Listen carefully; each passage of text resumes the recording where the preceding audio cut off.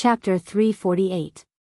When they came into contact with the river, they tightened their bags, waterproofed their guns and bullets, then stepped directly into the river, where they did not know if there was any danger. When they came out of the river, the sky was dark. They found a depression and rested, soaking wet. There was no fire or hot water here, and the only food they could eat was not cooked. From mushrooms to wild fruits, even raw meat could fill their stomachs. Yi Qian never complained about the hardships, nor did she shrink back. She was like a young girl chasing after the sun, running all the way to where there was light. Along the way, she trained. She did not know how many mountains and cliffs she had climbed. Finally, she successfully completed more than 10 field training courses. Although it was a daunting experience, it was Yi Qian's first time entering the forest. There were a few times when she really had a close brush with death. If it were not for Principal Chen's rich experience, Yi Qian knew that she would not have been able to walk out safely. But it was only in the first half of the month that accidents occurred. Soon, she adapted to the environment in the forest. Like a cheetah, she roamed the forest vigorously. At the beginning of May, the two of them walked out of the vast mountains. It was not an exaggeration to say that they were savages. Don't the two of you have a set of clothes that are a little more presentable? The climate in Beihai was pleasant, and Uncle Zhen was not any less spirited than before. He looked at the two of them who were dressed in rags, and did not look well. He sighed. This must be an old beggar bringing a young beggar out to beg for rice. If it were not for the fact that the two of you are clean, I'm afraid that no bus would bring you back. Yi Qian put down her backpack. Her eyes became clearer, and she giggled. You guessed right. When we first left the mountains, Uncle Chen and I were waiting for the village bus. When we got on, everyone on the bus thought that we were beggars. Uncle Zhen rented a house in a vacation village near the North Sea. He paid a hefty sum every month just to wait for Yi Qian and Principal Chen to come out. In the holiday village, Yi Qian rested until all the swollen mosquito bites on his body disappeared. He then took a medicinal bath prepared by the local traditional Chinese medicine doctor for half a month, until his blood was rosy and his skin was white and tender. Only then did he return to Fujian town. At the end of May, there were still 20 days left before the middle school exams. Yi Qian returned to Fujian town and appeared in class 1 of grade 3 of Fujian town high school the next day. When she was in her 3rd year of junior high school, her classmates were still in their 2nd year of junior high school.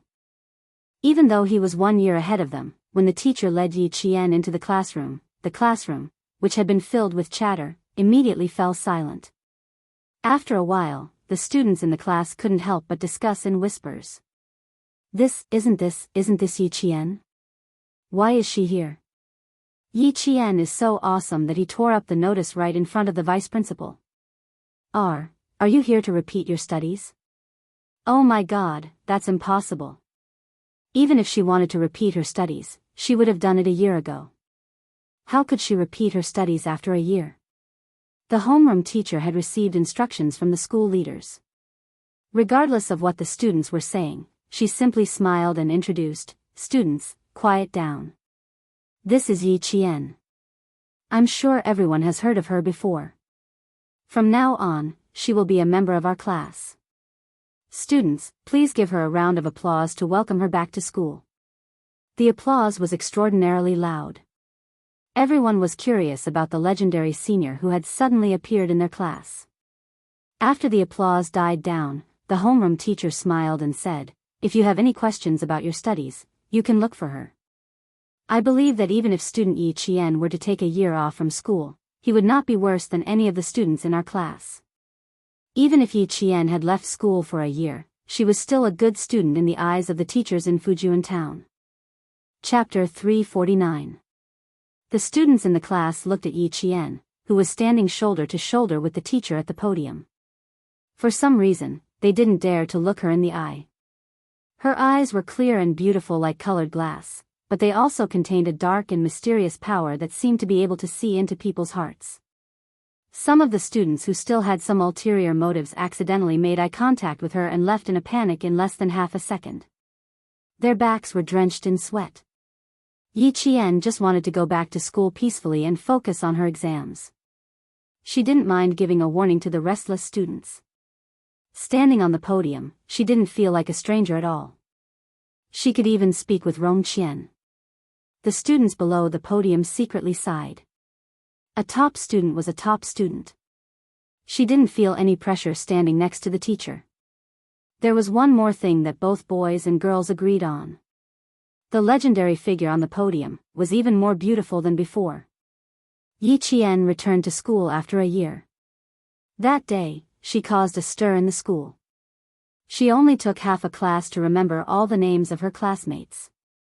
After class, whenever someone came up to talk to her, she would call out their names as if they were old classmates.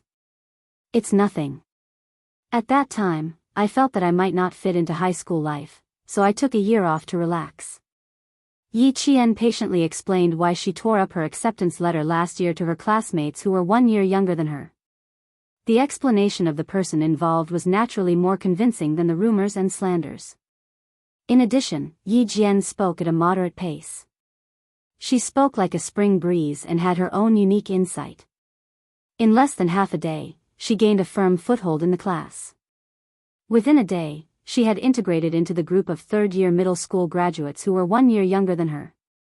That day, after leaving school, Yi Qian ran into a teacher she was very familiar with. Teacher Ku, who had been her class teacher for 3 years. Now, she was no longer a teacher. Instead, she was a woman who worked at a vegetable stall and bent over 5 buckets of rice all day long. Yi Qian didn't stop after she recognized her. She heard her arguing with a customer over a handful of onions. As she walked away, the corners of her mouth curled up slightly. Teacher Ku, who never knew how to give in to others, would accomplish nothing once she left school. There was no need to go over to show off.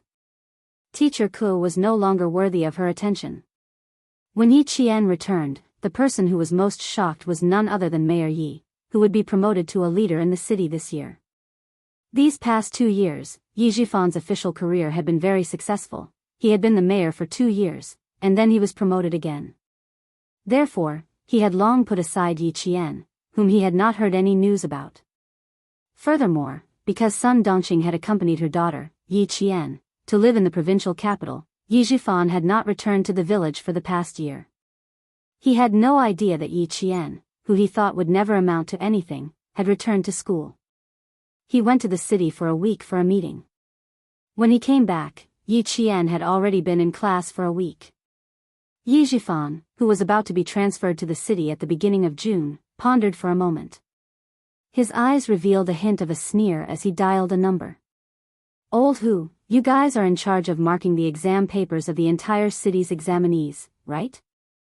Look, his voice gradually trailed off and was drowned out by the chirping of the cicadas in the shade of the trees. His official smile could be seen on his face, but no one could hear what he said next. After the college entrance examination in June, it would be the middle school entrance examination. Yi Qian's name would also appear on the list of examinees. Her appearance caused the invigilators of every class to deliberately circle around Yi Qian to see what this legendary girl was like. Whether she can pass is still a problem. After all, she's a repeat student. Yes, but this student is smart. If she does well in all the subjects, it won't be a problem for her to get into a key high school. It'll be difficult. The repeaters don't have any grades in biology or geography. They can only rely on the results of the past 2 days to get into a high school, unless they get full marks in all the subjects. Chapter 350. While the invigilators were discussing regretfully, Yi Qian remained calm and began the middle school exams. Returning to the examination hall after nearly a year, the speed at which she wrote still surpassed all the other examinees. The invigilator standing beside her was dumbfounded. The speed at which she wrote was something that even the teachers could not catch up with.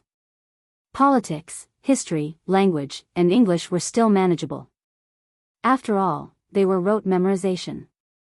But mathematics, chemistry, and physics were exams that required thinking. They needed to be calculated. They needed to be calculated on draft paper. But Yi Qian did not need to do that. When the mathematics exam began, the invigilator was shocked. You don't even need to calculate? The stunned invigilator raised his hand to press down on Yi Qian's exam paper. He looked at the legendary girl in surprise. You don't even need to calculate these? Only the last 2 application questions and 1 geometry question were left. When Yi Qian checked the exam paper to see if there were any problems, she had already memorized all the questions and calculated the answers accordingly in her mind. Even if the invigilator stopped her now, it would not delay her answering time. Hearing this, she smiled and said, "Of course I do. I've already calculated it in my mind." She pointed at the draft paper and said, "I can also save paper." The point was not to save paper, the point was. The invigilator took a deep breath and pointed at the exam paper. He forced himself to calm down and said, "Come, you should calculate these questions first. We'll talk after the exam." The last 3 major questions were important and also multiple-point questions. No matter how shocked the invigilator was, he could not delay Yi Qian's exam. He knew that this girl did not score in biology or geography. He originally thought that Yi Qian would need to calculate the last 3 major questions or do some mental calculations. In the end, he saw the girl nod obediently after he removed his hand and she started writing. She really started writing. Just like that, she finished the 3 major questions in one go without a pause. She did not need to use draft paper or do any calculations. She just started writing as if she already had the answers in her mind. After he was done, Yi Qian immediately put the test paper away.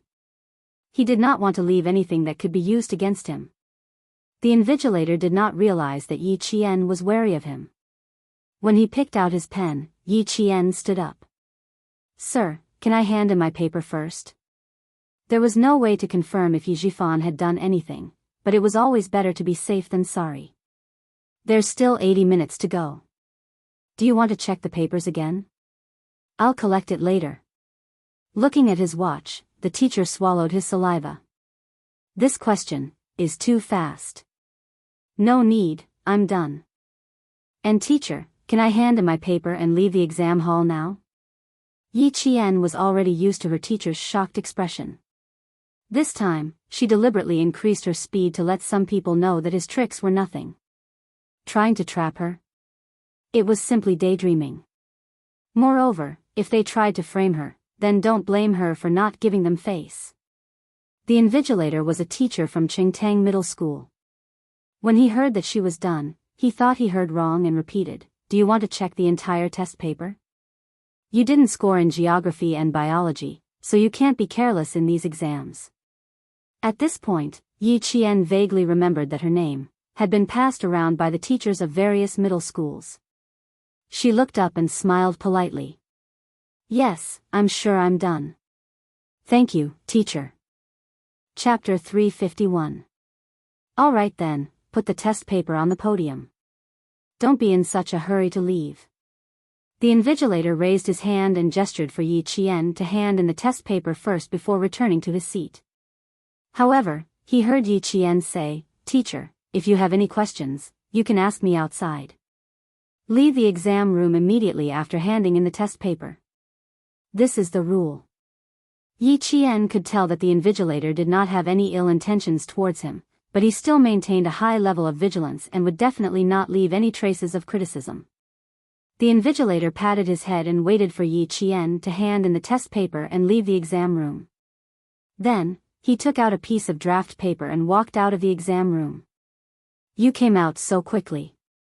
The examinees inside are under a lot of pressure," the invigilator said with a smile. He was expressing his goodwill and did not want Yi Qian to misunderstand that he had ulterior motives. He said, "You did well in the teaching exam. You will achieve your wish." Sigh, Yi Qian's life as a student was not easy. As teachers, they could guess what happened last year if they thought about it. Fortunately, she did not give up on herself. After a year of adjustment, she returned to school. She did not do something stupid that would hurt her loved ones and please her enemies. Where there is destruction, there is hope. Where there is evil, there is good. And in this world, there is always more good than evil. Yi Qian could feel the invigilator's goodwill and his smile deepened. "Thank you, teacher." Even a teacher that he did not know was cheering for him. As he spoke, the invigilator's pen flew across the paper and wrote down a question. Just the question alone took him nearly 3 minutes to write. "Come, try to solve this question." After drawing another geometric figure, the invigilator put away his pen. "Try to solve this question. We are outside, so you can rest assured." Perhaps he thought of something and smiled at Yi Qian. "You have handed in the test paper. Don't worry about anything else." It seemed that he had also heard about why Yi Qian tore up the acceptance letter in anger last year. After taking the pen, Yi Qian smiled and did not ask the invigilator why he wrote a question for him at the last minute. He began to solve the advanced mathematics question on the draft paper. From time to time, there would be leaders walking past the classroom. When they saw a student and a teacher standing outside, they thought that they had caught the cheating student and walked over. After the invigilator's explanation, they stayed back to watch Yi Qian solve the questions with interest. They then saw Yi Qian's clean-looking face. Under the teacher's orders, he was able to remain calm and composed. He lowered his head and quietly worked on the questions. Standing at the side, he had a tranquil and distant temperament. The teachers and leaders who surrounded him all smiled approvingly. After he was done, Yi Qian politely bowed to the teachers and school leaders who were looking at him. He said calmly, "I'm done. I'm sorry for wasting your time." Not only were her grades excellent, but her etiquette and manners were impeccable. What was even more surprising was that even at such a young age, when she was the center of attention, she was still calm and composed. Her every movement had a calm and steady aura, as if even if Mount Tai collapsed in front of her, she would not bat an eyelid. There was no doubt that such a student was a good student in the eyes of the teachers. The invigilator took the question that she had only spent 20 minutes to solve and said to another invigilator, "Last year, No. 1 middle school made things difficult for Yi Qian. They even asked her to tear up the acceptance letter. Did the leaders of No. 1 middle school lose their minds? A student like this should be worshipped like a bodhisattva. How dare they make things difficult for others? What's the point of being an auditing student? A genius like her, only she can choose which school she wants to go to." She only used 20 minutes to solve this advanced mathematics question. Chapter 352. Another invigilator took a look and smiled. "Mr. Liu, Yi Qian has participated in the World Mathematical Olympiad and won a gold medal. Your question is really not difficult for her to solve. However, I agree with what you said. The leader of No. 1 middle school is really crazy." Yi Qian became the main character of the entire exam. Not only did the teachers pay attention to her, but even the leaders of the various schools came to see her from time to time. And Yi Qian's name was the name that teachers mentioned the most in class a few years later. Geniuses were born from luck. Yi Qian was like a sword that pierced through the sky and swept through the entire Anyang city. 2 days later, after the exam, all the examinees' exam papers were sealed and sent to the city for marking. Yi Zhifan, who had been waiting for news, received a call from old Hu in the afternoon. He answered the phone with a smile, but when he heard the first sentence, "It's not easy," his face instantly changed and he said coldly, "Not easy? Old Hu, aren't you the one who has been handling this? Old Yi, you want Yi Qian's exam papers to be invalid. Aren't you making things difficult for me? Her exam papers were specially modified. They didn't even go through our hands. The army sent 2 captains, an invigilator, and a notary to the province for marking. You still have the nerve to be angry? I'm not even angry with you. If I didn't find Yi Qian's name familiar, would have been fucking invited to the Commission for Discipline Inspection for tea." These words were like a clap of thunder. Yi Zhifan jumped out of his office chair. "What?" The army escorted the exam papers to the province for marking. "What's going on?" "Old Hu, don't be angry.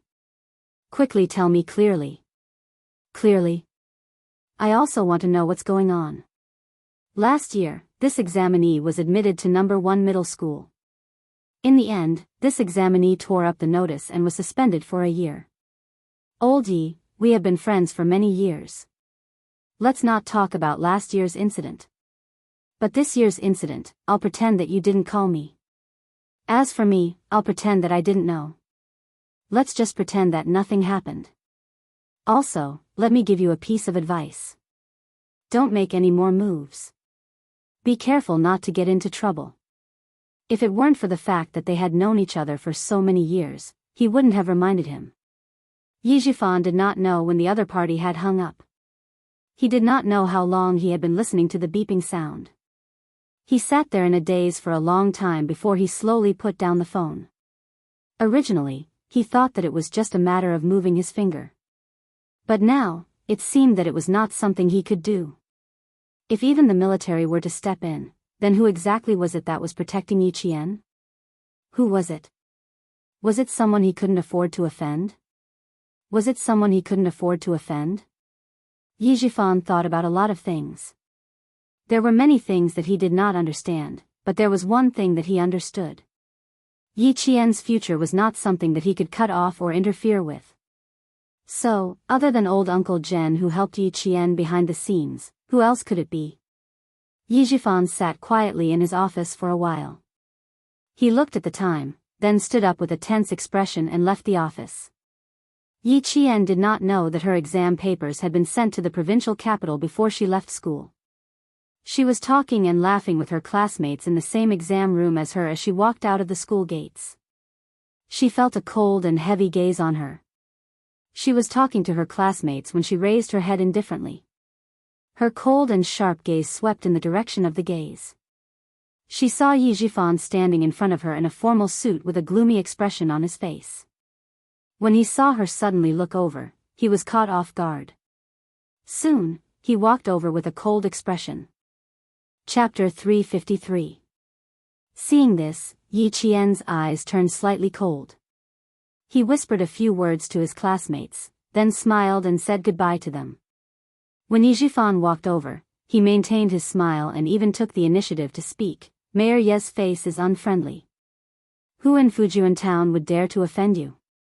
Yi Qian, I've really underestimated you. Uncle Yijifan was not very calm. He gloomily stared at his niece, who was giving him a headache. Do you want to force our family to be unhappy before you give up? These words were really unreasonable. However, it was impossible to reason with their family. Yi Qian smiled coldly. Mayor Yi is really interesting. Could it be that all officials are as unreasonable as Mayor Yi? What does it have to do with me whether your family is happy or not? You go your way, and I'll go mine. Mayor Yi, be careful with your words. A dignified mayor was actually being lectured by Yi Qian. Yijifan's face darkened. He looked around and saw a few people who looked like teachers looking at him several times. His eyes darkened as he shouted in a low voice, "Don't try to argue with me here. Come over here. I have something to ask you." Being an official was different. His face darkened and he shouted, but his imposing manner did not scare Yi Qian. Instead, it scared the students passing by. Yi Qian raised his eyebrows and looked over with a cold gaze. He said with a smile that was not a smile, "Do I have to go with you just because you ask me? Mayor Yi, your authority is really strong. Sorry, I have a strong temper that cannot be subdued by force. If you talk to me nicely, I might give you some face. Sorry for being so rude. Goodbye." He naturally left as soon as he said he would. Why would he give him any face? Yijifan was so angry that he almost lost control of his authority. He quickly stepped forward to block him and said sternly, "Yi Qian, don't forget that I am your uncle." Uncle? Now you remember that you are my uncle? When you destroyed my future last year, didn't you have a lot of fun destroying it? Yi Jian, whose expression didn't change, smiled and said coldly with a sarcastic expression, "Basically, you're my enemy, Mayor Yi." Do I still need to speak softly to an enemy? He enjoyed Mayor Ye's change of expression. TSK TSK TSK, green, white, red. It was really interesting. Last time, I said that Mayor Ye's family better not provoke me. Unfortunately, you didn't listen. You had to kick me out of number 1 middle school, thinking that you destroyed my future. But look, can you destroy my future? Even if I take a year off, I can still take the high school entrance exam. Yi Qian's eyes were very dark and cold. She was staring at the scorching sun. Yi Zhifan suddenly felt a chill run down his spine. He stared at his niece, who really did not put him in her eyes. Yi Zhifan sneered softly and said in a deep voice, "Take the high school entrance exam? Yi Qian, you think too highly of yourself. You don't deserve to be compared to Ying. She is in the province's #1 middle school. What about you? Even if you take the high school entrance exam again, you can forget about surpassing Ying. Yi Qian, you are just a child with no one to rely on. What ability do you have to make things difficult for me? What ability do you have to think that you are better than Ying, who has the help of her parents? Look at you. Once something happens, you can only withdraw. You can't even go to a good high school. Yi Qian, if you are really smart, you should know how to lower your head." Chapter 354. His voice became colder and harsher, and the threat in his voice deepened.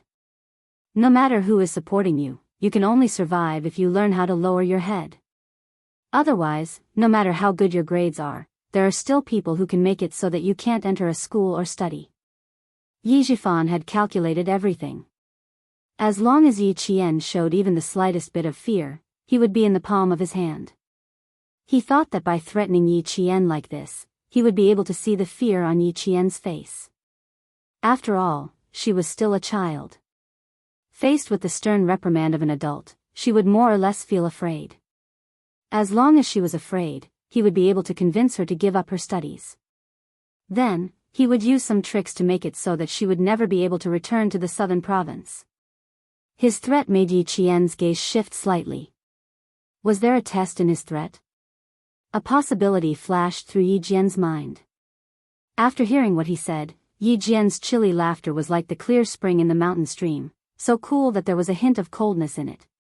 You want me to not be able to enter a school and not be able to study? Mayor Yi is very capable. Then, let's just wait and see. Wait and see. You don't know the immensity of heaven and earth. I want to see how many marks you can get. You want to compare yourself to Ying?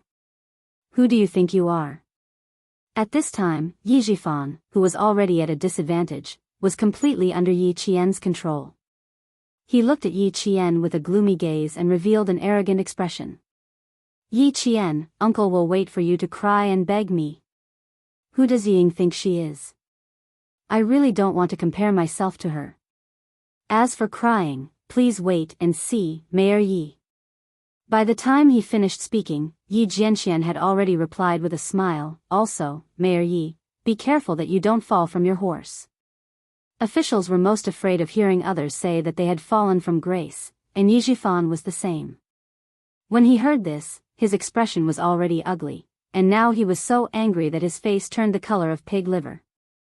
When Yi Qian saw his expression change again, his laughter became even more crisp. When he left, Yi Zhifan's face was still as dark as the bottom of a pot. He gloomily looked at Yi Qian's back as he left, and gloomily said, "You refused a toast only to drink a forfeit. Let's see how long you can be arrogant for. You want to compete with Ying? You're overestimating yourself." From the beginning to the end, he did not have the confidence to say that one sentence from him could make Yi Qian unable to read. This was because he knew that this exam was not something he could touch. Yi Zhifan knew very well that someone from the army came and hired a notary to send the exam papers to the provincial government for marking. However, he was still angry and wanted to threaten Yi Qian. He also wanted to find out if she really had someone supporting her from behind. This test made him so angry that he almost vomited blood, but he did not get anything out of her. Unfortunately, not only did Yi Qian not take his words to heart, but she also saw through his intention to test if she had someone supporting her. After seeing through his intentions, Yi Qian saw Mayor Yi as a paper tiger who only had a ferocious appearance. After holding back his anger for a while, Yi Zhifan got back into the car. That night, he called his daughter, Yi Ying. He did not hide the fact that Yi Qian was coming back for the middle school exams from Yi Ying. It was good to let her be mentally prepared. Yi Ying, who was studying at home and preparing for her exams, laughed as if she had heard a joke.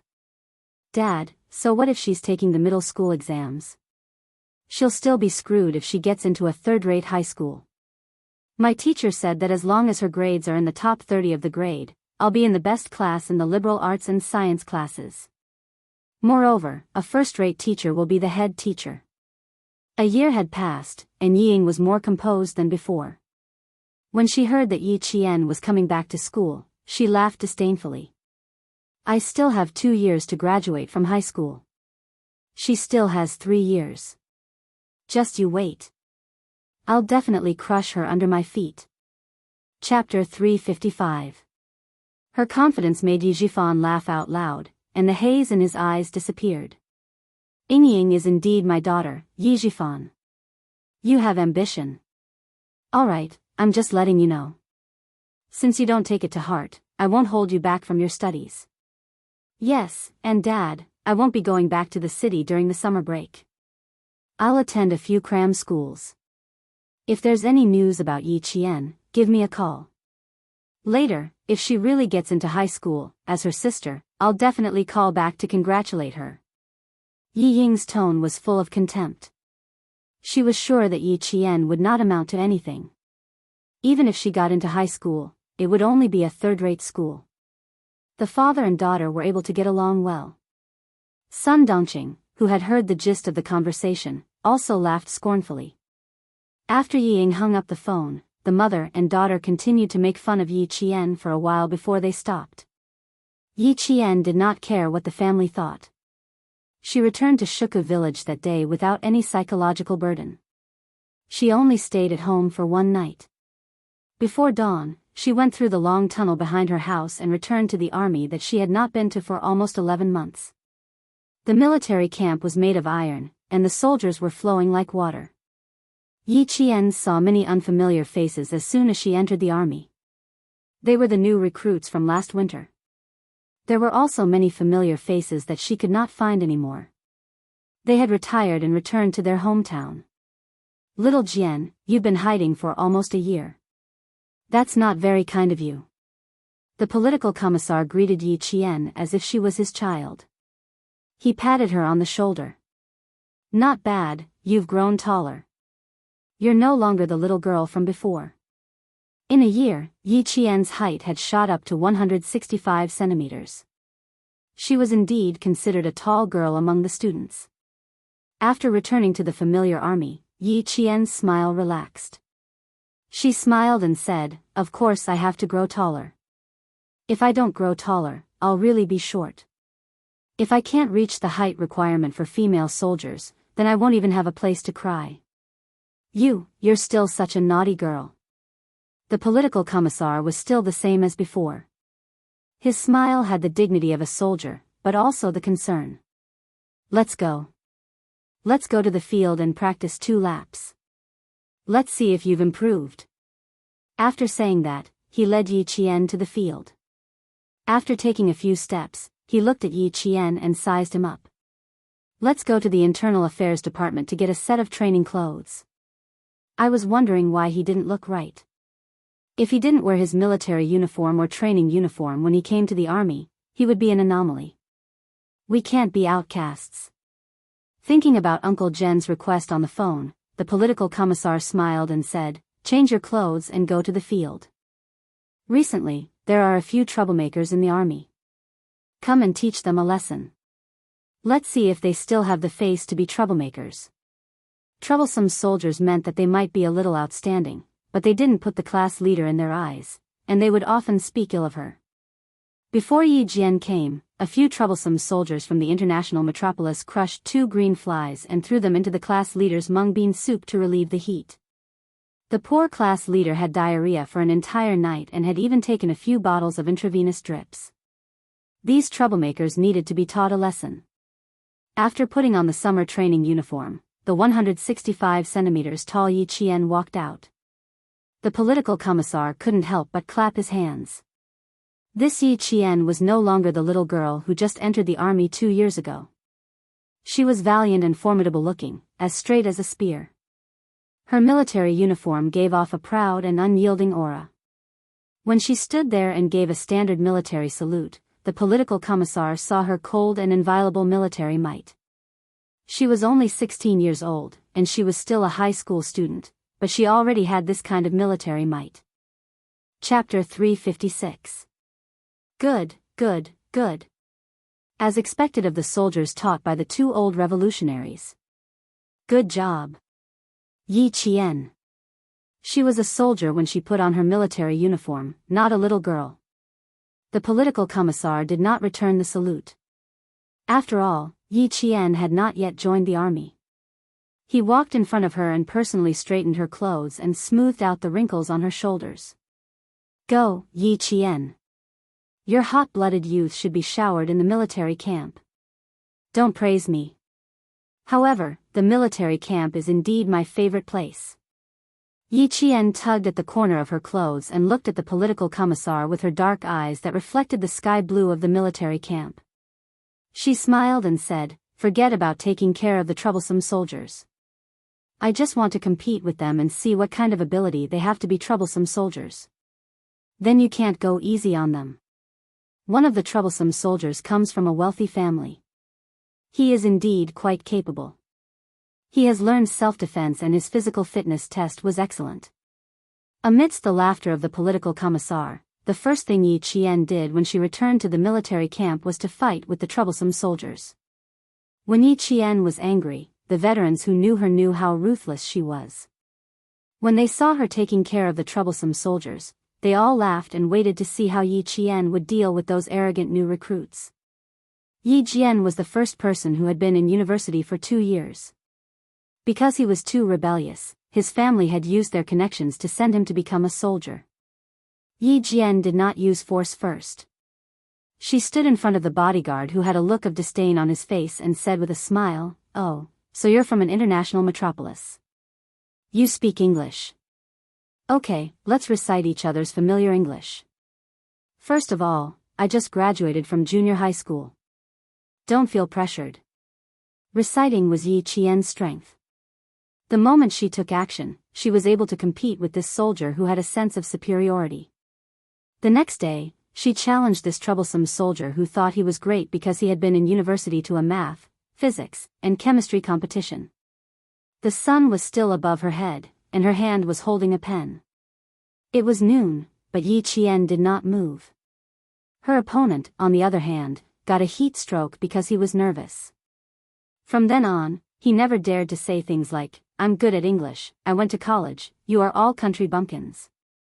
Taking care of another recruit who knew some martial arts was even easier. Dueling was Yi Qian's favorite pastime. It didn't take a few hours. It only took a little more than 10 minutes. Only when the other party's face was bruised and swollen did he stop calmly. "Recruit, remember this. The class leader that you threw flies at has participated in 2 large-scale military exercises, participated in flood relief, and saved several civilians from rolling rocks. What about you? Other than your punching skills, what other inspiring things have you done?" Yi Qian was a girl, and she was also a student. Her actions not only served to intimidate them, but also made these troublemakers feel ashamed. They felt ashamed of their own arrogance and complacency. In just a few days, Yi Qian had finished the task given to him by the political commissar. Without the accompaniment of Uncle Jen and Principal Chin, Yi Qian used her own abilities to gain a firm foothold among the recruits. She quickly gained their trust. How to convince the masses and how to get along with the male recruits was not something that the elders could teach her. She could only rely on herself to figure it out. She had already become brothers with the recruits. The political commissar saw this and called Uncle Jen, who was left in the village. Uncle Jen had left the village for more than half a year. The first thing he did when he returned was to chat with the villagers who came to visit him. He did not care about how Yi Qian was doing in the army. Now that he received a call from the political commissar, he was truly relieved. Chapter 357. That's good, that's good. As long as she can make friends with the new recruits and make them believe in her, I can rest assured. Uncle Jen had always remembered Xia Jinyuan's words, Yi Qian is not good at integrating into the team and will have a hard time in the army in the future. Therefore, when Yi Qian went to the army, he immediately called the political commissar. This was why Yi Qian had to deal with the troublemakers as soon as he entered the army. Principal Chen was also very busy when he came back. By the time he finished his work and contacted Yi Qian, it was already early August. It just so happened that Yi Qian called on the day of the results. She was still in the army and answered the call from the sentry box. "You did well, girl. You got what you wanted." Before Principal Chen could report the results, Yi Qian, who was already confident, said with a smile, "Even if you don't tell me, I know how I did." After that, he reported the results. It was only 5 points lower than the actual score. Without the biology and geography scores, except for the Chinese essay, which was deducted 3 points, Yi Qian got full marks for all the other subjects. Yi Qian even lowered the score for the Chinese essay by 5 points. Yi Qian did not become the top scholar in the province, but he still got 4th place in the province. When the principal of No. 1 middle school found out about Yi Qian's results, he regretted it so much that his intestines turned green. They had forced such an excellent student to leave the school last year. However, when he thought about Yi Jifan's current status and the fact that the Provincial Education Bureau had warned him not to publicize Yi Qian's results, the principal could only sigh inwardly. He did not show it on his face at all. When the provincial high school entrance exam results came out, Yi Jifan, who had been keeping an eye on it, did not let it go. He immediately called Old Hu, whom he knew from the Municipal Education Bureau. Yi Qian's results had been intentionally concealed by the Provincial Education Bureau. Old Hu, who was from the Municipal Education Bureau, naturally could not find out anything. If he could not find out anything, it meant that he did not get into the school. "I only have the results of those who have been admitted to high school. Yi Qian's name is not on my list." Old Hu scanned the system but couldn't find it. When he saw Yi Jifan paying so much attention to the examinees' results, he couldn't help but feel puzzled. "I say, Old Yi, why are you so concerned about this examinee's results? If I remember correctly, you only have one daughter, Yi Ying, right?" She seemed to have thought of something and tried to tease him. "The candidate's surname is also Yi. Could she be an illegitimate daughter that you don't want to acknowledge? You are indeed a scholar. You have a rich imagination. He's a distant relative of mine. His parents have some conflicts with my family. I'm just asking." Knowing that Yi Qian didn't get into high school, Yi Jifan was overjoyed. He didn't want Old Hu to probe any further. He happily said, "Let's have dinner together tonight. Don't you want to follow Secretary Wu's path? Deputy Tseng has a dinner appointment with Secretary Wu. If you're free, come along." This sentence was to Old Hu's liking. He didn't care about other people's business. He smiled and said, "Thank you," before hanging up. When Yi Qian didn't get into the school, Yi Jifan was happy. Naturally, Yi Ying and Sun Dongqing were also happy. "Stupid girl, I told you she's a good-for-nothing. Look, it's obvious that she doesn't have the life to study." Sun Dongqing looked at her daughter who had blossomed into a flower. She couldn't hide the pride in her heart. She said harshly, "Ying, your sister didn't get into the school. You should give her a call later to comfort her." Yi Ying, who was full of arrogance, raised her chin slightly. Her voice was thin and sharp as she laughed. "Mom, you're right. I'll call the village chief's house tonight and ask her to answer the phone." Chapter 358. The arrogant Yi Ying lifted her chin slightly and laughed in a thin and sharp voice. "Mom, you're right. I'll call the village chief's house tonight and get her to answer the phone." She snorted with a look of disdain and said with a vicious look, "She thinks she can compete with me? She's just an orphan. I can bully her however I want." Yi Qian had to answer Yi Ying's call so that she could show off her superiority. However, Yi Qian was not around, so she could only hold back her pride and ridicule. On the 3rd day after the results were released, Yi Qian did not even know her ranking in the province for the middle school exams. At this moment, Njiesin gave her a fierce bear hug and punched her in the back. Yi Qian felt a little uneasy when she was blocked by her classmates who had graduated from middle school and had not contacted her for almost a year. Especially when she saw the unfriendliness on their faces, she was prepared to apologize. And Jessen, your greeting gift is too warm. My back is going to bruise from your punches. Damn. It's already a good thing that I didn't cut ties with you. So what if you received a few punches from me? Do you have any objections? Do you know how long you've been missing? It's been almost a year. Damn. We've been asking around, but no one has seen you. And Jessen's eyes reddened as she spoke. We were all worried about you. Where have you been for the past year? Zhang Na squeezed over from the side. I haven't hugged you yet. We'll start the scolding session after I hug you. As she spoke, she glared at Yi Qian and opened her arms to hug her. Yi Qian, just wait to be scolded by us old classmates. She hugged Yi Qian tightly and heard her slightly choked voice. Zhang Bin, who had entered the province's #1 middle school because of his specialty, stood at the back like a pillar.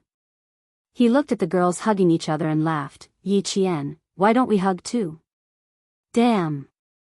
Get lost. Trying to take advantage of me.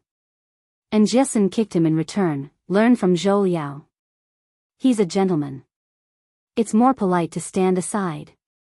Zhou Liao pushed up his glasses out of habit. After thinking for a while, he slowly smiled and said, I'm not a gentleman. I'm waiting for the girl to finish hugging me before I do it myself.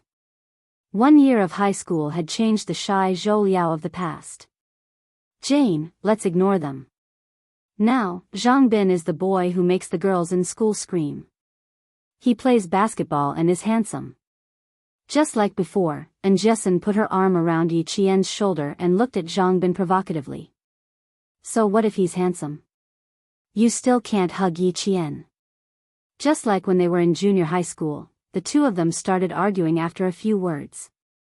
Looking at them, Yi Qian knew that his friendship with them hadn't changed because of time.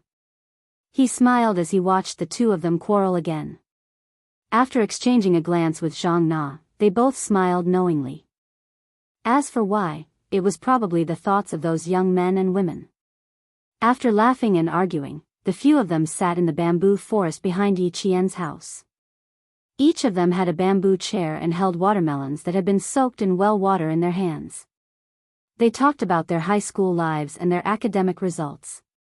After chatting for a while, Yi Jian found out that the 4 of them had taken part in the competition together and all of them had chosen to enroll in the city's #1 middle school. Zhang Na and Zhou Liao had always been top scorers in their classes, so getting into the city's #1 middle school was a given. Zhang Bin was admitted to the province's #1 middle school as a student with a specialty. Chapter 359. And Jessen was good at her subjects and applied for #1 middle school. In the end, it was her geologist father who stepped in and spent money to get her into #1 middle school in the province. It was indeed a joyous occasion that 2 of her former classmates had entered #1 middle school in the province. How did you do this time? Don't tell me you got into #1 middle school. The few of them were concerned about where Yi Qian would be going to school this year.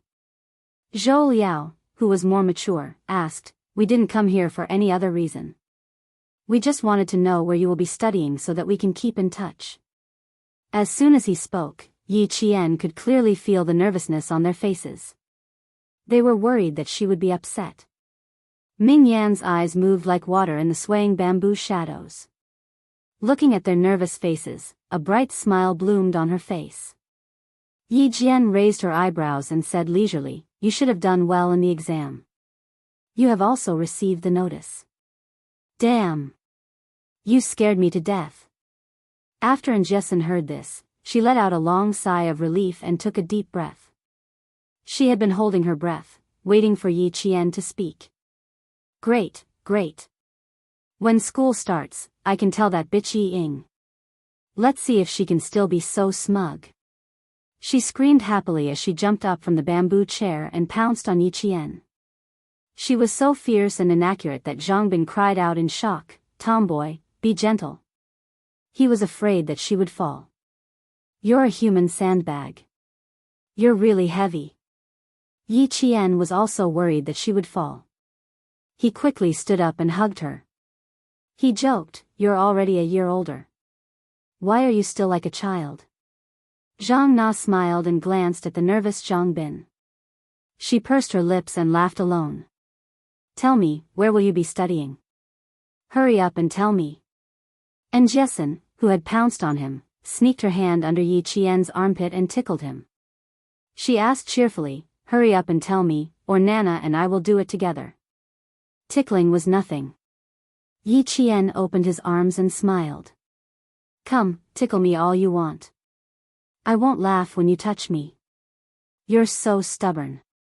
After scratching for a while, and Jessen gave up. She curled her lips and said, if you're not afraid of this, what else are you afraid of?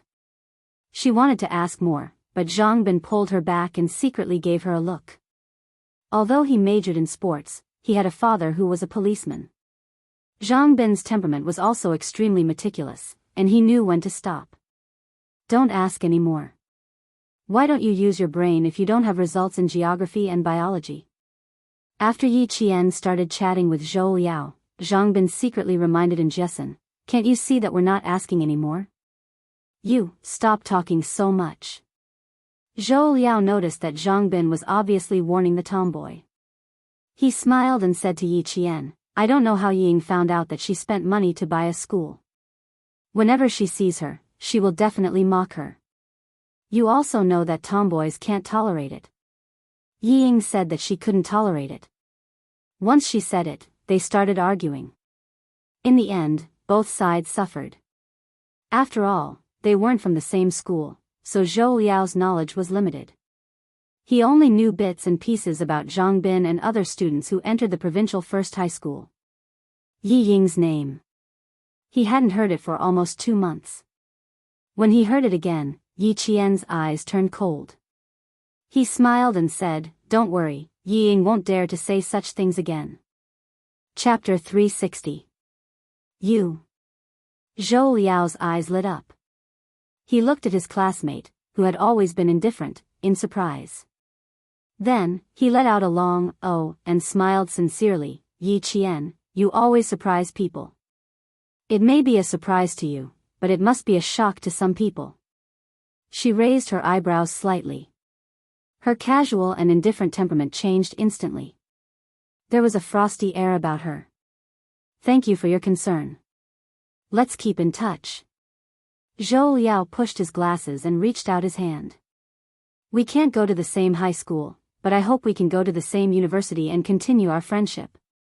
I hope so too. Yi Qian reached out to shake his hand and smiled. Continue our friendship. This was a promise. Regardless of whether it would be in the future or not, at least he was her classmate, her friend, and she sincerely hoped they could continue their friendship in university. On the other side, Jessen raised her voice and said cheerfully, I'll give Ying a call when I get back. Ha ha ha, I want to anger her to death. Classmaten, I don't want there to be a situation where I can't study. So, please keep this a secret for me. It won't be too late for you to tell me after I finish the admission procedures.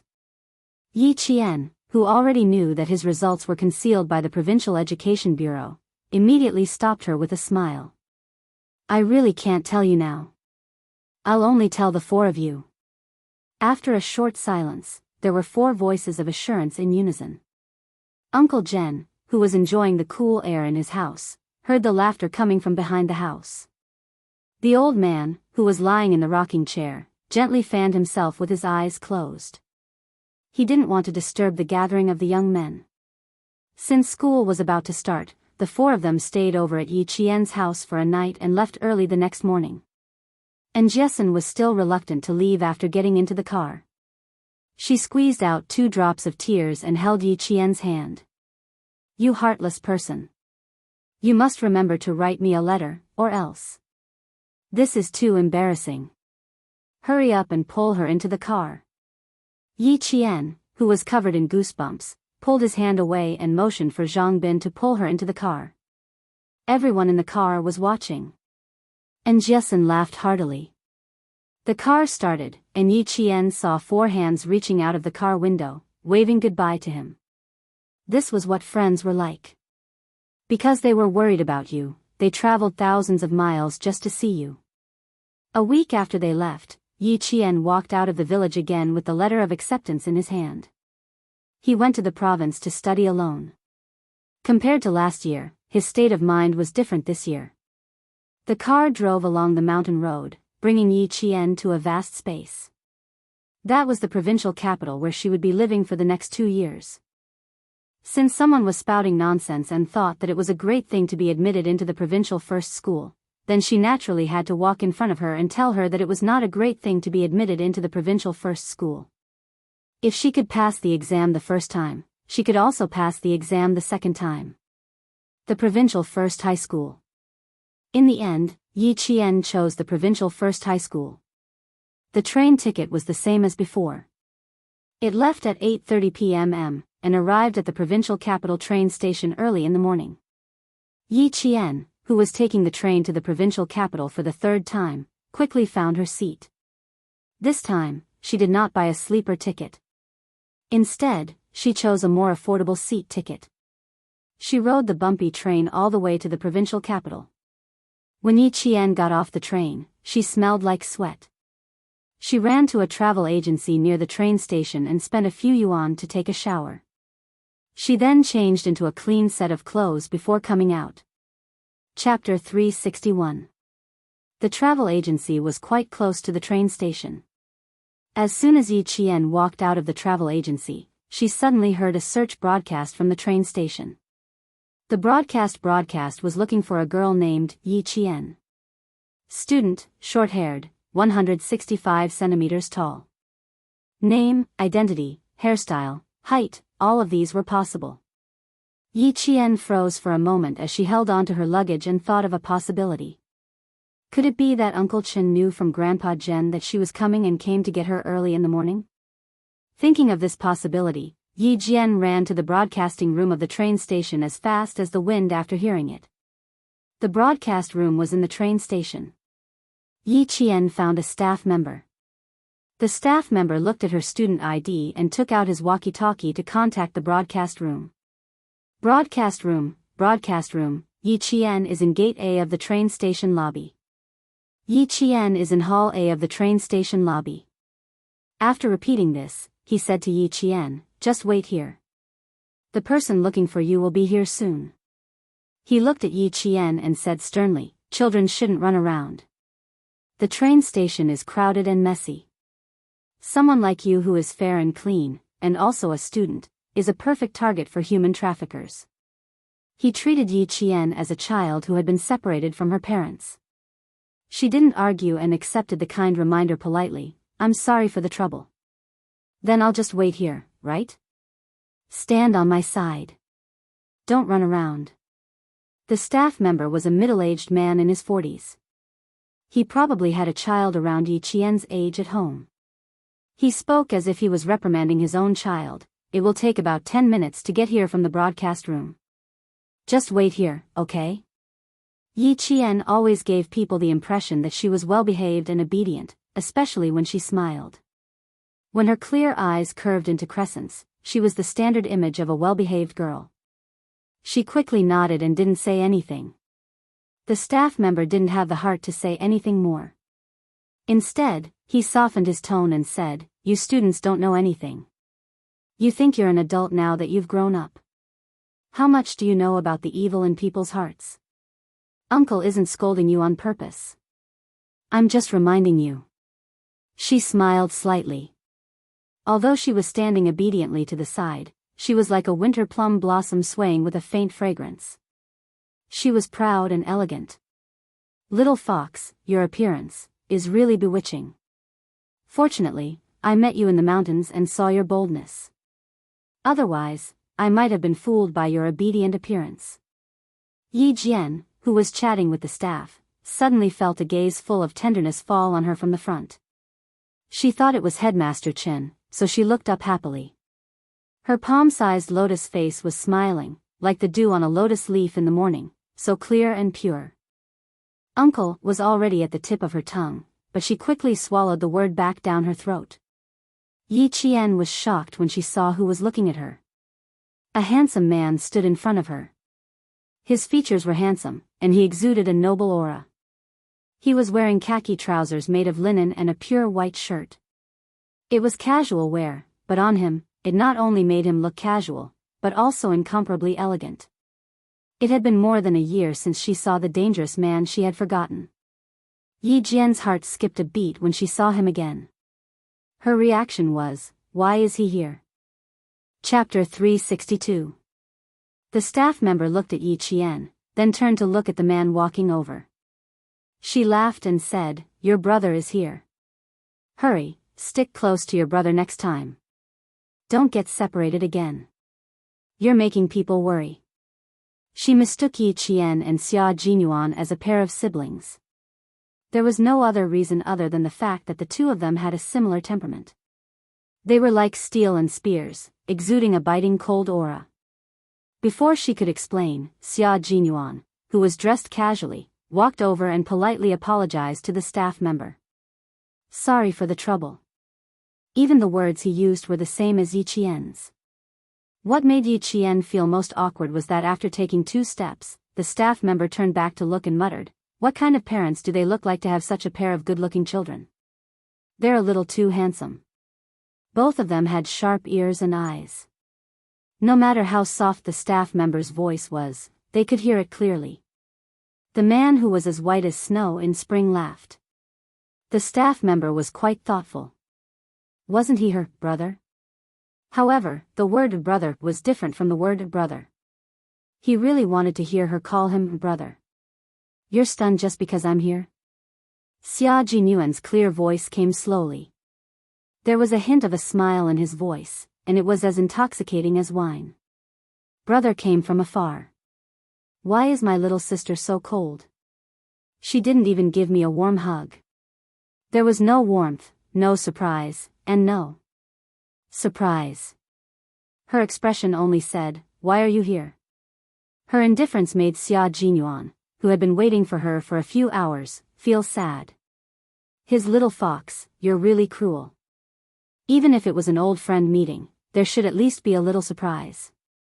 However, she was so unique.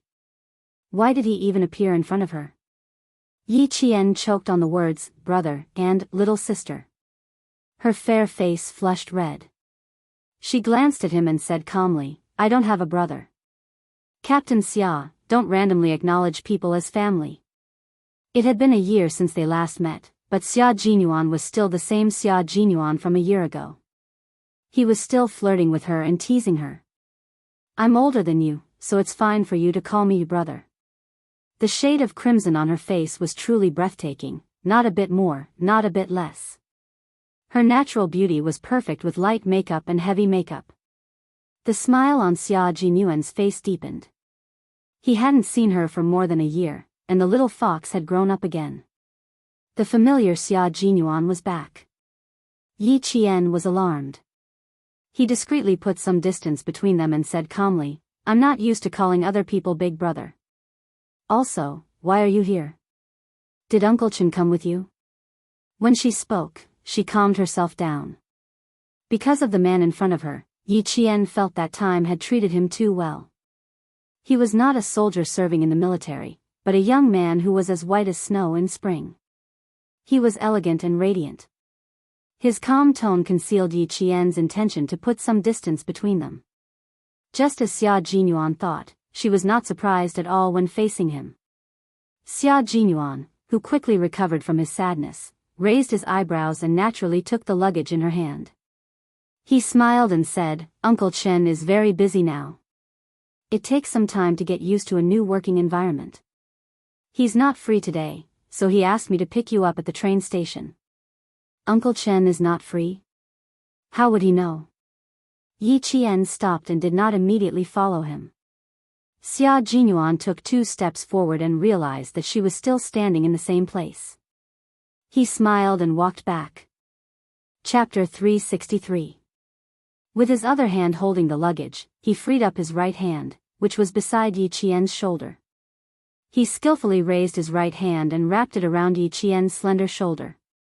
This time, I have to keep a close eye on you. I almost lost you just now. Luckily, there's a broadcast. Otherwise, where would I have found you? How am I going to explain this to Uncle Chen when I get back? While Yi Qian kept her gaze forward, she frowned and glanced at the hand on her shoulder. It was slender and beautiful, like the hand that played the piano in the Golden Palace. But she knew how powerful and sharp his movements were when he fired the gun. Uncle Chen said that he works in the provincial capital. He'll come and look for me when school starts. Do you know where Uncle Chen works? Yi Qian frowned but didn't shake off his hand. Even though she didn't like being so close to him, she tolerated it. It was a pleasure to have a guest from afar. She was from the southern province, so she had to maintain the courtesy and reserve of a southern province citizen. Yi Qian's tolerance made the wolf Xia Jinyuan smile. He used Uncle Chen as an excuse to get close to her. She had no choice but to accept it. Uncle Chen's workplace. He said he wanted to give you a surprise, so I can't tell you now. Let's go and have breakfast first. She smelled faintly of soap, which was unique to her. It was a refreshing fragrance. You can't register until 9. It's still early. It was only 6:00, and the sun hadn't driven away the coolness of the night. With Xia Jinyuan's arm around her shoulder, Yi Qian pursed her lips. When they entered a kanji shop, he let go of her and secretly sighed. She waved her hand gently, as if doing so could get rid of the minty smell he left on her. The breakfast shop was doing well. Yi Jian chose a table near the glass wall and sat down. The tables near her were filled with parents accompanying their children to enroll in school. While eating breakfast, the parents did not forget to lecture their children. One moment, they told their children to be bolder in school, the next moment, they told them not to be reckless. Yi Qian smiled helplessly. Poor parents. Sometimes, their words didn't make sense.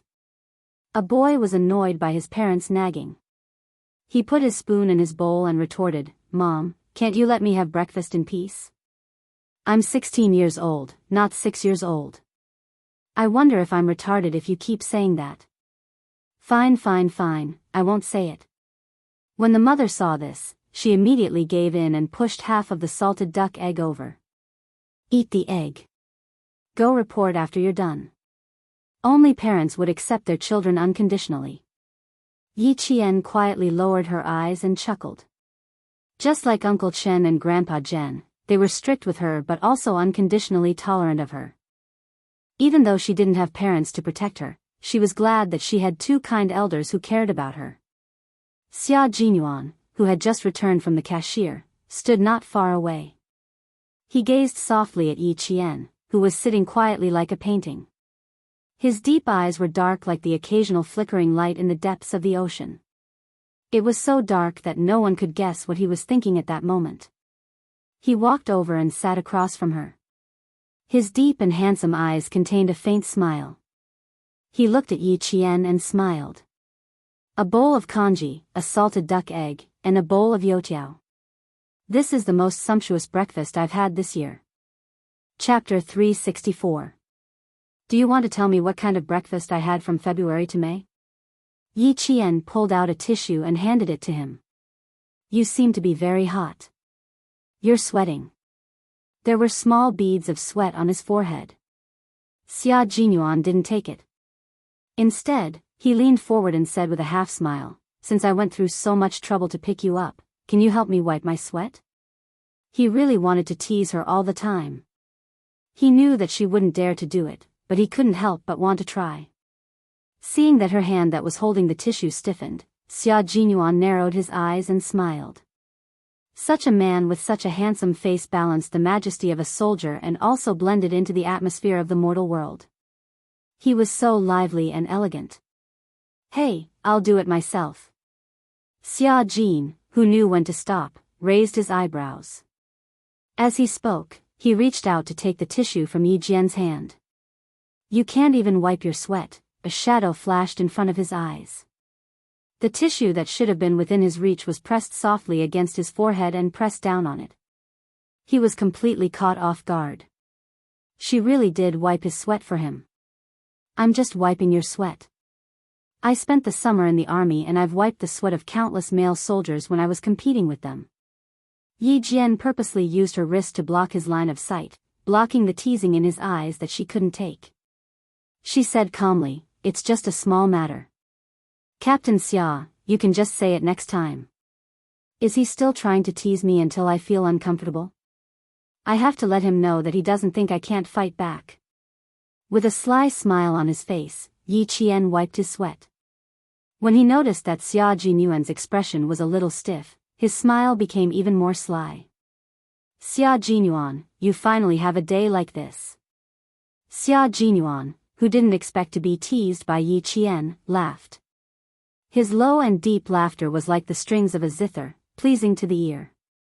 "Not bad. You've improved." Yi Qian gently wiped his forehead from left to right.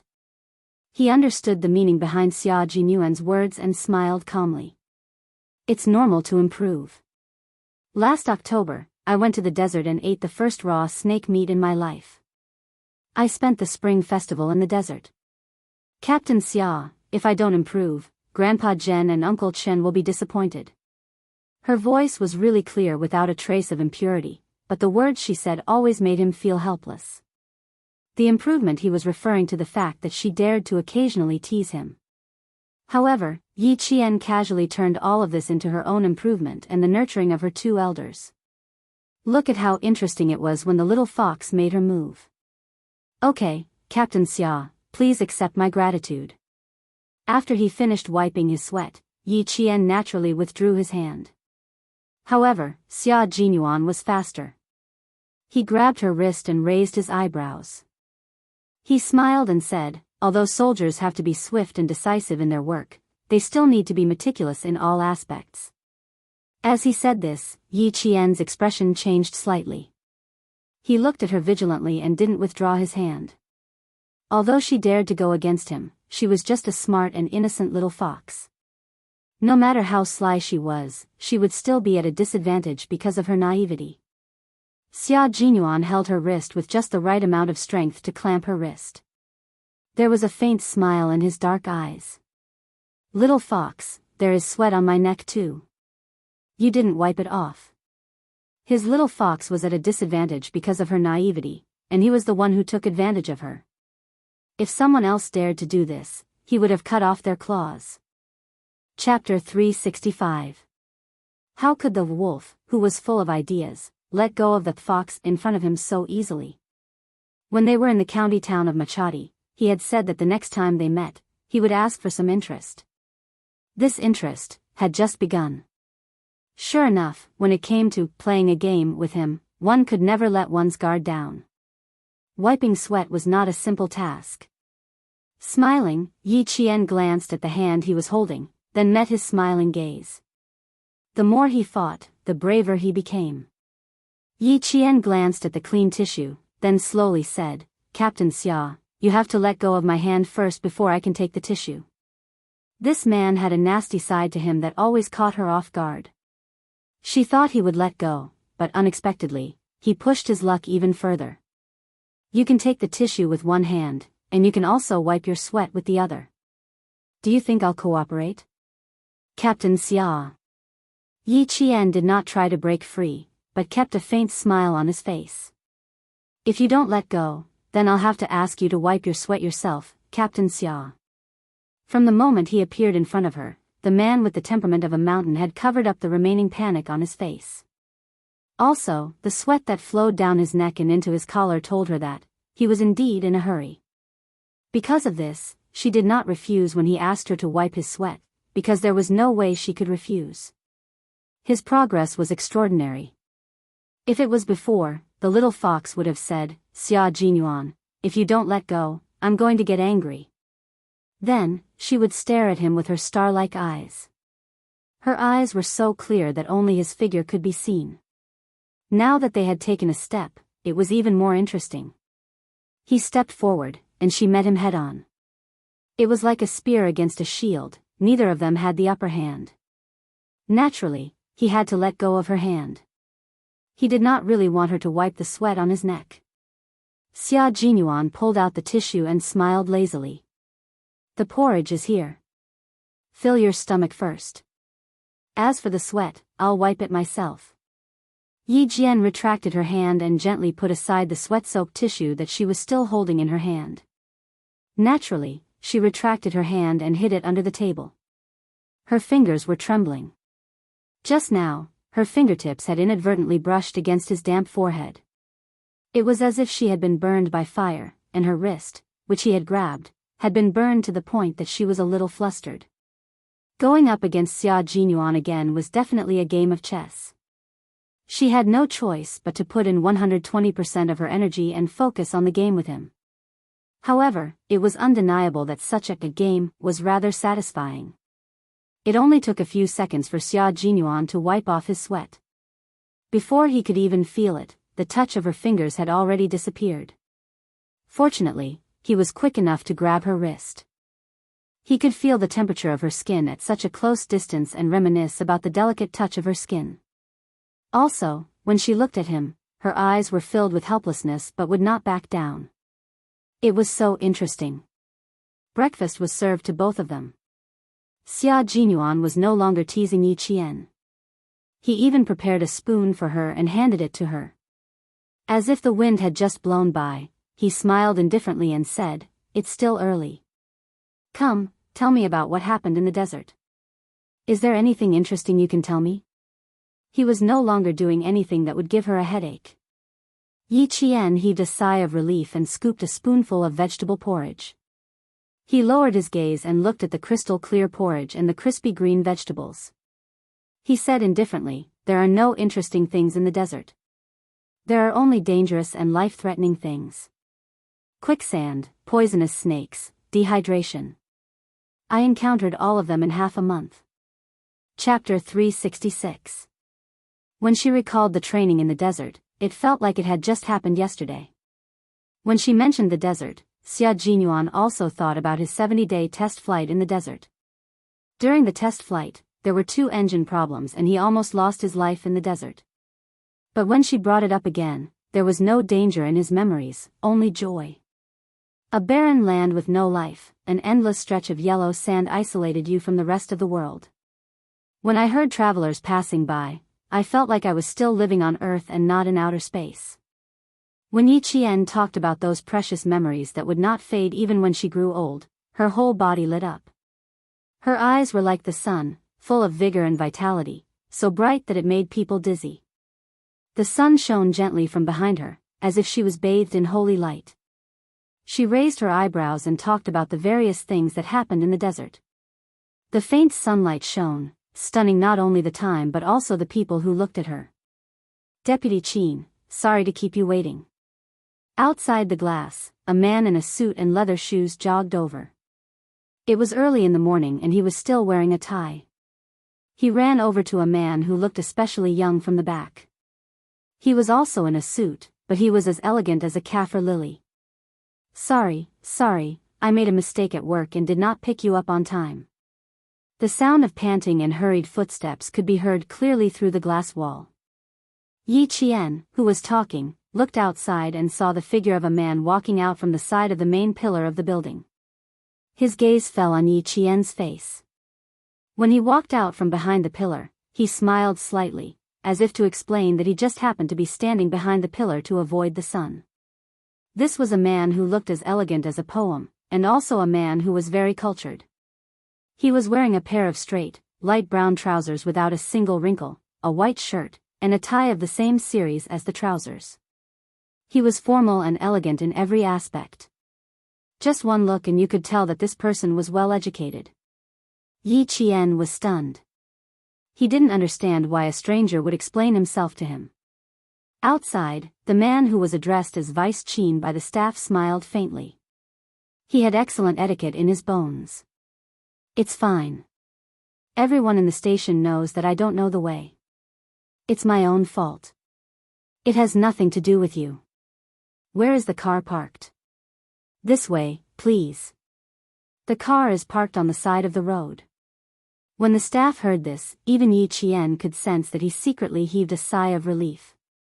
Xia Jinyuan, on the other hand, took another look at him. His deep eyes narrowed slightly, as if he was trying to guess his identity. He looked away faster than Yi Qian. Seeing that her attention was also on the outside, he said in a cool voice, "How long have you been in the desert? You don't look like you've been there for a long time. You don't look like an African." Yi Qian looked up casually, as if he had inadvertently seen the scenery. He looked away and smiled at Xia Jinyuan. "I was there for 4 months. At the time, I didn't think it was very hard. Now that I think about it, it was actually quite hard. The desert is very hard. You were able to endure 4 months. Not bad." He didn't mention that he had also gone to the desert. He had gone to the desert for the country. It was an A-level secret in Red Heart. He couldn't even reveal a word about it to his loved ones. Chapter 367. Yi Qian thought about it, then shook his head and said, "You can't use the word endure. You can't use the word endure when it comes to what you like and what you're interested in. You should use the word enjoy. I really enjoy this process. You've seen my training plan. I like every aspect of it, so I enjoy this process." At the time, he had seen that the training plan was based on the Delta Special Forces training plan. He had also hinted that it might be a little difficult for a young girl to persevere through it. Uncle Chen smiled and replied, "You'll know after you try. You'll know after you try." Actually, Uncle Chen already knew that the little fox in front of him would be able to persevere and enjoy it. Now that he heard her say that she enjoyed the training process with his own ears, Xia Jinyuan finally understood how tough she was. How could Yijifan defeat a little fox like her just by messing with her? Did he want to continue messing with the little fox's exams this year? Wasn't he afraid of ruining his own career? Xia Jinyuan drove over, so he wasn't in a hurry to leave. He waited for the surrounding customers to disperse before his elegant smile faded a little and he said, "Yijifan has someone backing him up. Little fox, try not to meet him alone in the future. But you don't have to worry. Principal Chow of the Provincial First High School is not a simple person. Once you enter the school, he won't be able to make things difficult for you." Yi Qian's eyelids twitched slightly as he gently placed the salted eggshell in his hand on the table. His gaze was fixed on Xia Jinyuan, who had revealed a lot of information in a casual tone. He pursed his lips slightly and said in a deep voice, "Captain Xia, do you know something?" Yi Qian's sharp senses made Xia Jinyuan ponder for a moment before he said, "Before your exam, Yi Jifan contacted someone from the Municipal Education Bureau. After the exam was closed, he contacted this person again. But he is indeed someone. Just because of a few words, he immediately realized that your exam wasn't something he could interfere with and immediately gave up. He even let someone from the Municipal Education Bureau have a taste of his medicine." Xia Jinyuan's deep and cold eyes stared at the inexperienced girl who had a hard shell to protect herself. He said softly, word by word, "So, little girl, you need to avoid him. Don't go head to head with him before your wings are fully grown. Because he has someone backing him up, right?" Yi Jian narrowed her eyes slightly. Her indifferent expression made it seem as if she already knew some key points. She smiled faintly and said, "That's why he can be promoted so quickly. It's because someone is supporting him, right?" Her sharp senses and expression made Xia Jinyuan's eyes change slightly. She was unusually sharp and could see the crux of the problem at a glance. She could even calmly say that Yijifan had someone backing him up. Why did it feel like she already knew? Xia Jinyuan nodded with some doubts in his heart. The smile on his handsome face had long disappeared and was replaced by a serious and cold expression. "That's right. It's precisely because he has someone backing him up that you absolutely can't go head to head with him. So there really is someone backing him up." Yi Qian slightly lowered his gaze. The corners of his mouth curved and his eyes gradually darkened. In her previous life, Yi Jifan's official career had been smooth sailing up until her death. He had gone from a small town mayor to the second in command of a large province. If there had been no help in between, how could he have risen so quickly? And how could Ying have married into a prestigious family and become a young mistress? Chapter 368. As for Uncle Jen, he had also avoided Yi Jifan. After transferring her household registration, he had never interacted with Yi Jifan again. From this, it could be seen that Uncle Jen probably knew a little about him. In the end, when Uncle Chen left the school, wasn't it also to avoid the sharp edge? For her, the two elders had taught her to be self-reliant and independent. Only then could she go further and reach the peak that even Yi Ying could not reach. She could reach the peak where no one could threaten her. Putting all these things together, it was clear to her that Yi Jifan had someone backing him up. And she had to be so strong that even the person backing him couldn't do anything about it. Yi Jifan was in politics, and she was in the military. As long as she had a firm foothold in the military, even if someone wanted to touch her, they would have to think twice about it. After Xia Jinyuan confirmed his suspicions, Yi Qian felt a lot more relaxed. He raised his head and smiled faintly. I've never met him head-on. Last year, No. 1 middle school's actions made me realize that no matter how good my grades were, I would still be under his control if I stayed in school. So, I tore up my acceptance letter and left AY City. Yi Jifan's current sphere of influence is still limited to the city. As for the province, from the moment I received the acceptance letter from the provincial No. 1 middle school, I knew that his influence had yet to reach the province. No matter how fast he gets promoted, it's impossible for him to get promoted every 2 years. As for me, before he reaches the province, I will leave Nan province. At this point, Yi Qian paused for a moment. Under Xia Jinyuan's increasingly gloomy gaze, he leisurely said, I won't meet him head-on, but I have to let him know that I, Yi Qian, am not someone who can be easily bullied. With Yi Jifan's cautious and suspicious personality, he must also be wondering if I have someone backing me up. After weighing the pros and cons, his actions in the open will only become smaller and smaller, but his actions in the dark will also have to be wary of my backer. Why is he so certain that I have someone backing me up? It's very simple. I'm sure Xia Jinyuan has already guessed it. Not only did he guess it, but he also felt it. The little fox in front of him was indeed a fox. If it continued to be so smart, it would ascend to the heavens. She made use of Yi Jifan's suspicions to reveal her strength step by step in front of him. She even told Yi Jifan that she wasn't worried about not being able to go to school at all. Of course, she wasn't worried. How could someone as smart as her not be able to go to school? Even if in the eyes of others, Yi Qian had fallen on hard times and had to stop studying, in the end, she used a year to complete the Special Forces training and returned to school to retake the exam. She used her own strength to tell everyone that Yi Qian was not someone who would admit defeat easily. Thinking of this, Xia Jinyuan casually leaned back in his chair and asked with a smile, Aren't you afraid that Yi Jifan will really tamper with your exam papers? When 3 people form a wall, public opinion can melt metal. I handed in my exam papers early and solved the questions in front of so many invigilators and school leaders.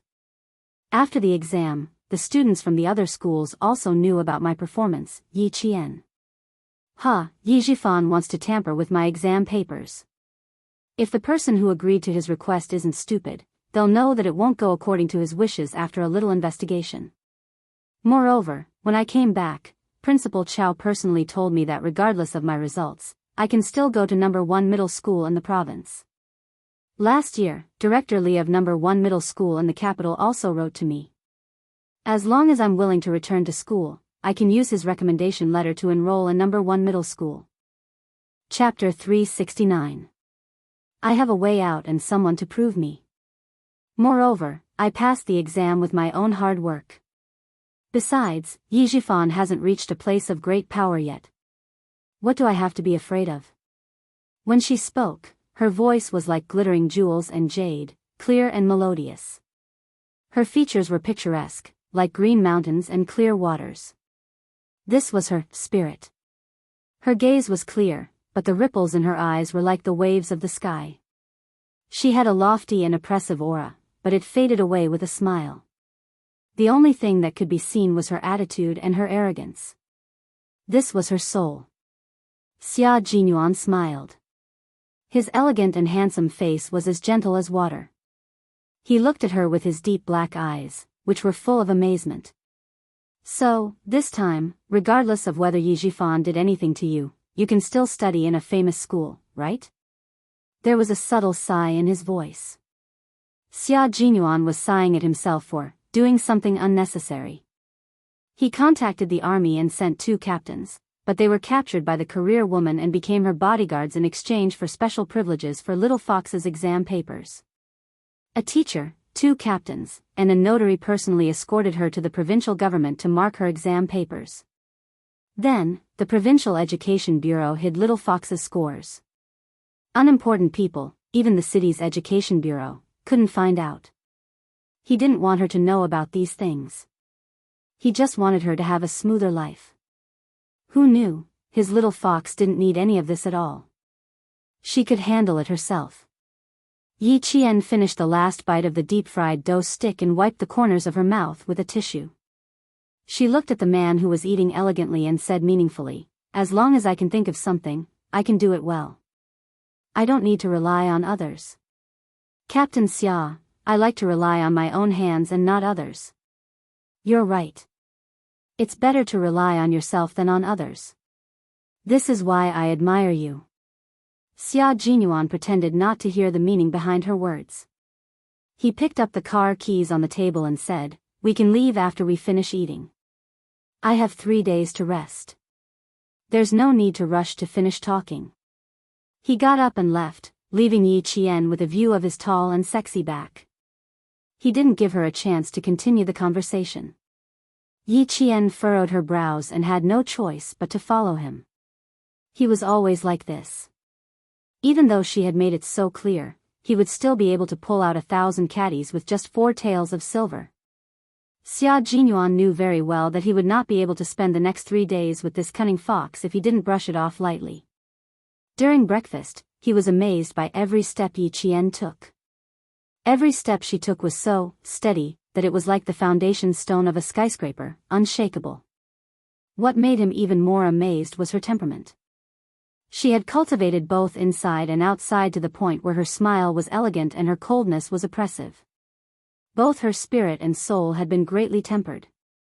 Only 16 years old, she was only 16 years old. Growing up in such a difficult environment, her temperament should have been developed long ago. However, she didn't. After she walked out, it was as if she had washed away all the dirt on her body and was reborn on her own path. When they walked out of the breakfast shop, the sun was a little too bright. The ladies walking around had already opened their umbrellas. For a girl like Yi Qian who spent all her time in the military camp, an umbrella had never appeared in her bag. Xia Jinyuan wanted to remind her, but when he saw her straight legs under her hot pants, which were so fair that they reflected the sun's light, he realized that she didn't need an umbrella. Rolling in the desert, passing through the jungle, camping in the military camp.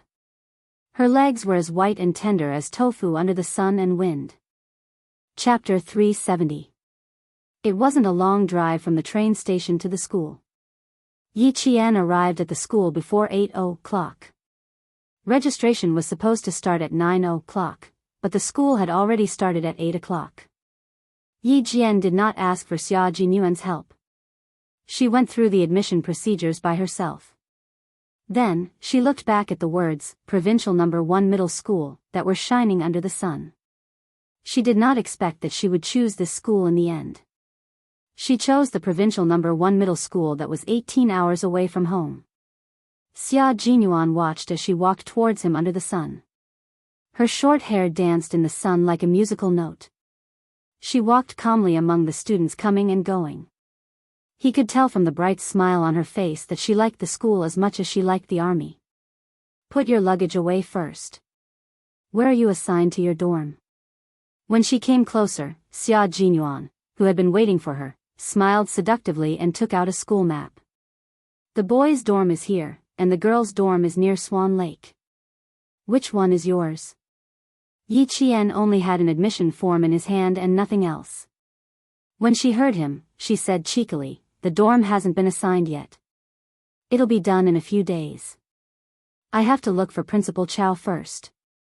"Captain Xia, why don't you?" "What? Have you learned to kick me to the curb? Uncle Chen told me that I have to deliver you to him personally." Xia Jinyuan saw through her little scheme. She wanted to chase him away. His gaze darkened, and even his voice deepened. I, Xia Jinyuan, never break my promises. I'll keep my promises. Xia Jinyuan didn't smile, and his expression was cold. Yi Qian's heart skipped a beat. She looked away and pursed her lips. After a while, she said, "Then I'll have to trouble you, Captain Xia." Sigh, if he didn't be serious with her and continued to smile with her, he would definitely be kicked out of school. He didn't use all his tricks when facing enemies, but when facing her, he really had to use all his tricks. However, it was indeed very interesting. The more she wanted to escape, the more he wanted to get closer. 16, 17, 18 years old. Even if he was 60, 70, 80 years old, he would still approach her tirelessly. He was so outstanding, and he could become a comrade who could fight side by side with him. It was difficult for him to give up. Principal Chow was having a small meeting with several school leaders and a teacher in his office. The main topic of the meeting was Yi Qian. Faced with Class 1's form teacher's question, Principal Chow smiled and said, "Oh, you, don't try to bargain with me after getting what you want. Didn't Teacher Zhu already tell you?" "What? You want to take advantage of me? You were the one who fought for Yi Qian. Back then, I didn't want to go overboard and hand her over to you. She's the famous Abbess Miju in the school. I'm afraid you'll drive her away." Teacher Miju, Teacher Tong, was a special grade teacher. She was also the treasurer of the province's #1 high school. Together with the math teacher, Teacher Zhu, they sent out 40 key undergraduates and 14 second-year undergraduates. There were 62 students in the class. Other than those who studied abroad, all of them were on the list. Teacher Tong didn't give the name Abbess Miju by her classmates, but she gave it to herself. It actually meant that she didn't make the list. In her class, there was no such thing as failing the list. Teacher Tong was in her early 50s. She was a cheerful teacher. She wasn't like the other form teachers who always put on a poker face. She always had a smile on her face, and she had the dignity of a teacher and the kindness of an elder. Chapter 371.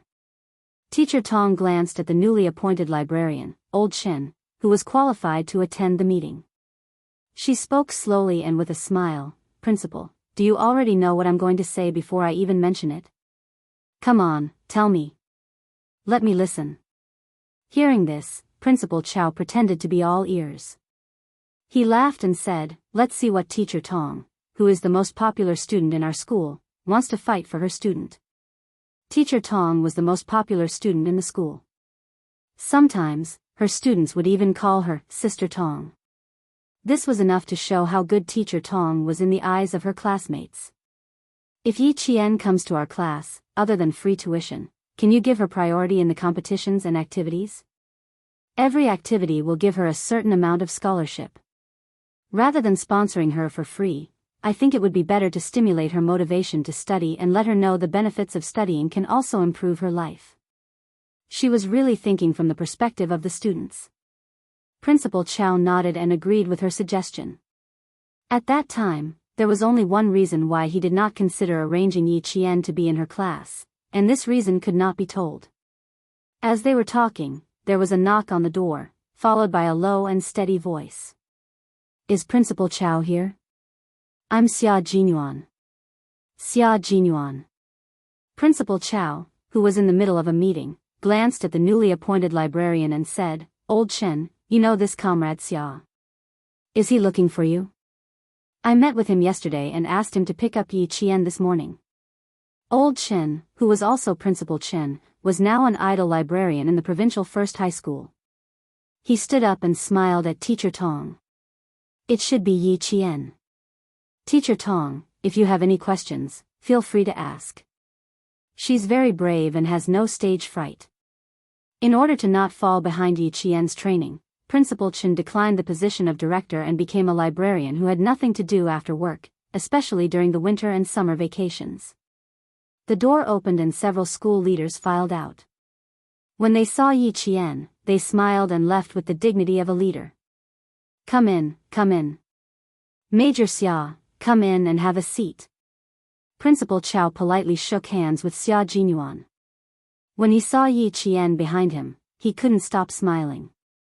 Last year, he was still lamenting the fact that his school had lost a good student. In the end, this flower still fell into the hands of the provincial number 1 high school. Looking at Yi Qian, who had grown taller and had a calmer temperament, she said, "Classmate Yi Qian, I feel much more at ease now that you're here. Come in and have a seat. Your future homeroom teacher, Teacher Tong, is also here." And Principal Chow leaned sideways so that Yi Qian, who was looking straight ahead, could look up and look in the direction Principal Chow was pointing at. "Old Shen has been waiting for you for a long time. If you didn't come, I'm afraid he would have gone to the train station to pick you up himself." Principal Chen, who was wearing the school staff name tag, walked over and laughed as he looked at the dumbfounded girl. He said to Teacher Tong, "This child didn't know that I came to the provincial number 1 high school. I didn't tell her all this time. Now she's in shock." She couldn't be in shock, right? So the reason why Uncle Jen was so confident in leaving her alone was because Principal Chen was also at the provincial number 1 high school. Teacher Tong was familiar with Yi Qian. Last year, Yi Qian had left a deep impression on her during the provincial number 1 high school's intensive training. Otherwise, she wouldn't have fought so hard to get a student into her class. Chapter 372. Yi Qian, who had a photographic memory, recognized Teacher Tong. After a while, the two of them started chatting happily. On the other side, Principal Chen and Xia Jinyuan were already shaking hands and exchanging pleasantries. On the other side, Teacher Tong was already asking about Yi Qian. She was a very kind teacher. At 50 years old, she had a pair of gentle but stern eyes. She asked about everything from Yi Qian's life to his studies to his personal problems. Teacher Tong also liked the quiet and strong student in front of her very much. She smiled the entire time and said, "All of us have looked at your test papers. Not only can you keep up with the class, you can even directly enter the 3rd year of high school. Class will officially start tomorrow. You will enter the classroom with me and give a simple self-introduction. I will also give you a list of your classmates in advance. You can look at it in advance. But don't worry, the arts and science classes have been separated. Our class is also a new class." She had once met an extremely unreliable form teacher who even wanted to destroy a student for his own selfish reasons. Then she looked at the teacher in front of her, who was always considerate of her students. They were both teachers, but the difference in their ethics was like heaven and earth. She pursed her lips and smiled. "Thank you for your concern. I don't have many difficulties in life, but if there is anything I don't understand in my studies, I will need your help." The more polite she was, the more the teacher liked her. "Good, good, good. You are indeed a good student. Then come to the office later and get the list of your classmates from me." Teacher Tong gently patted the back of Yi Qian's hand. She stood up and said to Principal Chow, "Principal Chow, I still have some matters to attend to, so I will take my leave first." Yi Qian had met such a virtuous teacher in high school. He could already foresee that her high school life, which she had never experienced before, would definitely be colorful. After Teacher Tong left, Principal Chow walked out from behind his desk and sat down in the meeting room. He looked at Yi Qian with a slightly serious expression. "There is something I need to tell you in advance. You have to be mentally prepared before you go to the classroom tomorrow." For some reason, Yi Qian instinctively looked at Xia Jinyuan. It was as if looking at him would make him feel more at ease. Coincidentally, Xia Jinyuan, who didn't know what was going on, also looked over. Their eyes met across Principal Chen for a moment, and Yi Qian hurriedly looked away when Xia Jinyuan gave him a playful smile. Why was she looking at him out of nowhere? Yi Qian, who had been caught red-handed, felt a little annoyed. He collected himself and asked calmly, "Please speak." "I'm listening." "Yi Ying is also in the provincial first high school. You know that, right?" Principal Chow didn't lay out any foreplay. Instead, he went straight to the point. "My original intention was to put you in class 6. It's a class where the learning atmosphere isn't too tense, and the class teacher in charge of class 2 isn't too bad either." But after Teacher Tong saw the name of the class, she defeated the heroes and won you over to her class. Because of this, the class teacher in charge of Class 6 still has some opinions about Teacher Tong. The reason why he used the phrase, defeated the heroes, was because Teacher Tong had already argued with the school leaders. She also tried to convince the class teacher to let Yi Qian go to Class 1. For some reason, the class teacher in charge of Class 6 actually agreed to let Yi Qian go to Class 1. By the time she realized what had happened, it was already a foregone conclusion. Teacher Tong has taught 12 graduating classes. She has 24 years of experience as a class teacher. With her as your class teacher, I can rest assured. The only thing I am worried about is that you will be in the same class as Yi Ying. Chapter 373. That was the reason why Principal Chow couldn't say that he wanted to transfer Yi Qian to the 6th class. Yi Qian, who thought it was a big deal, laughed and said, "It doesn't matter if we're in the same class or not in the same school." So what if we're in the same class? It's not a big deal. I think it's not that I don't want to see her. She should be the one who doesn't want to see me. Xia Jinyuan laughed as well. It was indeed not a big deal, but his handsome face tensed up slightly, and a cold light flashed in the depths of his eyes. He had to be careful. It seemed that he had to trouble his strong female cousin. Looking at the time, it was already 10 in the morning. Remembering that he had something to do at noon, Xia Jinyuan smiled and said, "Uncle Chen, I've successfully completed my task, but I still have something to take care of, so I won't be able to accompany you for lunch. Goodbye." As he spoke, he stood up. His tall and slender body made the 3 people sitting in front of him look down at him.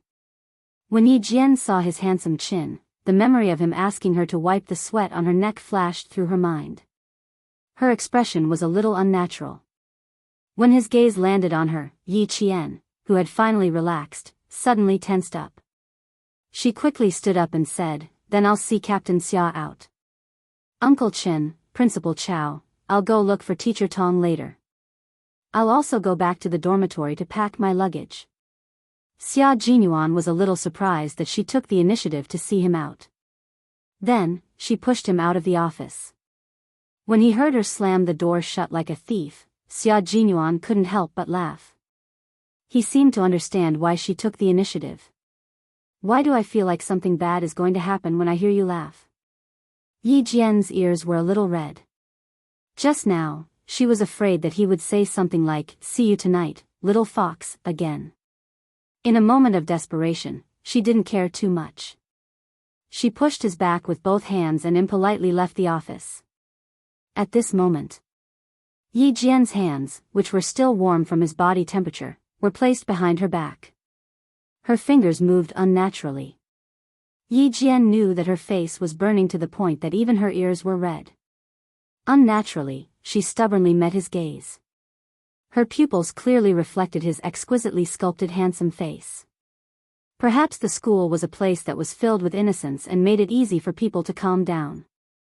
Yi Jian suddenly realized that the eyes of the man whom she had not seen for more than a year were darker than before. They were as dark as a bottomless abyss. She looked at the pair of eyes that were as vast as the sea. They could hold the world and everything in it. Time had been kind to him. It did not leave any traces on his jade-like handsome face, but it had imperceptibly increased his aura. Back then, he had a piercingly cold aura that made all living things in the forest crawl. Now, there was a layer of profoundness on top of that. When he raised his eyes, the light that burst out from his eyes was unstoppable, with a might that made people unable to disobey. He was a soldier who had cultivated the prestige of the nation and made people tremble in fear. Is this a gift? Or not? Why, are you still thinking about whether you want to go back on your word? She just stared at him with her beautiful brows furrowed. Xia Jinyuan couldn't help but smile. He raised his hand and stroked her brows with his warm fingertips. "Why do you frown so much at such a young age? Be careful that you don't get wrinkles between your brows before you get old." He was so quick that Yi Qian only had time to tilt her head slightly. Because she was too engrossed in looking at him, his fingers stroked her brows. Chapter 374. His warm fingers miraculously smoothed her furrowed brows. She tilted her head, took a step to the side, and escaped from his gentle touch. Yi Qian, whose mouth was a little dry, said calmly, "Captain Xia, don't you have other things to do? Let's go. I have to go to Teacher Tong's office later." Like a frightened deer, she only wanted to leave the hunting area as soon as possible. Xia Jinyuan, who saw her unnatural behavior and escape, smiled faintly and walked down the stairs leisurely. The car did not stop at the campus. Instead, it stopped at the entrance of the campus. After they got downstairs, Xia Jinyuan said lazily, "I left a gift for you in the car and forgot to take it. Little girl, you have to accompany me to the school gate." He easily blocked Yi Qian's excuse of only walking him downstairs, so she had no choice but to follow him obediently. Xia Jinyuan could be said to be self-taught when it came to creating more time for each other. It was already past 10 o'clock, and the sun was already quite bright. Groups of students came and went in the school. Parents carried boxes, mats, buckets, and boxes, and the whole school was bustling with activity. No matter how hot the weather was, it could not take away the smiles on everyone's faces. The scenery at the school was very beautiful. After all, it was a famous school with 100 years of history, so the scenery was incomparable to that of ordinary schools. When Yi Qian saw Xia Jinyuan stop by a broken wall, her heart tightened. She pretended not to see him and continued to walk forward. Xia Jinyuan looked at her, hurried back and laughed. How much did this sly little fox not want to spend another minute with him? What should she do? She didn't want to, but she couldn't stop him from wanting to. One walked in a hurry, while the other walked unhurriedly, taking advantage of his long legs. Fortunately, it was the registration day, so the students and parents who came and went were only concerned with their own things and did not pay much attention to them. Otherwise, one was handsome, and the other was beautiful. Who knew how much attention they would receive? Later, I'll go see Teacher Tong with Dad and ask her out for a meal tonight. You'll be assigned to Key Class 1. You must have a good relationship with the class teacher. A familiar voice with a completely different tone drifted out from the crowd. Yi Qian, who had been hurrying along, stopped in his tracks. He stood under the shade of a tree and swept his cold gaze over. She saw Yi Zhifan carrying his luggage and walking past her with Yi Ying in tow. Behind them, Sun Dongqing was talking to a few of her classmates' mothers. She couldn't help but feel proud of herself. As for Yi Ying, he had not seen her for more than a year, and she had grown a lot taller. Her long hair was draped over her shoulders, and she was wearing a light blue denim dress. In terms of appearance, her temperament was much better than that of her classmates. Another thing was that she was much fairer than she was in her previous life. It was true that whiteness could cover up all ugliness. She looked much prettier than before. He was in the same class. Very good, he was back to his junior high school life. Fortunately, he didn't meet Teacher Ku. Yi Qian smiled coldly and looked away. At the same time, Xia Jinyuan walked up and said, "At least you have the conscience to wait for me." It seemed to be another beautiful misunderstanding. His tall figure happened to block Sun Dongqing's unintentional gaze. "Yi Ying's mother, what are you looking at? Your Ying is waiting for you in front." One of the parents greeted her warmly and said with a hint of flattery, "I didn't expect my daughter to be in the same class as Ying again. Ying, please guide her in the future, especially." Chapter 375. Amidst the compliments, Sun Dongqing retracted her gaze and smiled. "It's my duty, it's my duty." Could it be that her eyes were playing tricks on her? Why did it seem like she just saw Yi Qian, that wretched girl? She must be seeing things. How could that wretched girl appear in a century-old school? Bah! With how she disdained even dogs, it would be strange if the provincial high school recruited her. After walking a few steps away, Xia Jinyuan, who was blocking her line of sight, discreetly turned back to look at the plump woman. His eyes narrowed dangerously. They bumped into each other on the first day of school. It seemed that little Fox would have to continue to battle of wits and courage with this family in high school. Fortunately, little Fox was not one to be taken advantage of. Subduing Yi Ying in school was a small matter. The car was scorched by the sun. When the car door opened, a wave of heat hit them in the face. Yi Qian was forced to take a few steps back from the heat. She quickly grabbed Xia Jinyuan, who was bending over to get into the car. "Wait a minute, it's too hot." Her grab was a little too forceful. Xia Jinyuan was focused on his upper body, so he did not expect her to use so much force. With her forceful pull, his entire body actually fell into Yi Qian's arms. Xia Jinyuan, who rarely watched romance dramas, knew that this kind of action was usually done by the man, and the woman should be the one to fall. It was definitely not like his role had been reversed. The situation before him had developed into something he did not want to see the most. Fortunately, he had good waist strength. With Yi Qian's timely reaction, he used the force of her arm to stand up. With lightning speed, he successfully hugged Yi Qian as his support and forcefully turned the situation around. Yi Qian could only be dumbfounded.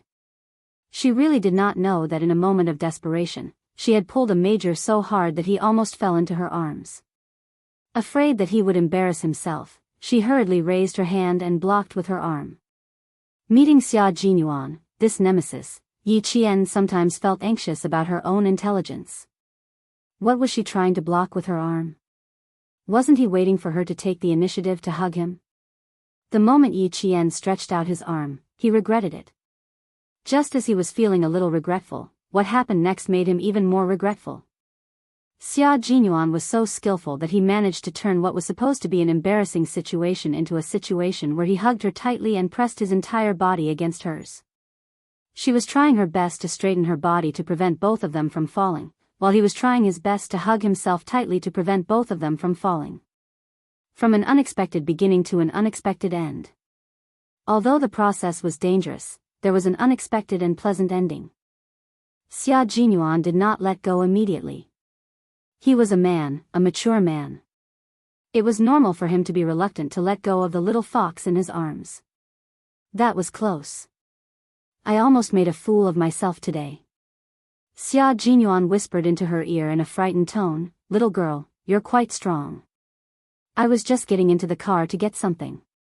You didn't have to use so much strength as if you were trying to save me.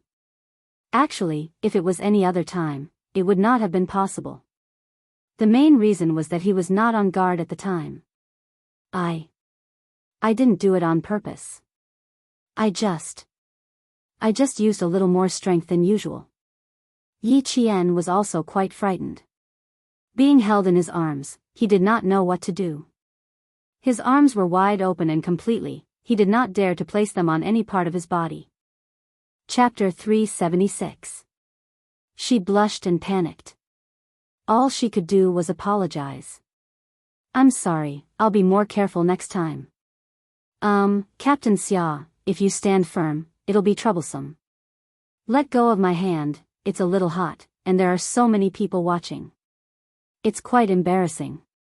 Hugging was embarrassing in Yi Qian's eyes, but Xia Jinyuan felt as if an arrow had pierced his heart. How could it be embarrassing? It wasn't hot either.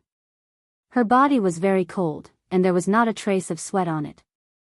The fragrance that he had smelled in the morning was still there, and it was so cool that it seemed to have washed away the heat. Also, the benefits of growing taller came. In the past, he had to bend down to hug her, but now, he only needed to slightly tighten his chest and use a comfortable posture to hug her completely in his arms. They met when she was 14 years old. 2 years had passed, and at 16 years old, she had already grown into a slender and elegant girl who would make any boy infatuated with her. "Captain Xia, hurry and stand up." Yi Qian, who was feeling hot all over, couldn't help but poke his firm back with a finger. His muscles were lean and tight, and even if he poked with a finger, he could feel the hidden strength in his body. Xia Jinyuan lowered his head and took a deep breath next to her neck. Then, he stood up as usual and looked at the embarrassed Yi Qian with a half-smile. He sighed and said, "I almost fell down. Little fox, you're deliberately trying to embarrass me, aren't you?" "No, no." Yi Qian quickly shook his head and explained seriously, "I didn't mean anything else. I just felt that it was too hot in the car and you would feel uncomfortable in it, so I didn't think too much about it and pulled you up. The only thing I miscalculated was my strength. Also, I didn't expect Captain Xia to not be on guard at all. After explaining, his face turned even redder. Xia Jinyuan didn't want to leave anymore. His clear voice deepened, and it was as intoxicating as red wine. You were so worried about me? Huh? His voice dragged out, and it was like a lingering drunken kiss, filled with a sexy aftertaste. It's not that I'm worried, but I think it can wait. Fortunately, Yi Qian's state of mind was stable. Faced with Xia Jinyuan's teasing, he immediately responded, Captain Xia, please don't think too much. She was cute when she was alert, cute when she was shy, and cute when she was angry. In short, the more he looked at her, the more he loved her. The more he loved her, the more he looked. Instead of getting any closer, Xia Jinyuan raised his hand and rubbed her head with a smile. He pointed at the car and asked, Comrade Yi Qian, may I ask if I can get into the car to pick up my present for you? She was his comrade in arms, and their statuses were equal. If she remembered him, she would recognize him as her comrade in arms. The word comrade sounded better than any other beautiful words. Yi Qian's eyes curved like crescent moons. Comrade, please get in the car. Make sure there's no problem. Her serious answer made Xia Jinyuan laugh again. This was a dangerous yet elegant man. He was also a strategist. He was a man who exuded nobility from head to toe. He wouldn't be too far away from you, but he would always be a step away from you that you couldn't get close to. His etiquette was impeccable, but you knew very well that this wasn't because he was close to you, but because of his upbringing. When he smiled, he was very gentle and stunning, but the luxurious aura he exuded didn't change at all. This was a man of a certain status. Seeing him smile, Yi Qian couldn't help but smile. His smile made her feel very comfortable. It was warm, without a trace of aggression. It was very sincere and warm. Chapter 377. The gifts he gave were still books, 3 thick books. Yi Jian took them and laughed. Poor books. They're almost burning from the roasting. Thank you, Captain Xia, I like them very much. There was no gift more precious than books, not to mention the military books that she liked. It's good that you like them. Read them carefully. I'll mail you some professional military books on time. As for the books in the library, you can take a look at the famous generals. Xia Jinyuan had already started the car and turned on the air conditioner so that the heat inside would dissipate faster. Looking at the biography, I recommend the famous World War II General Montgomery. He liked to bet with the soldiers and soldiers in the army. He won the right to command a U.S. bomber including all the crew members.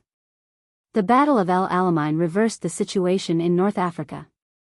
He was known as the Rat of the Desert. He was also a general who would cry for his soldiers.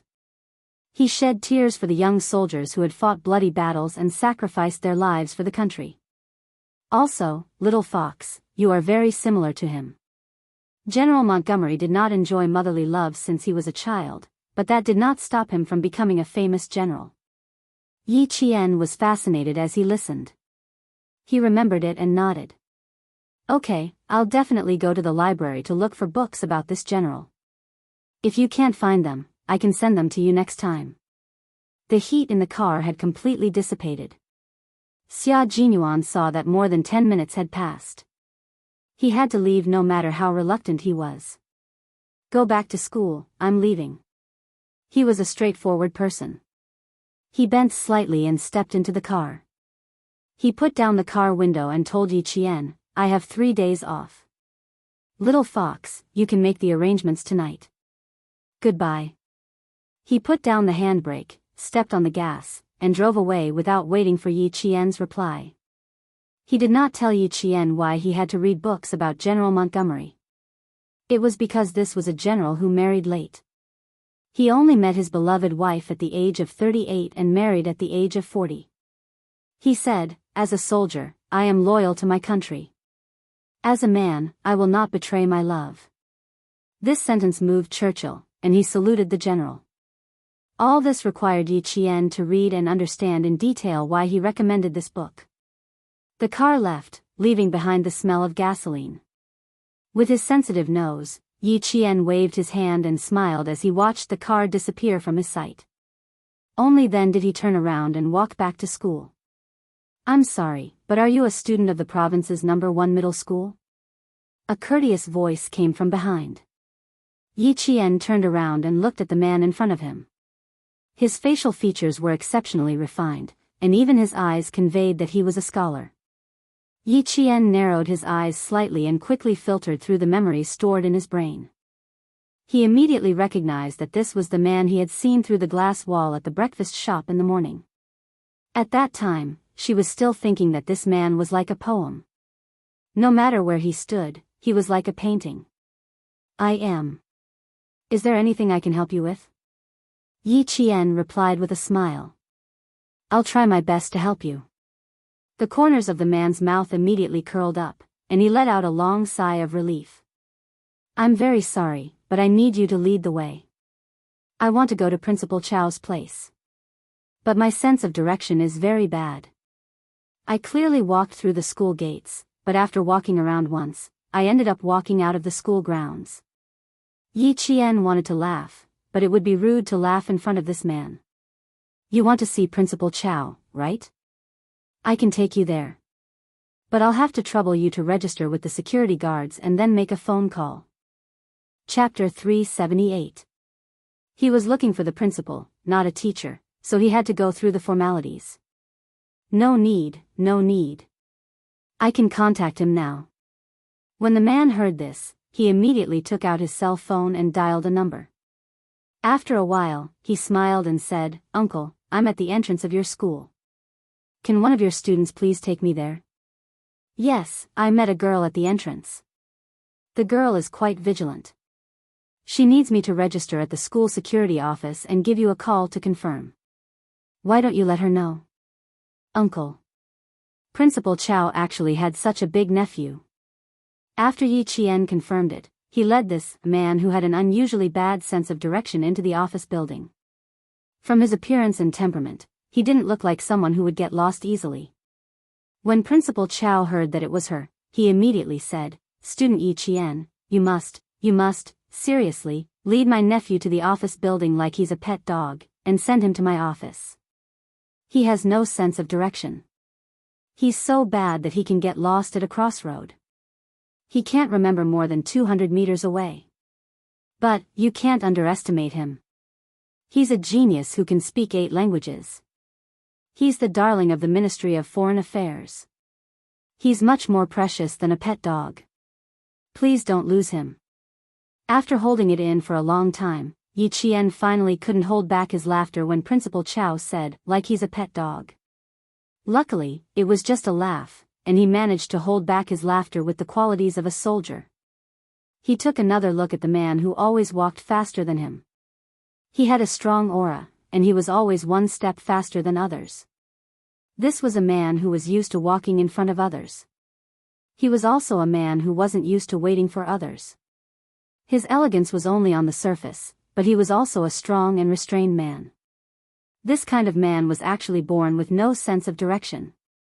He could speak 8 languages, the darling of the Ministry of Foreign Affairs. "Wrong, we should have turned right." "Sir, you turned left." The man who was walking in an imposing manner suddenly took a step forward and walked in another direction. Yi Qian quickly ran to catch up with him. "This way, we'll reach the bishop's building. That's where the office building is." The man's movements were very natural. It was obvious that he often did this kind of thing. He turned around and smiled apologetically, sorry for the trouble. He was very gentlemanly. His apology was as smooth as flowing water, poetic and beautiful. "No need, it's my job." Yi Qian couldn't accept the frequent apologies, and signaled for him to turn right. He took the initiative to follow behind. Seeing that they were about to reach the office building, the man's expensive mobile phone rang. Even the way he held the phone seemed to have undergone strict training. He took it out calmly and elegantly, and used the standard Mandarin of a television anchor to greet, "Hello." The change in expression and tone only took a second. The gentle-looking man just now still had a smile on his face, and even his tone didn't change. He said with a smile that was as gentle as the wind, in other words, now you need me to come forward and pay for your mistakes. Saying that you haven't interacted with him before is an excuse for you to make mistakes, right? Or do you think that these mistakes can be made up for and that it doesn't matter? His smile and tone didn't change, but his aura changed imperceptibly. It was deep, cold, and serious. It was as if he was a huge wave under an iceberg, and no one knew when it would break out of the ice. Chapter 379. Yi Qian didn't care about these things. What she cared about was, you can talk, but you don't have to turn left as you talk. Yi Qian had no choice but to block the man's way and use her actions to remind him, you're going the wrong way. A man at work was very serious, and a man who was angry was not to be trifled with. However, a man who was in the middle of a scolding suddenly appeared in front of him and blocked his way. He raised his eyes and glared at Yi Qian with a stern look. The smile on his handsome face was still shallow, but it was no longer poetic and elegant.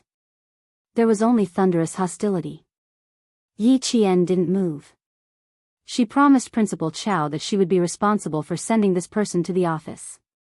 She had to keep her promise. This was her integrity. The man frowned and didn't turn around. Instead, he walked past Yi Qian and continued to turn left, walking in the opposite direction of the office building. Looking at his back, Yi Qian suddenly understood how Captain Xia felt when she chased him away. Fortunately, he was well educated and didn't turn hostile. Take a look at yourself. It's just that you're a little lacking in temperament. Seeing this person in front of you makes you want to fall out with him. It was almost 11 o'clock. Thinking that she still had to look for Teacher Tong, Yi Qian sighed and had no choice but to catch up with him. Once again, she stood in front of the man.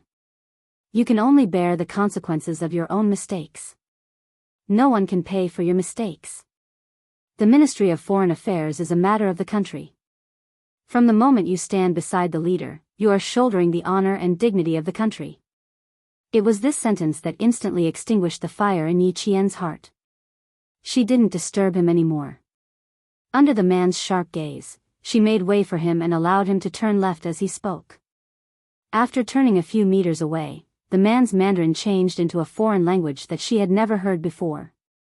It was fluent and firm, but he maintained his politeness. It seemed like he was communicating, but he definitely maintained his dignity.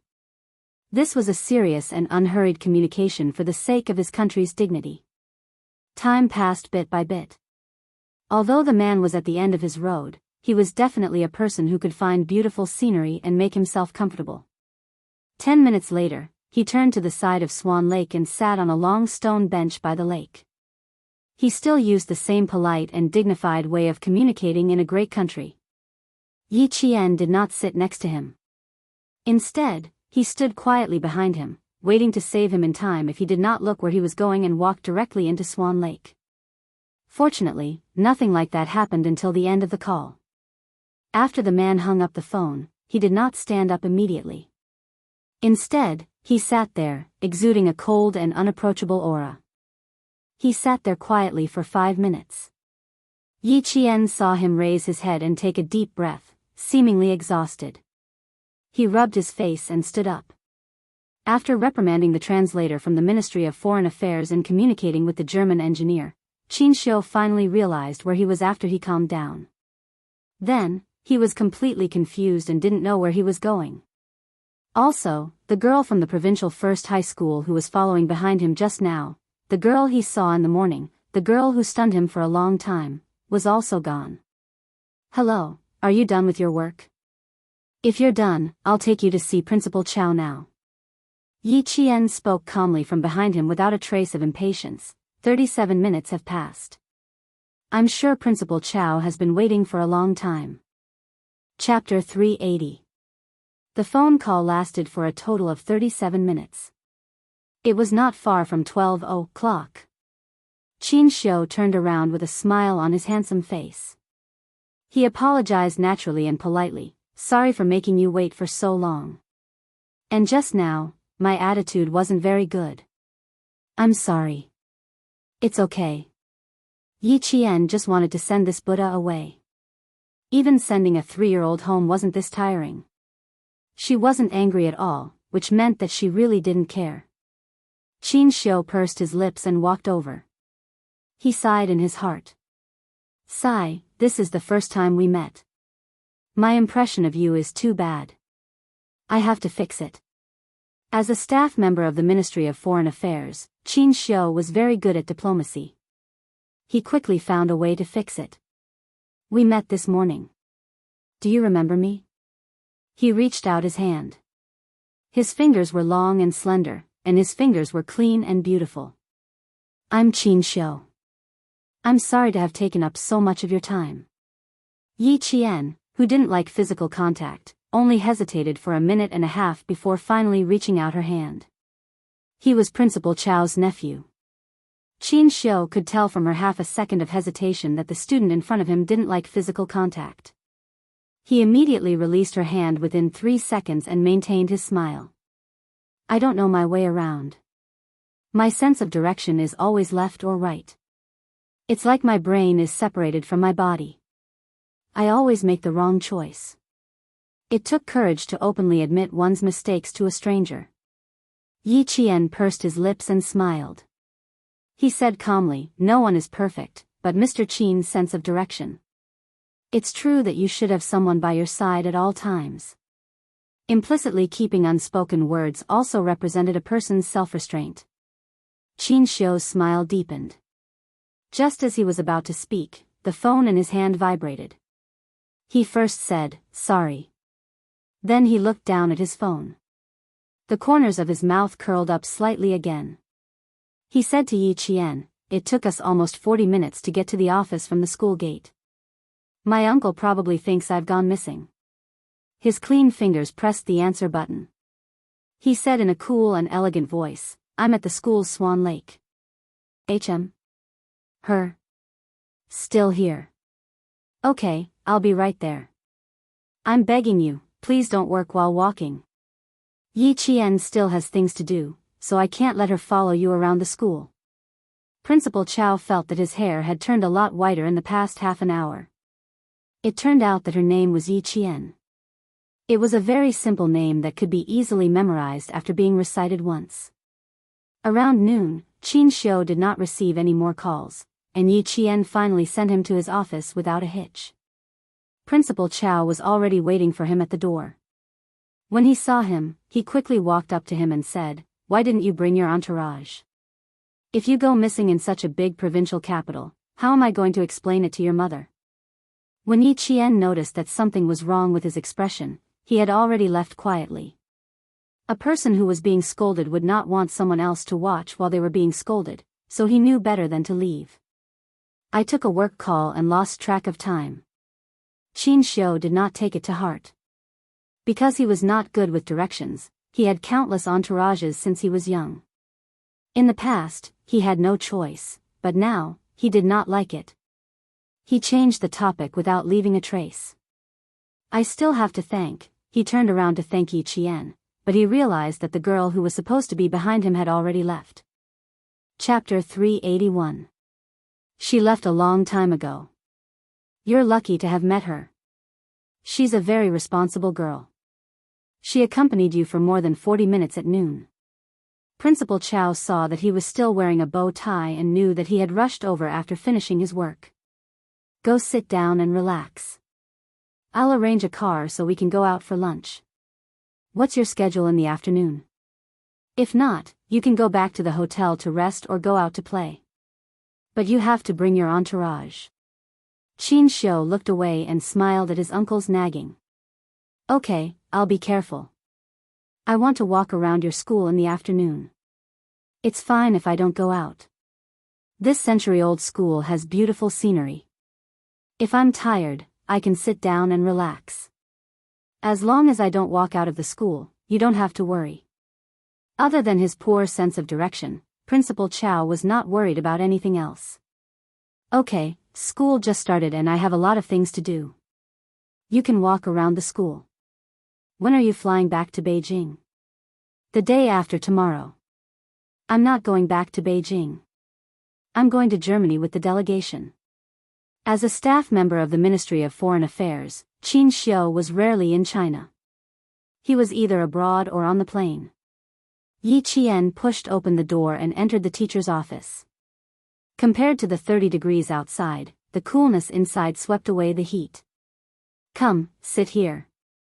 This is Teacher Zhu's desk in our class.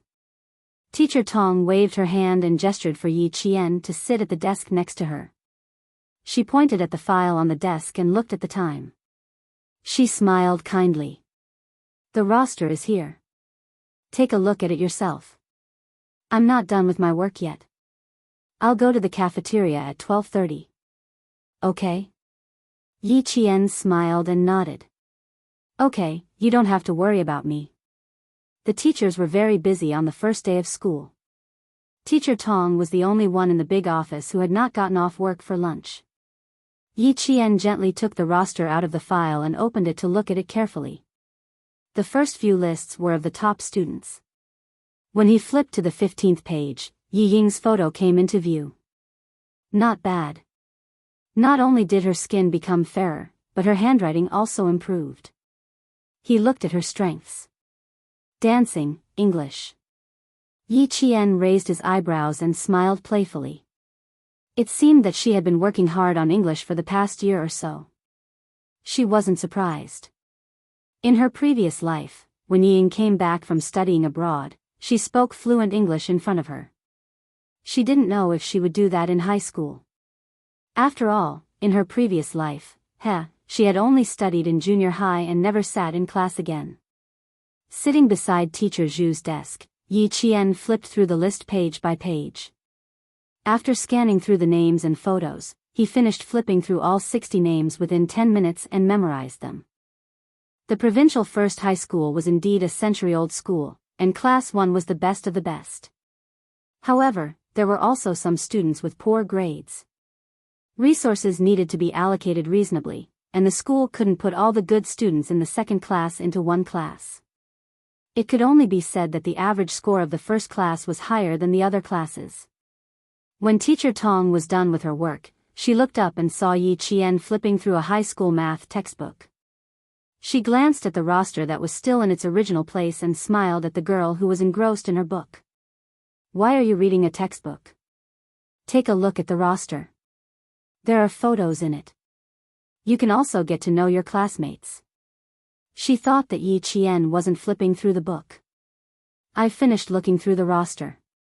I didn't want to disturb you because you were busy, so I picked up Teacher Zhu's textbook to take a look.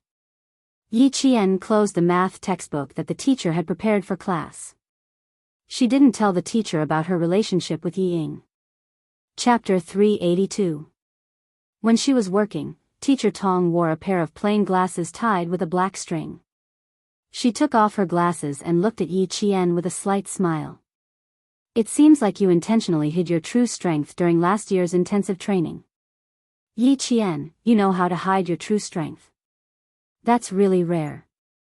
To be able to remember the names and faces of 60 students, including herself, was not something an ordinary person could do.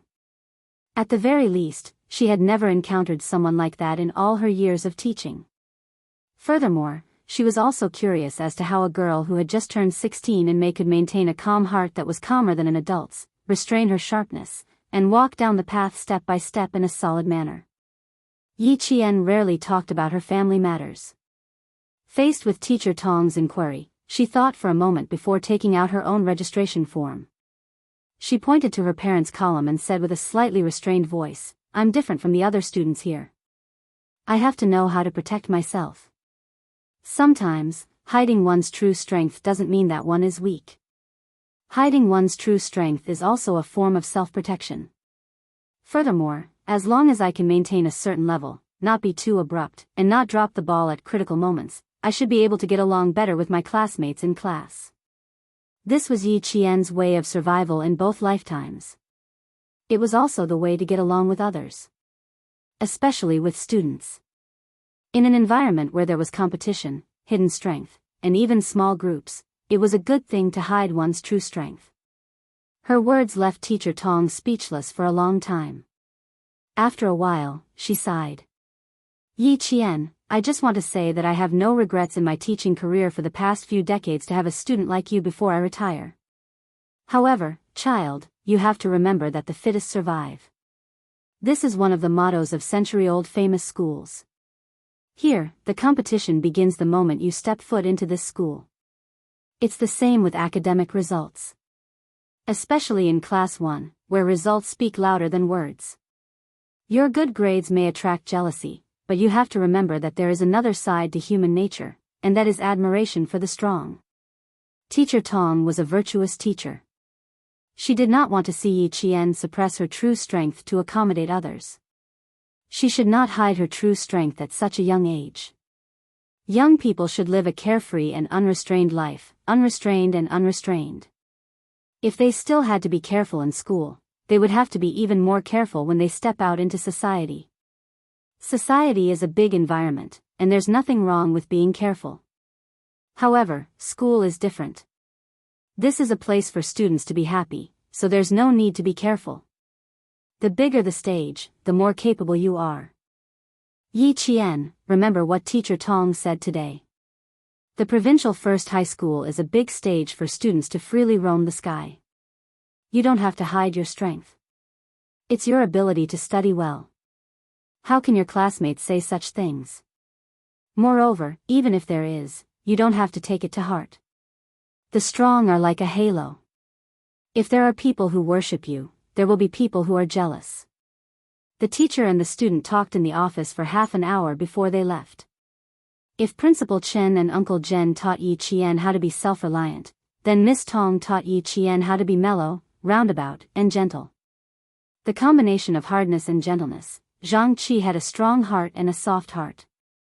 In the days to come, when Yi Qian relied on his own strength to reach the peak of military power step by step, Teacher Tong was one of the people he thanked the most in interviews. Chapter 383. After lunch, Teacher Tong went back to her office while Yi Qian went to look for Principal Chen to get his luggage. Principal Chen was busy with his work. Other than when school started, he had nothing else to do. He liked working in the library. Also, he was in poor health. In order to live a few more years and see how far the girl he personally groomed could go, Principal Chen had started to take care of his body. A new batch of books had arrived at the school. There were books on astronomy, geography, ancient and modern. A century-old school would always have more resources than other schools. This could be seen from the corner of the books.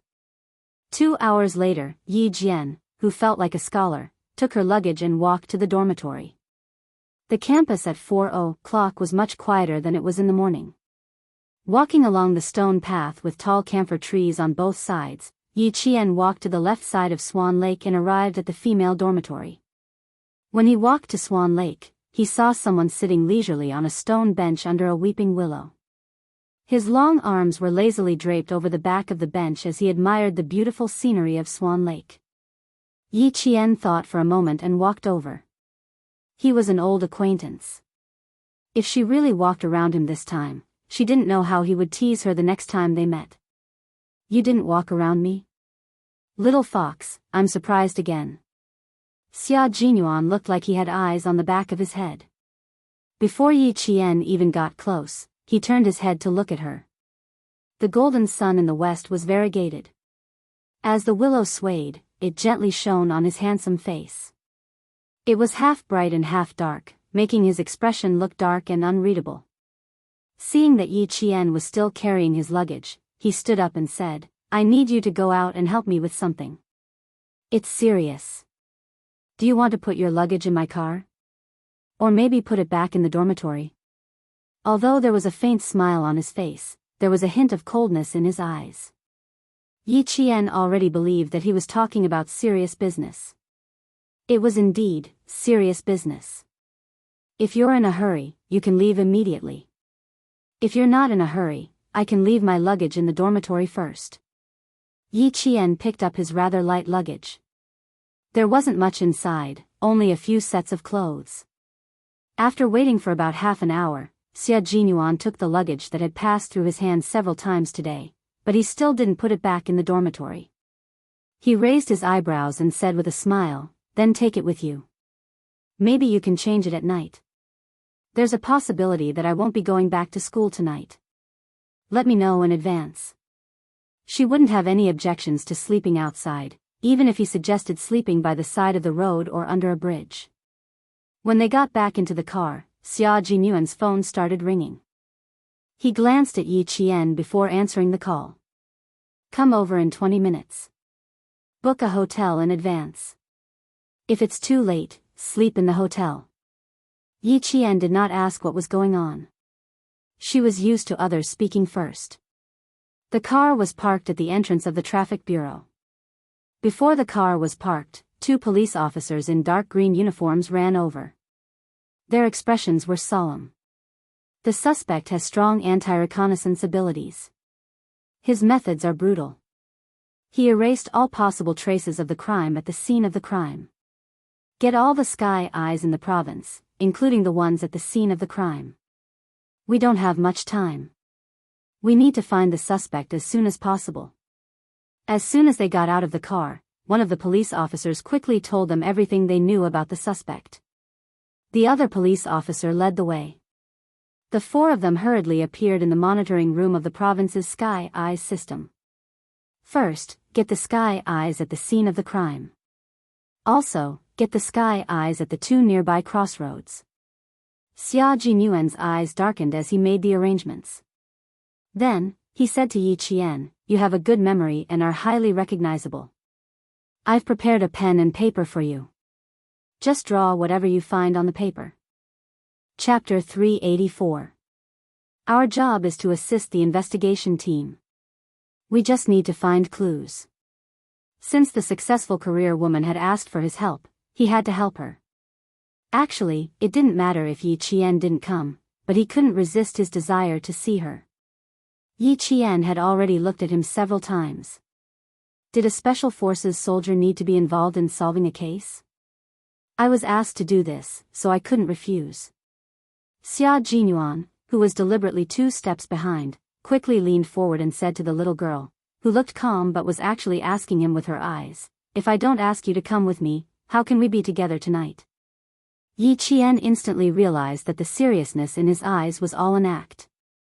He didn't know what he was going to do before he arrived at the traffic bureau. "Xia Jinyuan, can you be more serious?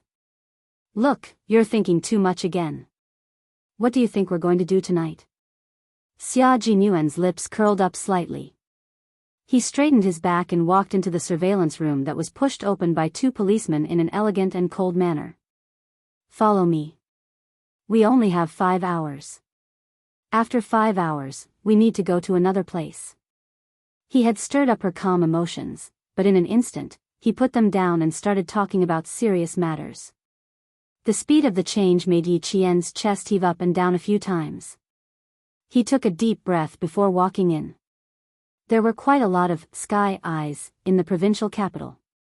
Under Xia Jinyuan's instructions, Yi Qian began to put aside his distractions and immerse himself in work. The heavy door of the control room that was not locked opened halfway. A tall man wearing a slim suit jacket and a pair of slim trousers of the same color stood at the door. His gaze fell lightly on the slender student's body. Was this the high school student that 6th brother had mentioned? "Secretary Xia, please tell Changxing that our bureau will definitely solve the case within 3 days." A uniformed police officer stood beside the woman and said seriously, "We will not give the suspect a chance to escape from our province." The woman's makeup was exquisite, and she looked capable and experienced.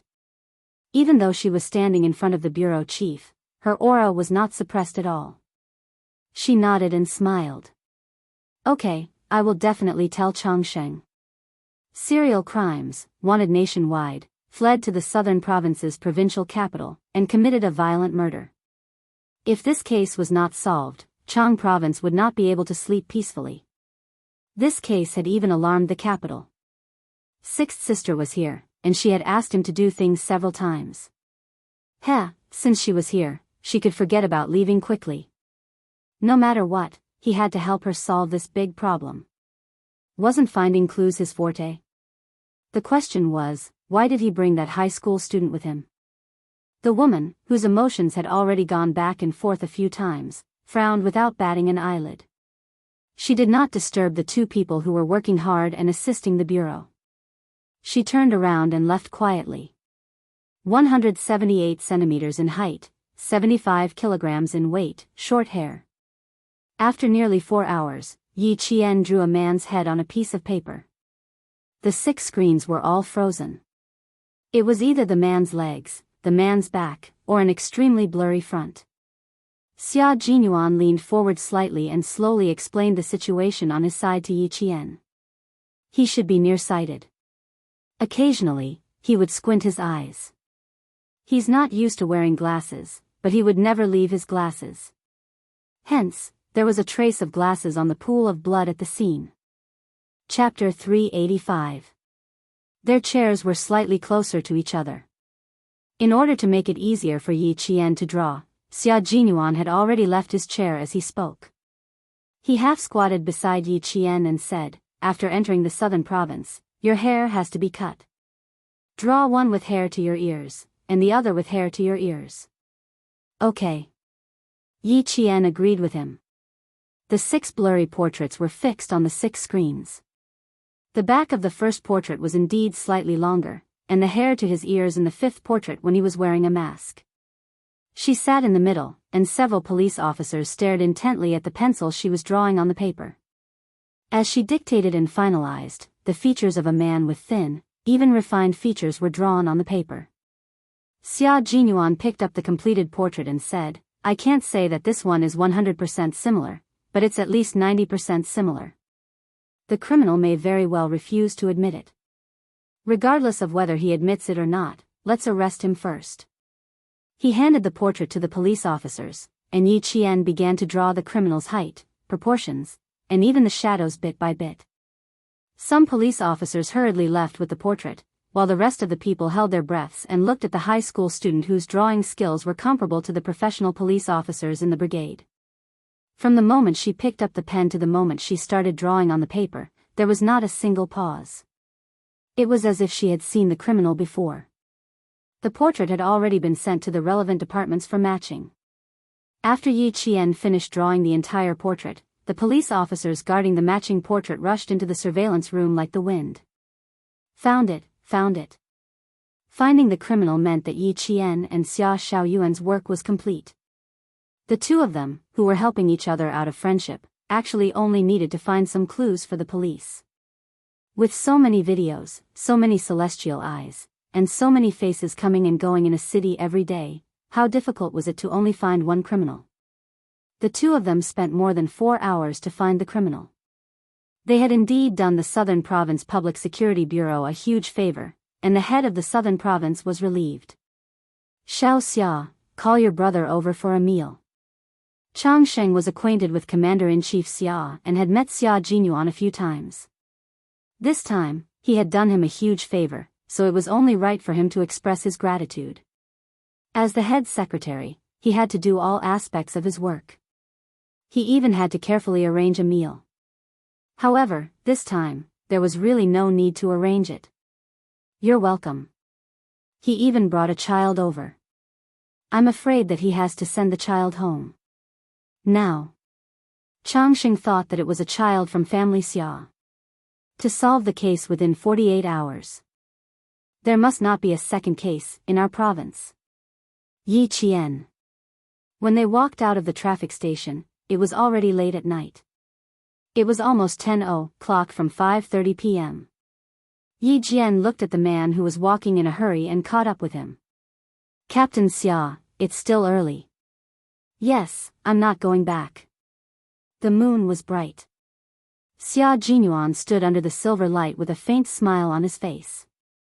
His deep and dark eyes reflected the moonlight. When he smiled, the light in his eyes moved slightly. He was even more charming than during the day. "Why are you retreating? Are you retreating without going back to the hotel? Are you going to follow me back to the hotel?" Yi Qian rubbed his forehead as if he had a headache. He said helplessly, "Captain Xia, I'm not in the mood to joke with you. It's 10:00 now." I have to go back to the dormitory. Tomorrow, I have to go to class. Have you forgotten that I'm still a student? High school students are under the most pressure. They can't be distracted. Chapter 386. Even when she felt helpless, her small face revealed a sly look.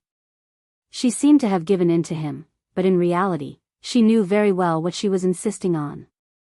Xia Jinyuan walked 2 steps back and stood in front of her.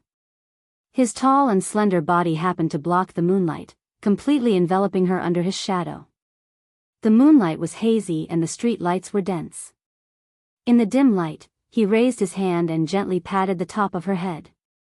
He gently said, "You don't want to stay in school on Saturdays and Sundays, right? Do you want a place to train? I'll give you 10 seconds to consider whether you want to go with me or not." He looked at her. Even though the light was dim, his gaze was still accurately locked onto her face. There was a smile and understanding in his eyes. Yi Qian gently sighed and smiled faintly. "I can't reject your suggestion. It doesn't even take 10 seconds. I've already made the decision to go with you within a second. Let's go, Captain Xia." His gaze was very warm, and there was a charm in his deep eyes that made her believe in him without a doubt. Yi Qian did not think that she had a reason to reject him. The city was still noisy after 10 o'clock. The car left the traffic bureau and headed in another direction. Xia Jinyuan said as he drove, "In the future, when you go to the provincial military base on Saturdays and Sundays, I'll ask someone to look after you. First, you'll have to identify people and apply for a pass. Come over after school on Friday and come back on Sunday afternoon." Little Fox, although the provincial military base is not as big as the one in Fujian town, trust me, there's no shortage of elite soldiers here. She was destined to join the military, so it was better for her to integrate into the environment in advance. Moreover, he could tell that she was a person who did not like to rely on others.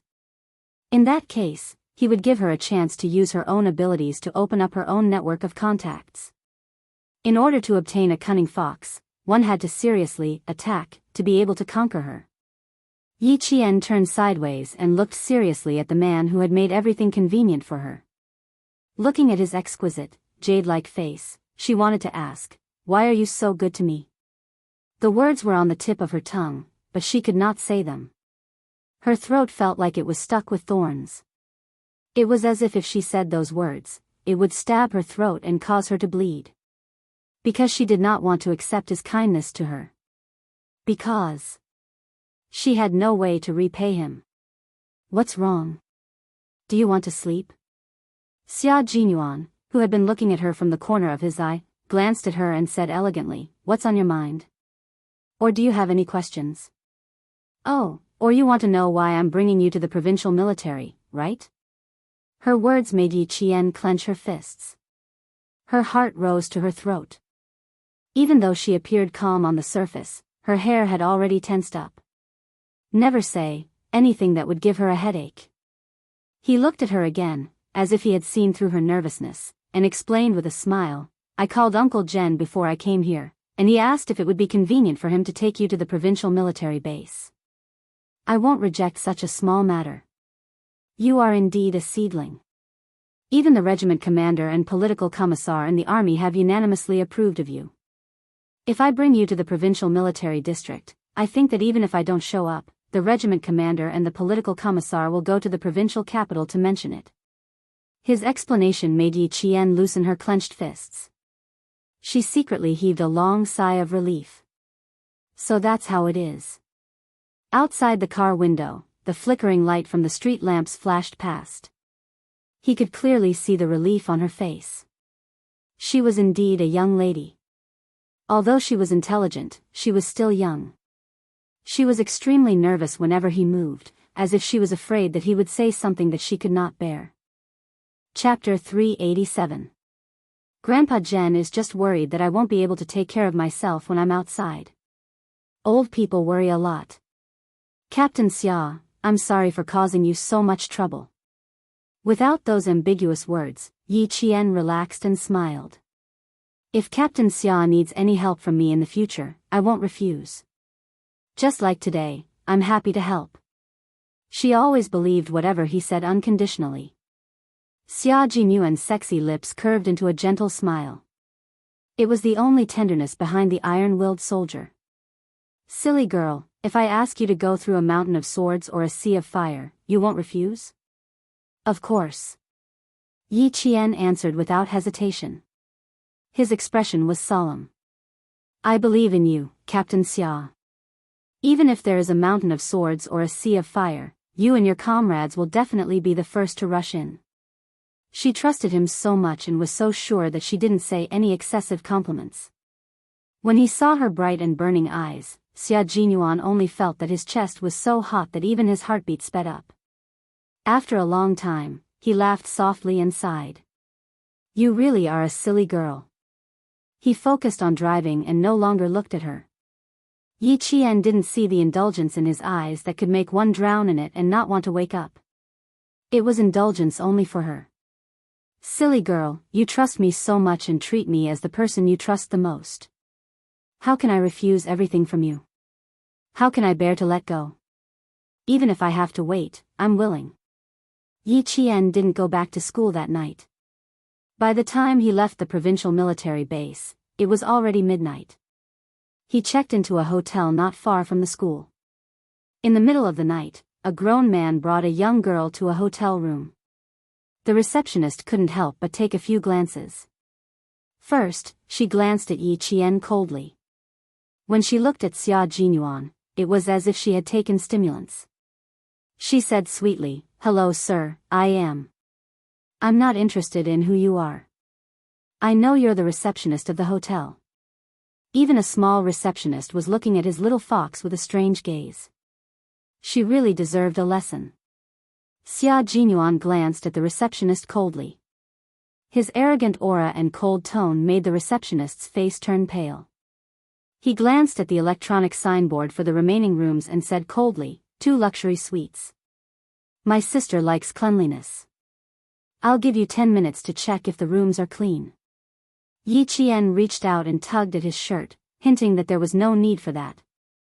There were too many people in this world who were biased. She had been through too much, so she didn't take this little disrespect to the receptionist to heart. She only cared about the gazes of the people she cared about. The gazes of unimportant people had nothing to do with her. However, she still had something she wanted to say. Glancing at the receptionist coldly, Yi Jian took the 2 room cards that the receptionist handed over with trembling hands. With a cold smile at the corner of her mouth, she said softly, Miss Lu Jun went to Huajun Hotel with a man who was less than 1.6 meters tall 2 weeks ago.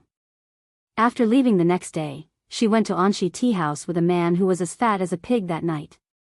Then, she changed to another man. As soon as she said the first sentence, the receptionist's knees went weak. By the time Yi Qian told her which men she had checked into rooms with in the past 2 weeks, her face was as white as a sheet. She leaned against the marble counter. Chapter 388. That was not all. Yi Qian added, I have to tell you that the man who went to Huajun Hotel went to the hospital yesterday. He didn't look too good. I think there's something wrong with his body. Miss Lu Jun, I suggest you get a checkup too. At the front, she could still lean against the counter to support herself, but at the back, Yi Jian's words made the receptionist fall to the ground. The staff on duty next to her did not know what happened. She quickly walked over and apologized to Yi Qian, then picked up the walkie-talkie to call for security. Yi Qian said it in a voice that only the 2 of them could hear, so as to preserve the front desk's dignity. After entering the elevator, Xia Jinyuan chuckled. You really can't afford to lose out. No wonder Uncle Chen let you come out alone. Even if you want to lose out, you have to see what kind of loss it is. I was just telling the front desk the truth. Don't think so much about it. Does she think everyone is the same as her? Yi Qian winked playfully and smiled. Besides, I was just reminding her out of kindness. The little fox reminded him out of goodwill, but the little fox's words shocked everyone. After pressing the floor button, Xia Jinyuan sighed. I can use what I saw in the heavenly eye to teach someone a lesson. Little fox, it seems like I can't leave any evidence behind in the future. Where did the front desk go? Who did she go with? She just arrived in the provincial capital this morning. The only explanation was that she took a look at the heavenly eye and memorized it. Her memory was extraordinary, and her brain storage capacity was also large enough. Would the military allow her to become a nobody? Obviously, it was impossible. The military would know her whereabouts and movements at all times. Just like in the desert, after confirming her identity, the Tower Command Center did not make any further moves. As for Yi Jian, her intuition told her that it was best not to continue talking about this topic that she couldn't tell whether it was true or false. She lowered her head and pretended to yawn. I'm so sleepy. I want to sleep early. The elevator door opened with a ding. As soon as she finished speaking, she walked out nimbly. You're that sleepy? Would you like a cup of coffee to refresh yourself? Or, we can have a heart-to-heart talk in the room. Xia Jinyuan, who walked out of the elevator gracefully, smiled. His low voice seemed to have magic in the silent night as it drifted lazily and seductively behind her. I'm in the room next to yours. If you want to chat, feel free to do so. Yi Qian quickened his footsteps and rushed to his room. He swiped his card and entered before slamming the door shut behind him. The dangerous man with a bad smell was back. She patted her chest lightly and then slapped her forehead in annoyance. How rude. She didn't even say, good night. She composed herself and opened the door again. Xia. When he opened the door, he saw a black shadow standing at the door. He was so shocked that he let out an ah. His subconscious reaction was naturally to punch the black shadow's chin. You opened the door just to beat me up? The black figure, which was Major Xia Jinyuan, reacted even faster.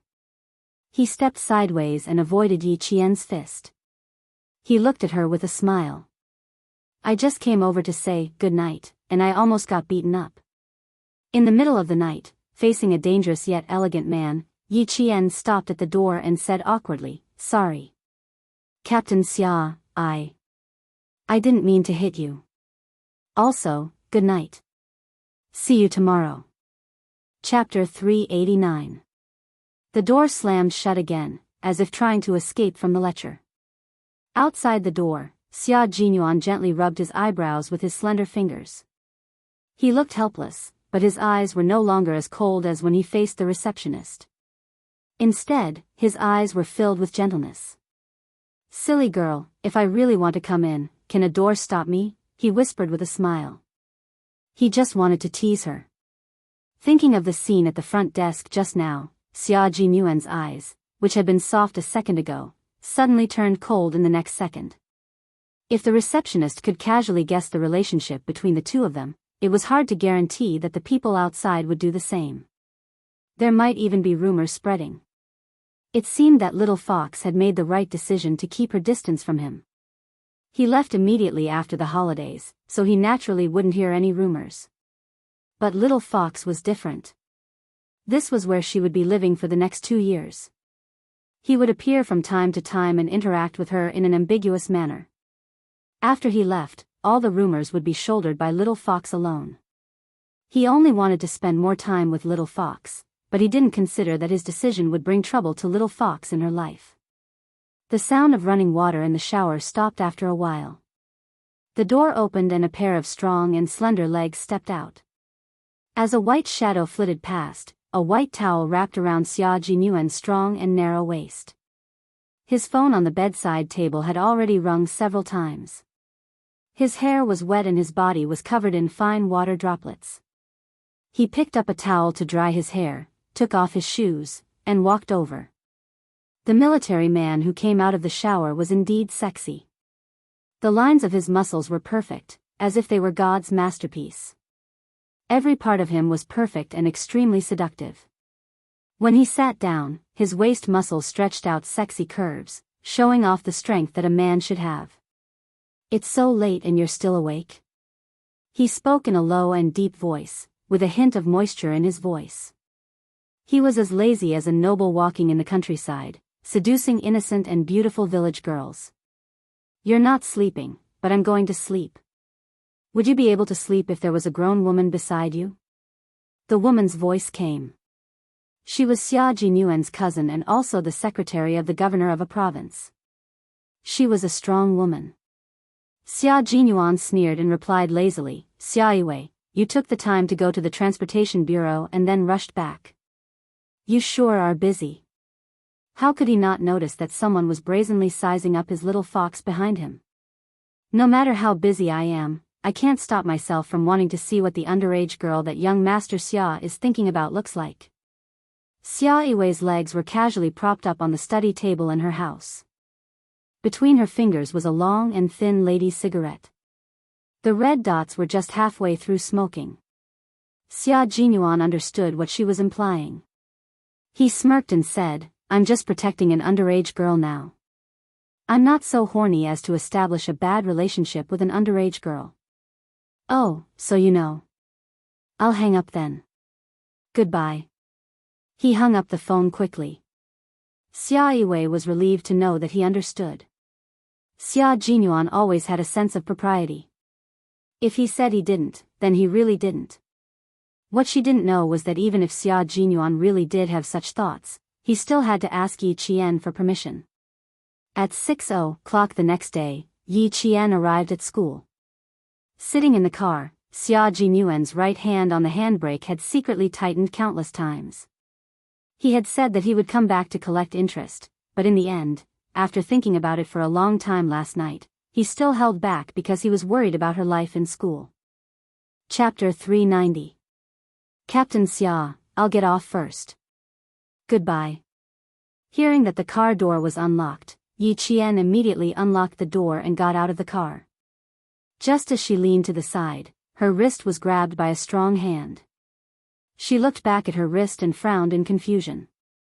"Captain Xia, you're still." Yi Qian felt something pressing down on her. With one of her hands held, she could only feel a refreshing mint scent. Like an apple in Eve's hand, she couldn't resist its temptation. There was a hint of coolness on his belt, followed by a warm kiss that gently landed on her forehead. He stayed there for a long time, so long that the skin on her forehead was burning.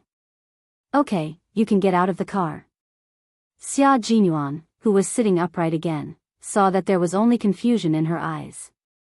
She didn't reject him. Feeling warm in his heart, he chuckled. "This is my interest. I'm back to collect interest, little fox." He came all the way to the desert and chased her all the way here, but he still missed her. He had to collect interest. Yi Qian was almost running away. She grabbed her luggage and walked faster and faster. Only when she reached the school gate did she slowly stop. She turned to look at the car that hadn't left yet and the man who had gotten out of the car. Yi Qian's forehead burned even hotter. She pursed her lips stubbornly. She wanted to say something, but in the end, she didn't say anything and turned to enter the school. Xia Jinyuan, who was standing beside the car, had a faint smile on his face. His deep eyes watched his little fox enter the campus until she slowly disappeared from his sight. He blinked his unfathomable eyes and drove away in a good mood. The original interest was her first kiss. Today, he took a step back and left her with an emotionless kiss. The effect was unexpectedly good. It was a good thing that she didn't resist. It was normal for her to be confused. His little fox had never had any experience in relationships. When it came to a wolf like him, tsk. He had no choice but to rely on his feelings. At 6:00 in the morning, there were only students who were used to morning exercises.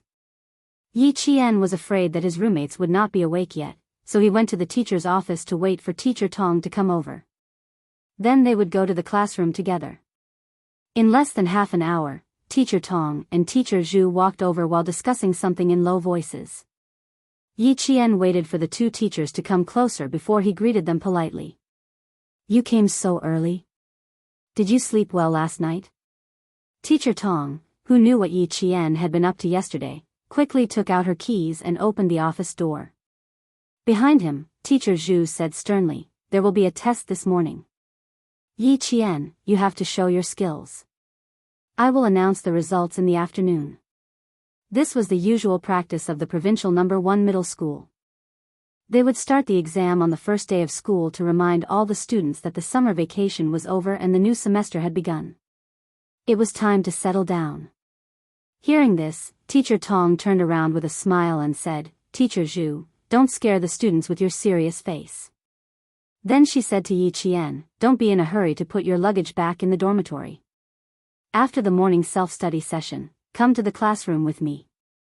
Teacher Zhu glanced at Yi Qian, whose expression did not change. It was rare for him to smile in front of the students. He said with a smile, "This student is bold and murderous. He even eliminated the foreign contestants. Why would he be afraid of an exam? Teacher Tong, I will switch with you for the language and math test today. I will take the first 2 classes first. It's early in the morning, let's wake them up." Yi Qian listened to the 2 teachers talking about how to wake the students up as soon as possible. He quietly flipped through the new textbook for the second semester of high school. Chapter 391. At 7:00, the students who were not in the school dormitory began to enter the school. Like other classes, Year 2 Class 1 of the provincial first high school started to get to know each other in the new semester. "Hello, I'm Yi Ying. Nice to meet you." Yi Ying, who took the initiative to sit at the first table by the podium, started to introduce herself. She was pretty and had good grades. Her classmates had more or less heard of her name. Hearing that, they also started to introduce themselves in private. Some of the students were already classmates in Year 1, so they got to know each other without any introductions. There were also a few students in Year 1 like Yi Ying. However, when they saw that she only cared about getting to know other students, 2 girls showed a trace of disdain in their eyes. They lowered their heads and whispered, "She's still the same as before. She's just a butterfly. That's her ability. We can't learn it. She's a flower in the student council." Then, they saw her walk to the first-place boy in Year 1 and introduce herself with a smile. The 2 girls rolled their eyes. Yi Ying had always been good at pretending in front of boys. Not only did the 2 girls look down on her, but another girl also looked down on her. She said to her Year 1 classmates, "Do you see that girl? She's my junior high classmate. You guys need to be more careful in the future. She looks good, but she's full of bad intentions. Don't take her words lightly." Ever since Enchanting saw Yi Ying, she had rolled her eyes countless times. In terms of popularity, she was more popular than Yi Ying because of her tomboyish personality. At least in Year 1 of high school, she had never quarreled with her classmates, nor had she schemed against anyone in secret. When the students heard that, they all nodded lightly. When Yi Ying was talking to the first-place boy in Year 1, she turned her gaze and saw Enchanting whispering to a few other classmates. With cold eyes, she smiled and said something to the boy, then walked over with light steps. "Hey, Enchanting, I didn't expect to be in the same class in high school again. You're my only classmate in middle school and high school. Come, let's shake hands and celebrate." It was easy to leave a good impression with a coquettish and polite attitude. Enchanting, who did not expect her to have the cheek to walk over, grinned and stood up naturally. She smiled and said, "I didn't expect it either. Please guide me in the future." She wanted to embarrass her on the first day? No way. Yi Ying's smile. Based on her understanding of Enchanting's temper, she should have been angry. Look at my old classmate. She doesn't even know what to say if I'm a little more enthusiastic. Enchanting took the opportunity to checkmate him and quickly retracted her hand. "Alright, let's just be indifferent and pass through high school peacefully. Don't ever bump into him in the same university again." How embarrassing would that be? Yi Ying, who had suddenly fallen into a disadvantageous position, came back to her senses. She frowned and looked at Enchanting, who had become smarter in front of her. After a while, she smiled and said, "Yes, if we meet again in the same university, how can I get to know other students?" S. That's right. Too embarrassing. Clock S's years S. Looking for trouble on the first day of school. At this moment, Yi Ying knew that she couldn't embarrass Enchanting, so she smiled and turned around. She lowered her eyes to hide the coldness in her eyes. Wait and see. I won't let Enchanting off easily. Chapter 392. Class 1 was a class with more boys than girls. There were 60 students in the class, 46 boys and 14 girls. The science class had always been the opposite of the liberal arts class. Yi Ying and Enchanting were both good-looking, so some boys had been secretly paying attention to them. Someone said, "There are 60 students. Our class is still missing one." The time for the morning self-study session was approaching. The empty desks in the class were filled one by one. Soon, only the desks near the door were empty. The rest of the students had already arrived. Yeah, there are only 59 students now. Who else is not here? There are still 4 minutes to the morning self-study session. How bold of them to come on time on the first day of school. Until the morning self-study session bell rang, the empty desks near the door were still empty. A student muttered softly, "Are they sick? The teacher will be angry if they're late on the first day." Yi Ying glanced at them and sneered. Class 1 was very competitive and had the most top students. If someone became the focus of the teacher's attention on the first day, it was equivalent to having someone at the bottom. Soon, footsteps were heard. The student sitting at the back near the door was bold. He quickly looked over and saw Teacher Tong walking over with a girl with a smile. She's here. It's a girl. Damn, I can only see a pair of calves. Her skin is dazzling white. She must be a beauty. Really? Quick, sit down. Shut up. Teacher Tong is our big sister. Don't bully her. Soon, there was no other sound in the classroom except for the sound of books being flipped. This showed how strong the self-control of the students in the class was. Teacher Tong did not let Yi Qian go in immediately. Instead, she went into the classroom first. Seeing that all the students were looking down at their textbooks and no one was whispering to each other, she walked to the podium and joked, "All of you can hold it in. If you don't whisper, I think it's not normal."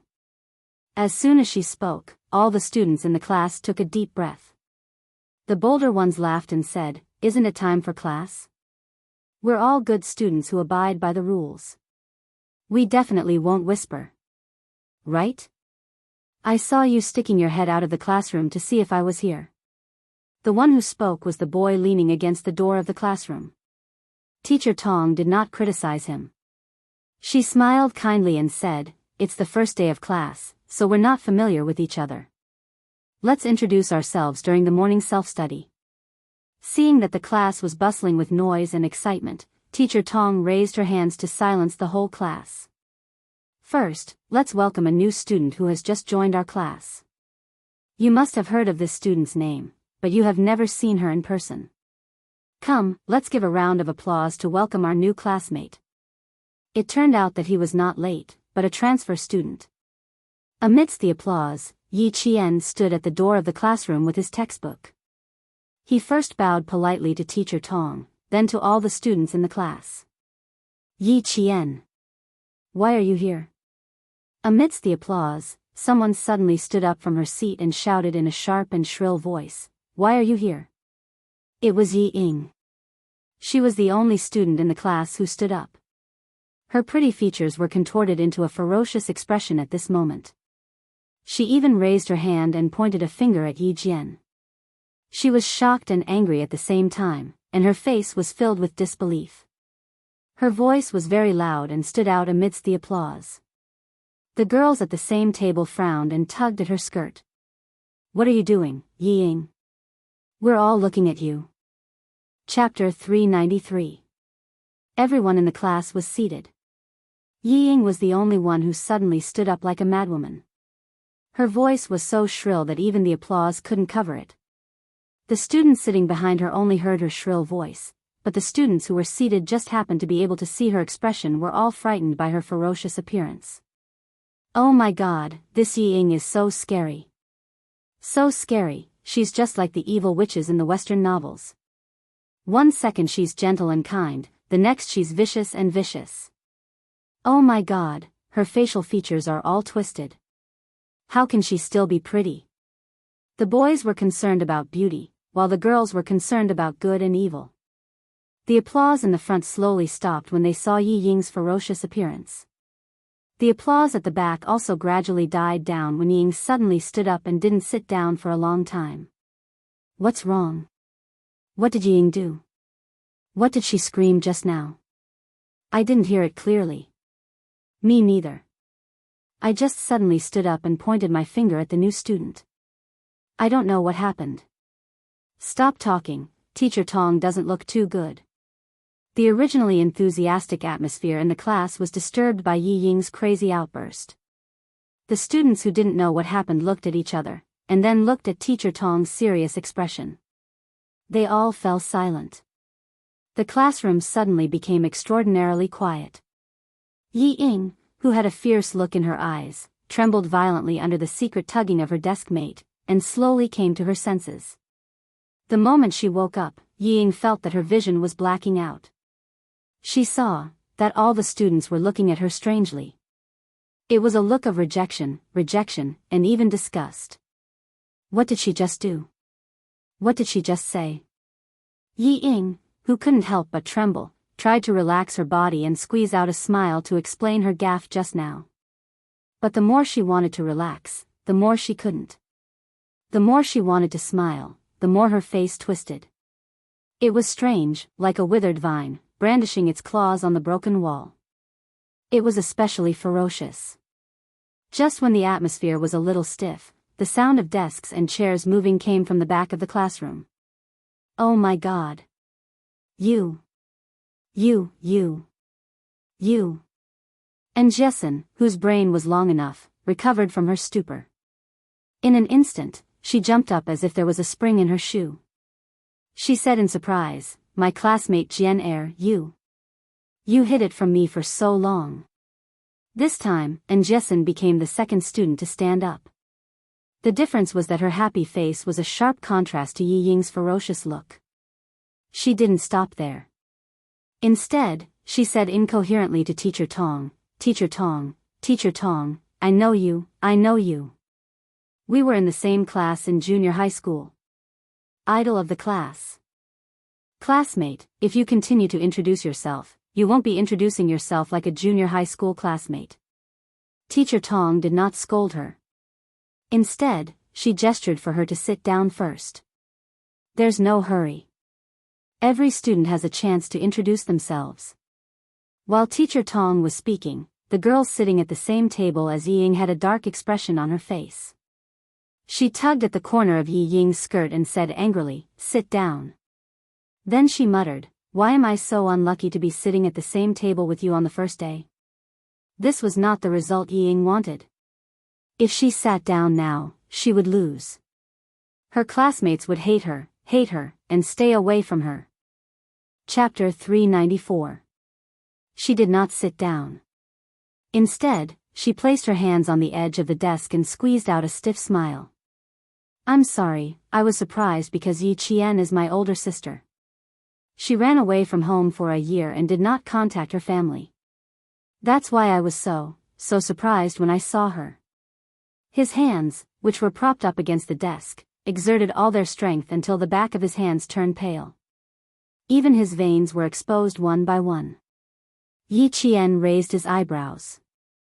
He did not say anything, but his attitude explained everything. Yi Ying was still the same. However, her ability to speak with hidden meanings had improved. She said that she ran away from home and did not contact her family. Wasn't that saying that she was a problem girl? How could a problem girl who ran away from home for a year be a good student? Of course not. Listen, how treacherous. More importantly, she not only tricked her, but also explained why she lost her composure. That's why she said that her ability to speak with hidden meanings had improved. However, Yi Ying might be able to hide it from her classmates, but it was impossible to hide it from Teacher Tong, who was a teacher at her age. At this moment, Teacher Tong vaguely understood why Principal Chow had placed Yi Qian in Class 6 and not Class 1.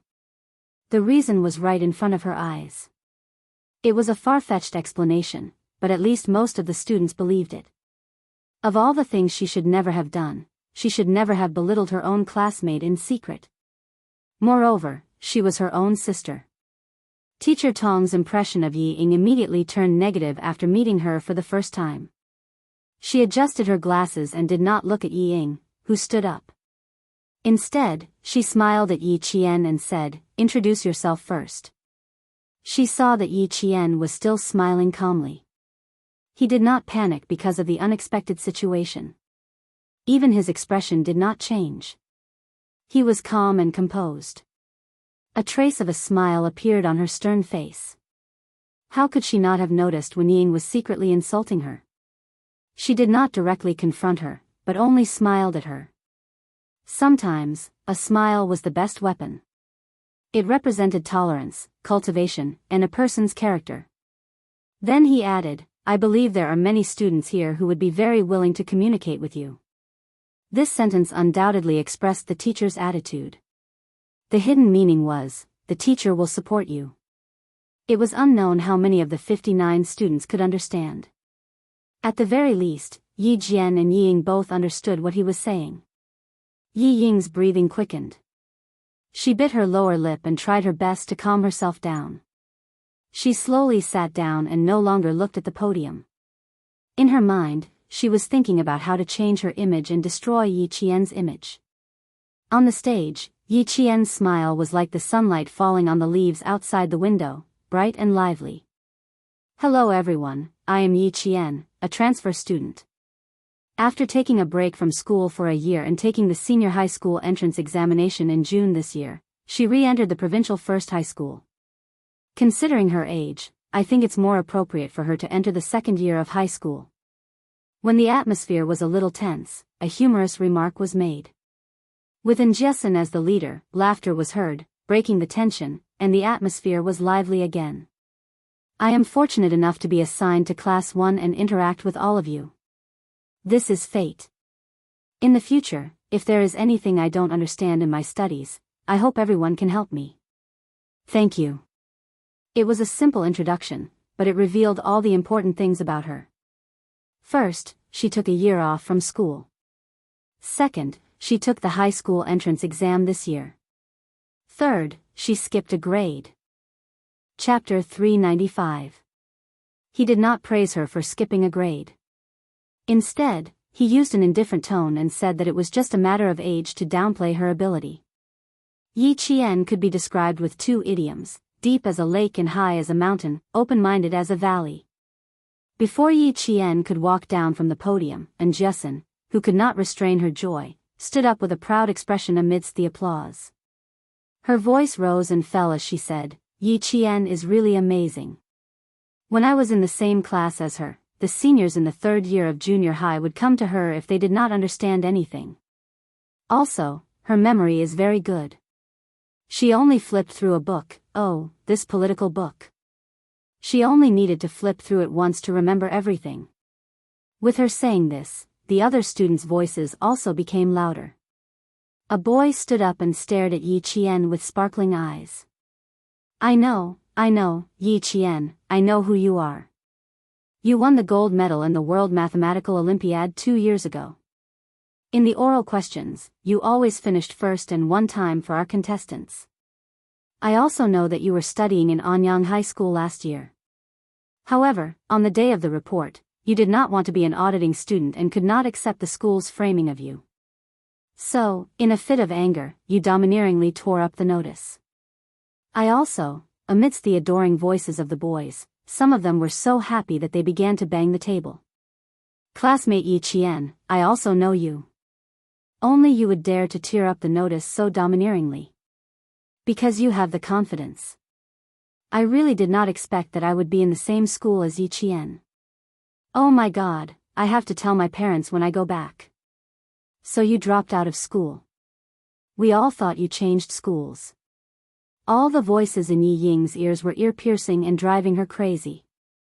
Under the desk, her hands tightly grasped the corners of her skirt, and the corners of her eyes were bloodshot. Yi Qian, Yi Qian. Damn thing. She was my nemesis. She was born to be my nemesis. Why did she come back? Why did she come back? What shameful things did she do again? What underhanded methods did she use to get into number 1 middle school? She should not be in number 1 middle school. She should not be standing in the classroom. What right did she have to be praised by her classmates and teachers? Why? Why? The students' praises for Yi Jian were like a growth stimulant, causing the jealousy in Yi Ying's heart to grow like crazy weeds. Bit by bit, it eroded her rationality, making it harder and harder for her to calm down. The atmosphere of the entire class was stirred up. It was only when Teacher Tong stepped forward that the atmosphere gradually calmed down. She cleared her throat and smiled. You guys can learn more from Yi Jian. If your grades are good and you can be admitted to university after a year of suspension, I won't stop you from taking a break. Teacher Tong's voice was like the last straw, crushing Yi Ying's remaining calmness. Let her go to school with a bang. Amidst the silence, Yi Ying stood up slowly. She glared at Yi Qian, who was standing on the podium and receiving all the students' praises. The classroom became even quieter after she stood up. It was so quiet that you could hear a pin drop. The students' gazes were all on her. No one understood why she stood up again. Chapter 396. Yi Qian, you scored very high in the provincial first high school. How did you get in after taking a year off? All of us worked hard to get in. As for you, even if your results were good, how did you get in without any grades in biology, geography, or sports? Yi Ying asked slowly. Her voice was delicate, and she even had a smile on her face. I'm sorry, I don't mean anything by it.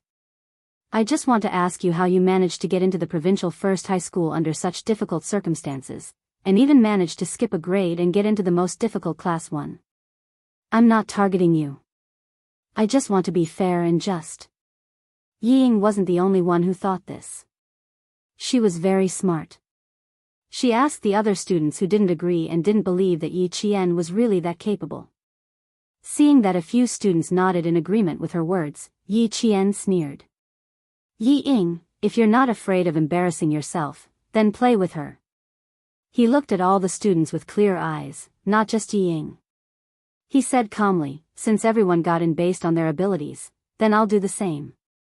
Just as Yi Ying said, I didn't score in biology, geography, or sports. But to me, even if I didn't score in these 3 subjects, it wouldn't affect my entrance exam. It wouldn't be a stumbling block for me to get into the provincial first high school. Before he could continue, a student stood up and said, I believe in Yi Qian.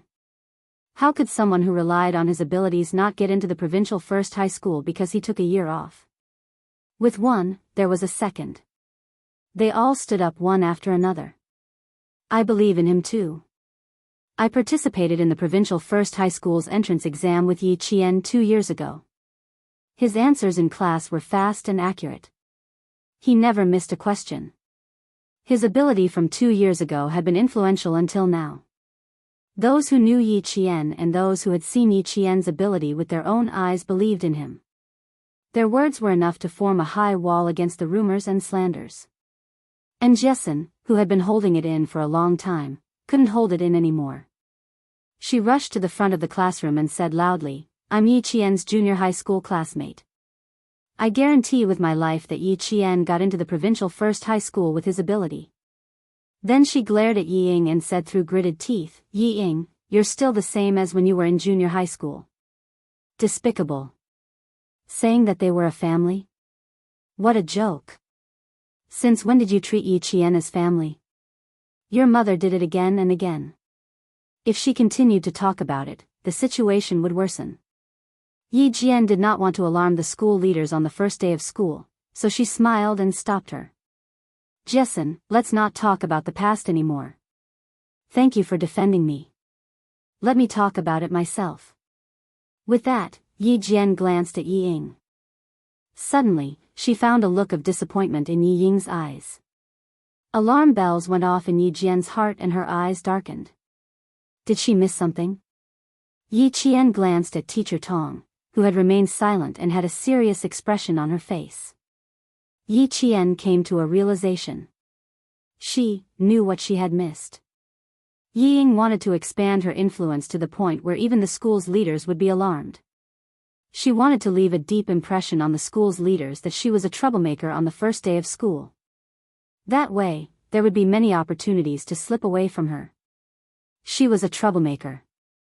Chapter 397. No, she even included Enchanting in her calculations. As one of the instigators of the conflict, Enchanting, a student whose grades were not as good as Yi Ying's, would also be implicated in this matter and leave the school leaders with a bad impression of her as someone who wanted to stir up trouble. Sure enough, she had improved.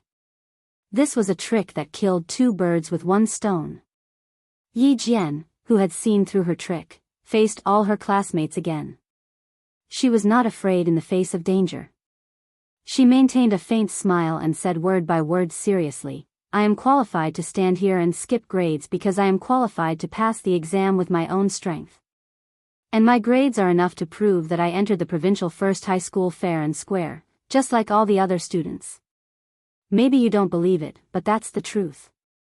I didn't get any extra marks, but I still got into the provincial first high school. This is my ability. Her voice was very calm, but it had a majestic aura. Every word seemed to weigh 1,000 pounds, making the hearts of the students tremble slightly. The confident Yi Qian was like an unclimbable mountain, standing tall and lofty. Yi Ying almost laughed out loud when she heard this. You can't even check your grades. How can you be fair and square? That's strange. Yi Ying, didn't you say that you lost your composure because you haven't seen me for more than a year? Why are you now mentioning that you can't even check my grades? Have you checked them? Yi Qian looked at Yi Ying, whose face was beginning to stiffen, with confusion. He asked her in a casual tone, there's something I don't quite understand. Only I know my student ID. Only the teachers can check a student's grades. Yi Ying, may I ask, how do you know that you can't check my grades? You know to check my grades, but you don't know if I'm home. Don't you think your words are contradictory? Yi Ying was not the only one who had improved. In the year that he had not seen her, Yi Qian knew better how to retaliate against Yi Ying. He had seen through her tricks, so he just had to deal with it calmly. The students' gazes were all dark and unclear. They were all second-year high school students and were only a year or two away from adulthood. They more or less knew what they should know. At this moment, even the most insensitive of students could see that something was wrong with Yi Ying. He was obviously making fun of Yi Qian. I'm just worried about whether you're back or not, so I wanted to check your results.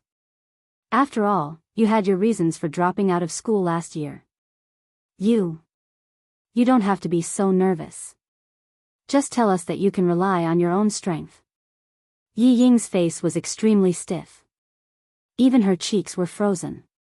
Her gaze flickered unnaturally as she avoided the main point and said, I also believe in my sister's ability, but you have to stand out and explain. Let the other students know that you entered the school fairly and justly.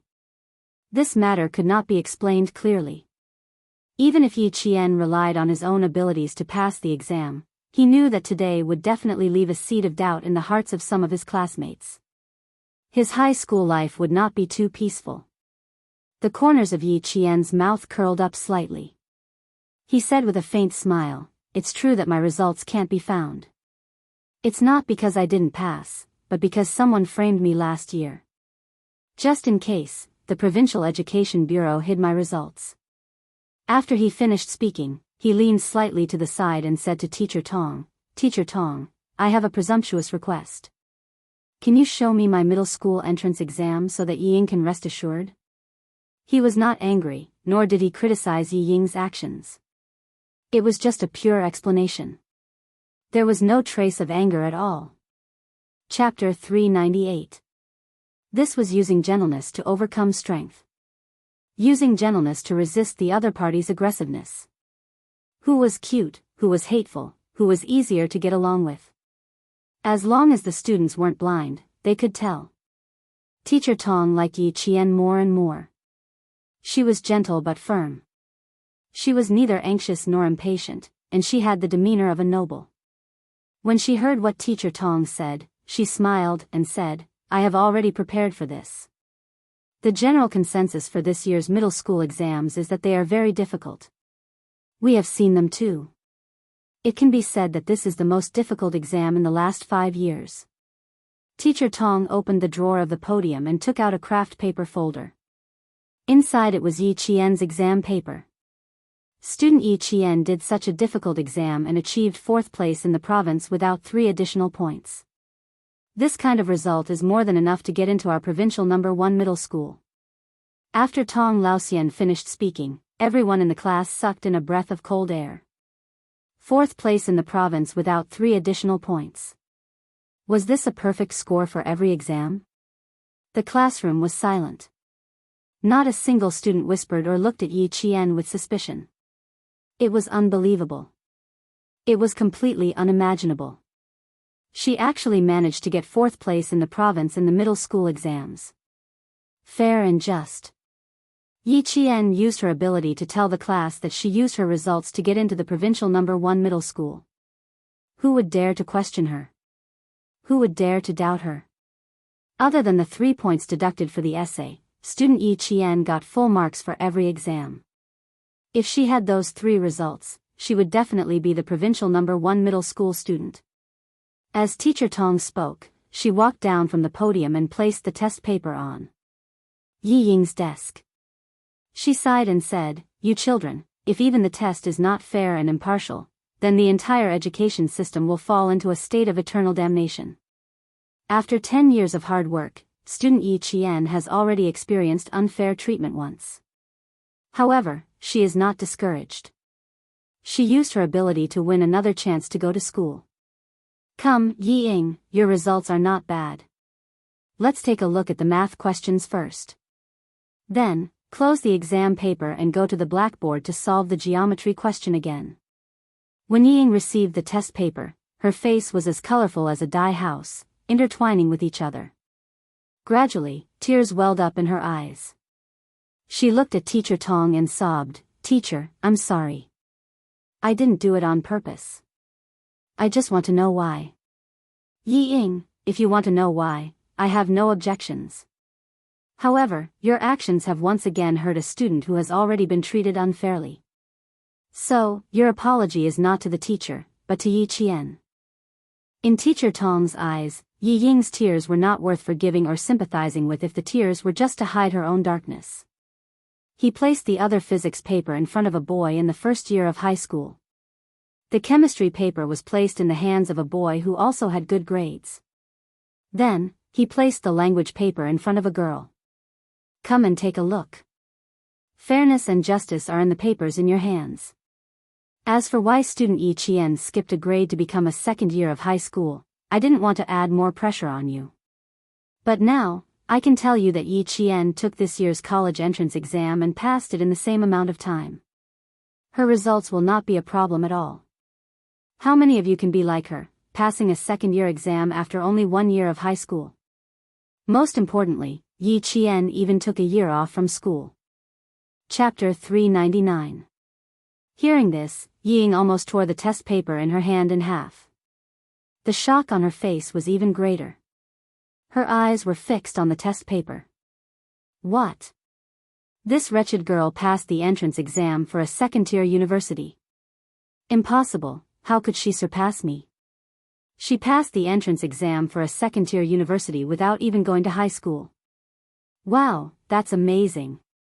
The question sheets are so clean, and so are the rest of the questions. No wonder she participated in the World Mathematical Olympiad. The geometry questions at the back are indeed a bit difficult. If you want me to solve them now, I'll have to give it a try. The girl who sat next to Yi Ying had good grades in science. After seeing Yi Qian's test paper, she couldn't help but exclaim in admiration. She was only impressed by Yi Qian's test paper. She didn't notice that Yi Ying's face was already covered with dark clouds, as if a storm was coming at any time. Yi Qian had already returned to her temporary seat. She was very tall, so she was very eye-catching sitting in the front. In the following self-introductions, the students who walked up to the podium would first take a second look at her before they started. When it was Yi Ying's turn to introduce herself, a boy joked, "We all know you, and we all remember you." Unintentional words were even more hurtful, especially to someone like Yi Ying, who always wanted to show off her superiority. The boy's teasing was like a dagger fiercely stabbing into her heart. It made her the laughingstock of the class. When she came down, she glanced at Yi Qian from the corner of her eyes. She wanted to warn Yi Qian to show that she wasn't afraid. Who knew that Yi Qian didn't even look at her? Instead, he was talking to a girl behind him, with a faint smile on his face. Yi Ying's eyes stung, and she looked away angrily. After sitting down, she was like a proud peacock, using beautiful feathers to disguise herself and hide her insidious heart. The half-an-hour morning self-study session didn't let the 60 students in the class finish their self-introductions. After class, Teacher Tong seemed to have forgotten to let Yi Ying do the questions on the blackboard. When the bell rang, she only said, "The next 2 classes are math exams. Students, you have 10 minutes to prepare yourselves." How was he mentally prepared? It was like a bolt from the blue. Amidst the wailing, Jessen rushed to Yi Qian as if nothing had happened. She clung onto Yi Qian like a koala. "My Jane Eyre, you've kept me in the dark for so long." And Jessen, who had spent the whole summer watching period dramas, still hadn't gotten over it. Every time she opened her mouth, she would speak in a strange tone. "Why didn't you tell me that day? Ah. Tell me, why didn't you tell me?" Yi Qian almost fainted from her strangling. "Because I want to go to high school safely. I don't want anything like last year to happen again, understand?" "You're right. I'm happy now, so I forgive you this time." Being in the same school and class as her good friend again made Jessen even happier than if she had won a ranking. The smile on Jessen's face was so wide that her eyes were about to become slits. There were only 10 minutes before class ended, but all the students who came to talk to Yi Qian found that she could accurately say their names after they introduced themselves once. By the time the math and language exams were over, she had already memorized the names of all the students in the class in just one morning. IQ and memory really have to be compared to know who's better. I'm impressed. With her IQ and memory, she could choose from any of the top universities in the country. She's amazing. She can't be compared to her at all. For both exams, she only used one class to hand in the papers. Pressure, pressure. Chapter 400. Seeing that even the top student in the cohort felt pressured, the other boys in the cafeteria laughed and said, "Bro, I'm afraid the top student in the cohort won't be guaranteed. That's normal. Yi Qian will crush us in terms of IQ, memory, and learning range. The top student in the cohort will become the uncrowned king." The top student in the cohort wasn't tall, only about 1.7 meters. He had a few pimples on his face and was a gentle and easygoing guy. He didn't feel pressured by Yi Jian's arrival, so he smiled and said, 8 immortals crossing the sea, each showing his own abilities. We don't have to compete with Yi Jian's results, we just have to stabilize our own. Comparing grades with her will only make us feel more pressured. Also. He paused and said, "Also, I think Yi Qian is easy to get along with. We can ask her if there's anything we don't understand. I don't think she'll reject helping each other and improving each other." That's right. I also think Yi Qian is easy to get along with. That Yi Ying. Hee, I'm afraid she's not easy to get along with. She's not as pretty as Yi Qian. Fuck, go to hell. You're always staring at girls. The 5 boys joked and laughed as they walked to the cafeteria. Yi Ying, who had been walking alone behind them, heard their conversation and felt her blood boiling in her chest. The hatred in her heart deepened. Yi Ying bit her lower lip so hard that teeth marks appeared. Yi Qian, Yi Qian. That damn thing. As long as she appeared, she wouldn't have a good day. No, she had to think of a way to get rid of her. She had to think of a way. It would be best if she could make this person disappear from this world forever. Yi Ying, who had wanted to eat in the cafeteria, turned around and jogged to the snack bar. Yi Zhifan was about to get off work when he saw that the call was from the school's snack bar. He quickly sat down and picked up the phone. "Hello, Ying Ying." How come you still have time to call Dad on the first day of class? Dad, Yi Qian came to the provincial first high school. It's not that we can't check her grades, but the Provincial Education Bureau deliberately hid her grades. Dad, what should I do? Now, the whole class revolves around her. I finally managed to get into class 1, but she appeared. What? Yi Qian has arrived at the provincial first high school. But he didn't have her results at all. Even the usually calm Yi Jifan paused for a moment. His eyes darkened as he asked in a low voice, "Did she say anything else?" "What?" "She didn't say anything. She just said that she relied on her grades to get into the provincial first high school. Moreover, Dad, she was ranked 4th in the province." Yi Ying gnashed her teeth as she spoke. When she mentioned her grades, her facial features twisted again. "Dad, you can't let her stay in school. You can't. I can't lose to her. I want her to disappear from the school. I want her to disappear completely. Dad, you have to help me, you have to help me." Yi Jifan, who was in a state of shock, felt his heart skip a beat. Even the Provincial Education Bureau came out to protect Yi Jian, which meant that there really was someone behind her. "No, Ying Ying. You have to calm down. Listen to Dad. Yi Qian must have someone secretly helping her. Now, Dad has something to tell you. Since you're in the same class as her, pay attention to who is helping her. Let Dad find out more before he makes a move. Remember, Yi Qian came prepared. You can't be careless. You have to act calmly. Also, you have to maintain a good relationship with the sons and daughters of the high-ranking officials. If necessary, let them deal with Yi Qian. You can't make a move easily. Do you understand?" Chapter 401. When Yi Ying heard that she still needed to endure it, tears streamed down her face. However, she understood Yi Jifan's advice. She cried as she replied, I know. Dad, I'll pay attention to who's behind her. You can step in when the time comes. Dad will definitely step in for you. But not now." Yi Jifan's heart sank. He was very worried that his daughter would lose her composure because of Yi Qian's return. After a heavy sigh, he seemed to have an idea. He covered the microphone with his hand and lowered his voice, "Ying Ying, you must hold on to the jade pendant well. Dad can tell you that this jade pendant is very useful. Even if Yi Qian has someone behind her, she's still just an ordinary citizen with some small achievements. You will definitely not be an ordinary citizen in the future. Trust Dad. Bear with it for a while and calm the waves. Take a step back and the world will be wide open. It won't be too late to settle the score with her after we find out the truth." Yi Ying was stunned. Why did he mention the jade pendant again? It sounded like it wasn't just a little important. Could it be that there was a secret on the jade pendant? This jade pendant was Yi Qian's. "Dad, is the jade pendant really that important? I've heard you mention it countless times." Yi Ying took out the jade pendant. Because it was an expensive piece of jade, she used it as a decoration when she played with her classmates whose parents were officials in the first year of high school. Yi Jifan originally wanted to keep it a secret until his daughter went to university. After a moment of silence, he nodded, "Yes, it's very important, very important.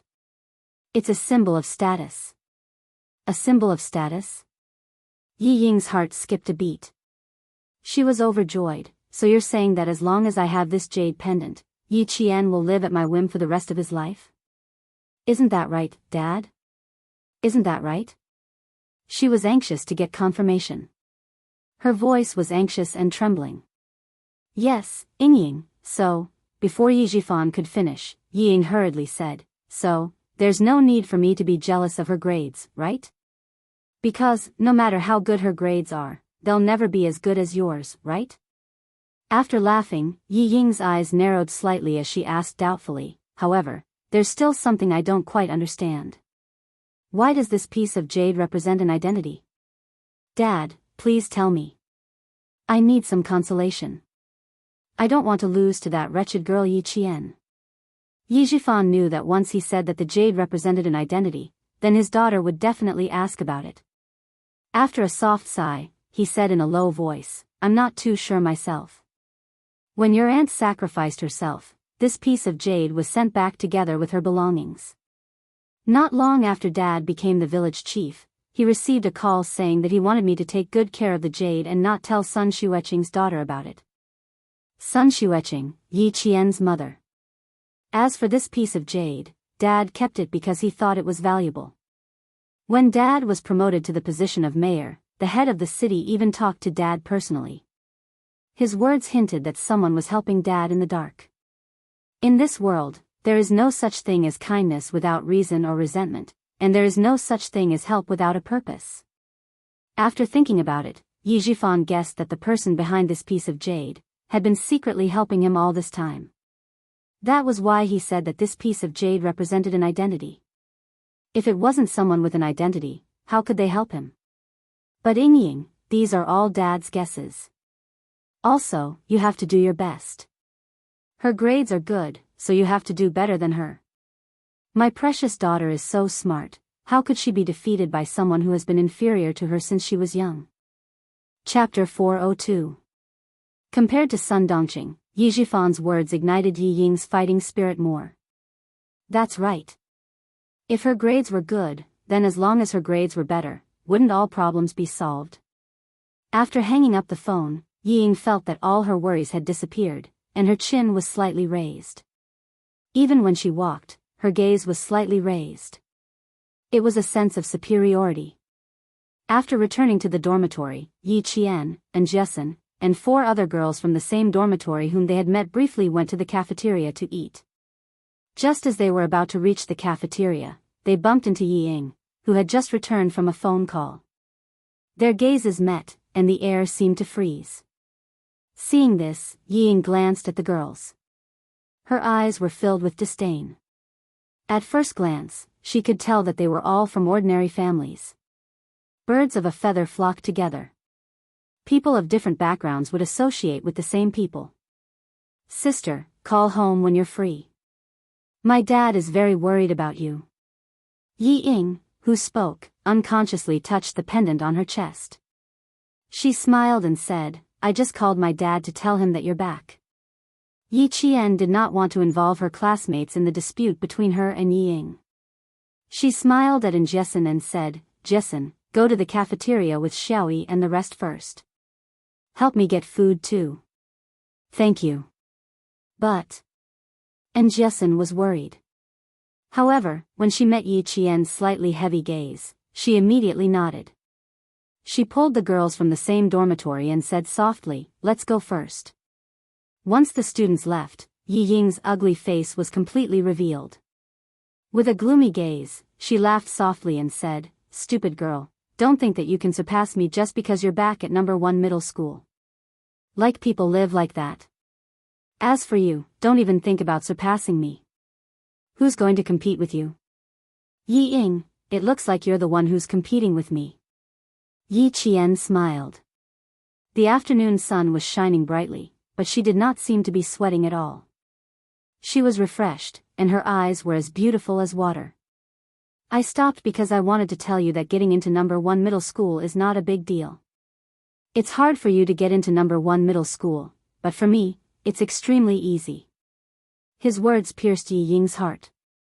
Her expression changed and she said fiercely, "So what? I'll let you be proud today, but just you wait and see. With your status, you don't deserve to be compared to me." When it came to bickering, Yi Ying had always lost every battle. After she lost, she would leave in a huff. But before she left, her gloomy eyes that clearly had other intentions, made Yi Qian frown slightly. After talking to Yi Zhifan on the phone, it seemed like he had received some advice.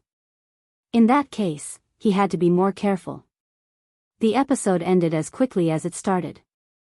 When Yi Qian went to the cafeteria, Jessen had already ordered the food. Not only was there a girl from the same dormitory sitting next to her, but there were also other students from her class. In the cafeteria, Zhang Bin from class 4 was carrying a plate and looking for Yi Qian. He wanted to come over after the math test, but he was caught by the PE teacher to move the sports equipment. Now that it was noon, he rushed to the cafeteria to look for Yi Qian. Because there was still a week of military training in the first year of high school, the cafeteria was slightly empty and not too crowded. Soon, he heard Enchanting's voice. Following the direction of the voice, he saw Yi Qian. Not only were the two of them sitting together, but there were also a few other students sitting nearby. They were chatting and laughing with Yi Qian. They seemed to have a good relationship, and a few of them were students with excellent grades in the first year of high school. It could be seen that Yi Qian got along well with his classmates on the first day of school. Chapter 403. Zhang Bin looked at Yi Qian, who was surrounded by his classmates, and then looked at Enchanting. He thought about it and decided to look for them after school. A boy patted Zhang Bin's shoulder and laughed. "Hey, Zhang Bin, you're looking at Enchanting again. If you really like her, why don't you write her a love letter? It's good to let her know. But you have to be careful. Don't let the teacher find out. Their homeroom teacher, Miss Tong, is quite nice, but she can be quite scary when she's strict." "What are you talking about?" "The transfer student from class 1, Yi Qian, is also my junior high school classmate." The voices gradually faded away. Yi Qian looked at Zhang Bin, who had walked far away, and whispered to Enchanting, "Let's go look for Zhang Bin after class." "Why should we look for him? He doesn't have time in the afternoon. He's a sports student, so he has to train every afternoon after school. Also, he doesn't live on campus.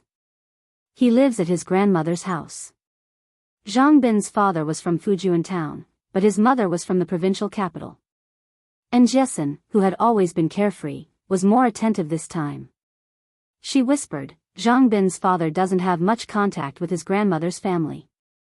I heard that his mother fell out with her family because she wanted to marry into the countryside.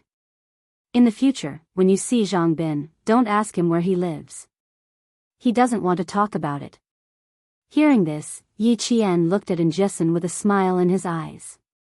He purposely dragged out his words and said, "Not bad, you know how to care about people."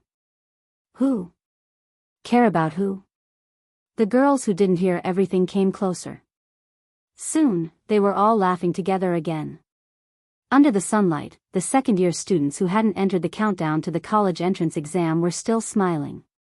Yi Ying, who had lost to Yi Qian again, was slapping the tree leaves fiercely and cursing. "Yi Ying, over here. Everyone is looking for you." A girl blocked Yi Ying's path and pulled her towards Swan Lake without any explanation. "It's an emergency. We didn't do our summer homework. Hurry up and help us." The us the girl was referring to was the classmates that Yi Zhifan had told Yi Ying to build a good relationship with. They were not from powerful families, but they were rich. When Yi Ying saw the girl, her eyes flickered. She smiled and said, "Sure, but don't blame me if I do something wrong." She came at the right time. She was just thinking about how to deal with Yi Qian. "TSK, you're the one with the best grades among us. Even if you're wrong, you're more correct than us. Let's go." The girl pushed Yi Ying's shoulders with both hands and said with a smile, "It's an emergency. We have to finish it by noon. If necessary, they could use the sons and daughters of officials to deal with Yi Qian." Yi Zhifan's ruthless voice kept ringing in Yi Ying's ears. "Great, isn't this an opportunity? Yi Qian, let's see how you'll survive in school after offending my friends." After lunch, Yi Qian went back to the dormitory to tidy up her bed. Just as Teacher Tong had said, the strong were respected by others. After lunch, the 6 people in the dormitory had a certain understanding of each other. The other 4 girls were even happier to be in the same dormitory as Yi Qian. They helped her pack her luggage and went to the convenience store to buy daily necessities like buckets. After lunch, the 6 people in the dormitory had a harmonious relationship. Teacher Tong had spent some effort in arranging the dormitory. She had arranged for a few gentle girls to be in the same dormitory as Yi Qian. In the afternoon, when the math test results came out, Yi Qian was unsurprisingly first in the class. His score was 24 points higher than Zhao Hai's. Chapter 404. This test was a demonstration of one's ability. Even if some students were suspicious of Yi Ying's words, they could only keep their mouths shut. Yi Ying stared at her score. She bit her lower lip and subconsciously looked towards the seat by the classroom door. That was Yi Qian's seat. She happened to see the students at the back table lean over to look at Yi Qian's paper. After hearing a low gasp, Yi Ying felt as if her heart had been violently slammed into. Teacher Zhu wrote the highest score on the blackboard. There are 2 students in the class who scored full marks. One is Yi Qian, and the other is Jiao Hai. Yi Qian's paper showed no signs of tampering. The time he took to hand in the paper was 34 minutes. Yi Qian is first in this test. Jiao Hai was the first male student in the grade. I won't say much about the lowest score. I know that you all have relaxed after the summer break and didn't study properly. This test is just a reminder that school is about to start, so it's time to settle down. Yi Ying looked at her math results. She bit her lower lip even harder. She had always been good at liberal arts and bad at science. If it weren't for the fact that Teacher Tong only taught the science class, she wouldn't have insisted on transferring to the science class. But now, she had widened the gap between them with just one test.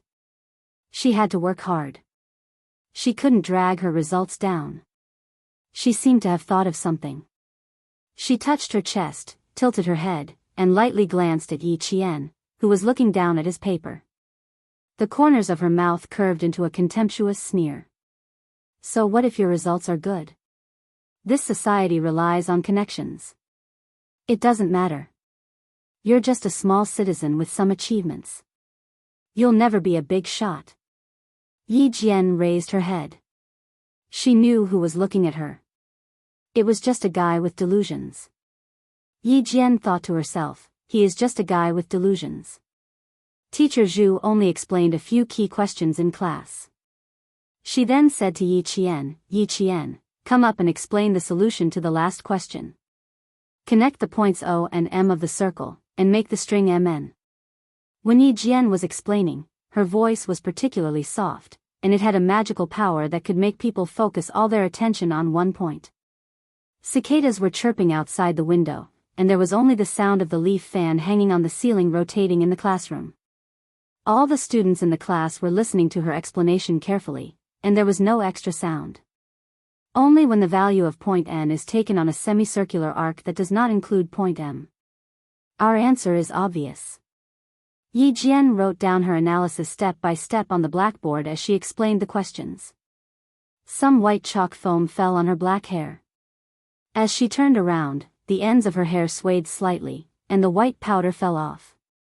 The math class passed by quietly. Yi Qian's analysis process was written on the blackboard. Some students were still copying the answers on the blackboard step by step. There were also students who took their test papers to answer Yi Qian. The students who asked the questions had forgotten that Yi Qian had taken a year off from school and skipped a grade to enter the second year of high school. It had only been a day, but they all had the feeling that they had been in the same class as her all along. It was as if they had known each other for years. Just as Teacher Tong said, Yi Qian never rejected her classmates' questions. However, she had a good grasp of her limits. She didn't know how to solve everyone's questions. She imperceptibly told her classmates her principles. She couldn't help them all the time. In the end, they still had to rely on themselves. Class 1 was a class that didn't relax even after class. They listened attentively in class and discussed enthusiastically after class. They only returned to their seats after the bell rang for language class. Chapter 405. Ms. Tong was also holding the test papers from the morning. She handed them in groups and then distributed them to the class. At the age of 52, she stood on the podium and scanned the class with a serious look. After a summer vacation, I believe that all of you have a better understanding of your results. The winner of this test is Yi Jian, who won first place in mathematics and literature. I won't criticize or praise anyone. It won't be too late to talk about it after the test at the end of the month. Yi Qian's ability in this test is obvious to all of you. I don't want to hear any bad rumors in class in the future. Do you hear me? Other than Yi Ying, the rest of the students raised their voices and replied, yes, we heard it. Okay, let's arrange the seats according to height. The taller ones can stand at the back. Ms. Tong only said a few words about the test and used the rest of the time to arrange the seats. Even though she didn't say anything, all the students understood that the difference of 1 point could be as big as the difference between heaven and earth. 1 point higher could get them admitted to a key university. 1 point lower could mean they would fail. Yi Ying lowered her head, not because of her score, but because of Ms. Tong's words.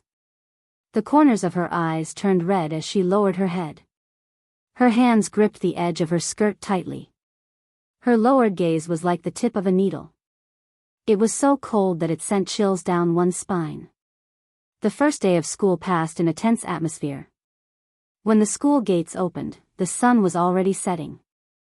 Half of the sky was covered in a gorgeous glow. The students who didn't have boarding houses left the school in groups of 3 or 5. After a while, the boys rode their bicycles and brushed past the girls, leaving behind their whistles and screams. Xia Jinyuan looked at the group of youthful high school students walking out of the school and couldn't help but smile. Not bad, little Fox is also in her second year of high school. The tall and slender man stood elegantly at the school gates with his hands in his pockets. His reserved and elegant temperament had already attracted the attention of countless students. When they saw his face clearly, several high school girls covered their mouths and deliberately walked past him with blushing faces. Yi Qian rubbed his forehead helplessly. Didn't he know to find a less crowded place to wait for him? Do I have to stand at the school gate and wait for wave after wave of students? It was too eye-catching to go over like this. Or... Yi Jian was still thinking about going over later when she saw Yi Ying, who had gone out with the other students, standing in front of Xia Jinyuan. He was surprised that Yi Ying knew him too. How could Yi Ying know him? However, she had laughed and said that she thought he looked familiar, so the girls started to tease her. Then it must be fate. He looks like he's waiting for someone. I wonder whose brother he is. Go and ask him. Then, he was shoved in front of Xia Jinyuan, which was what Yi Qian saw. The little girl was fooling around in front of him. Not only was her eyes wanton, but they were also flickering. Major Xia's expression remained unchanged as he took a step to the side, patiently waiting for his little fox to come over. If Yi Ying hadn't wanted to come over herself, she wouldn't have pushed it over so easily. But when the somewhat familiar man in front of him acted as if he didn't see him, he was embarrassed and angry at the same time. Chapter 406. Yi Ying didn't want to be ignored, so she took the initiative to speak up. Soon, something even more embarrassing happened. The man who was standing by her side just walked away. Xia Jinyuan didn't look at the girl standing in front of him, not even glancing at her from the corner of his eye. All his attention was focused on the school, so he didn't recognize Yi Ying, who had shoulder-length hair and a small bow on her temples. He never liked girls who took the initiative. When he heard their self-righteous whispers, a trace of disgust flashed across his eyes. Out of gentlemanly behavior, he just walked a little further away to wait.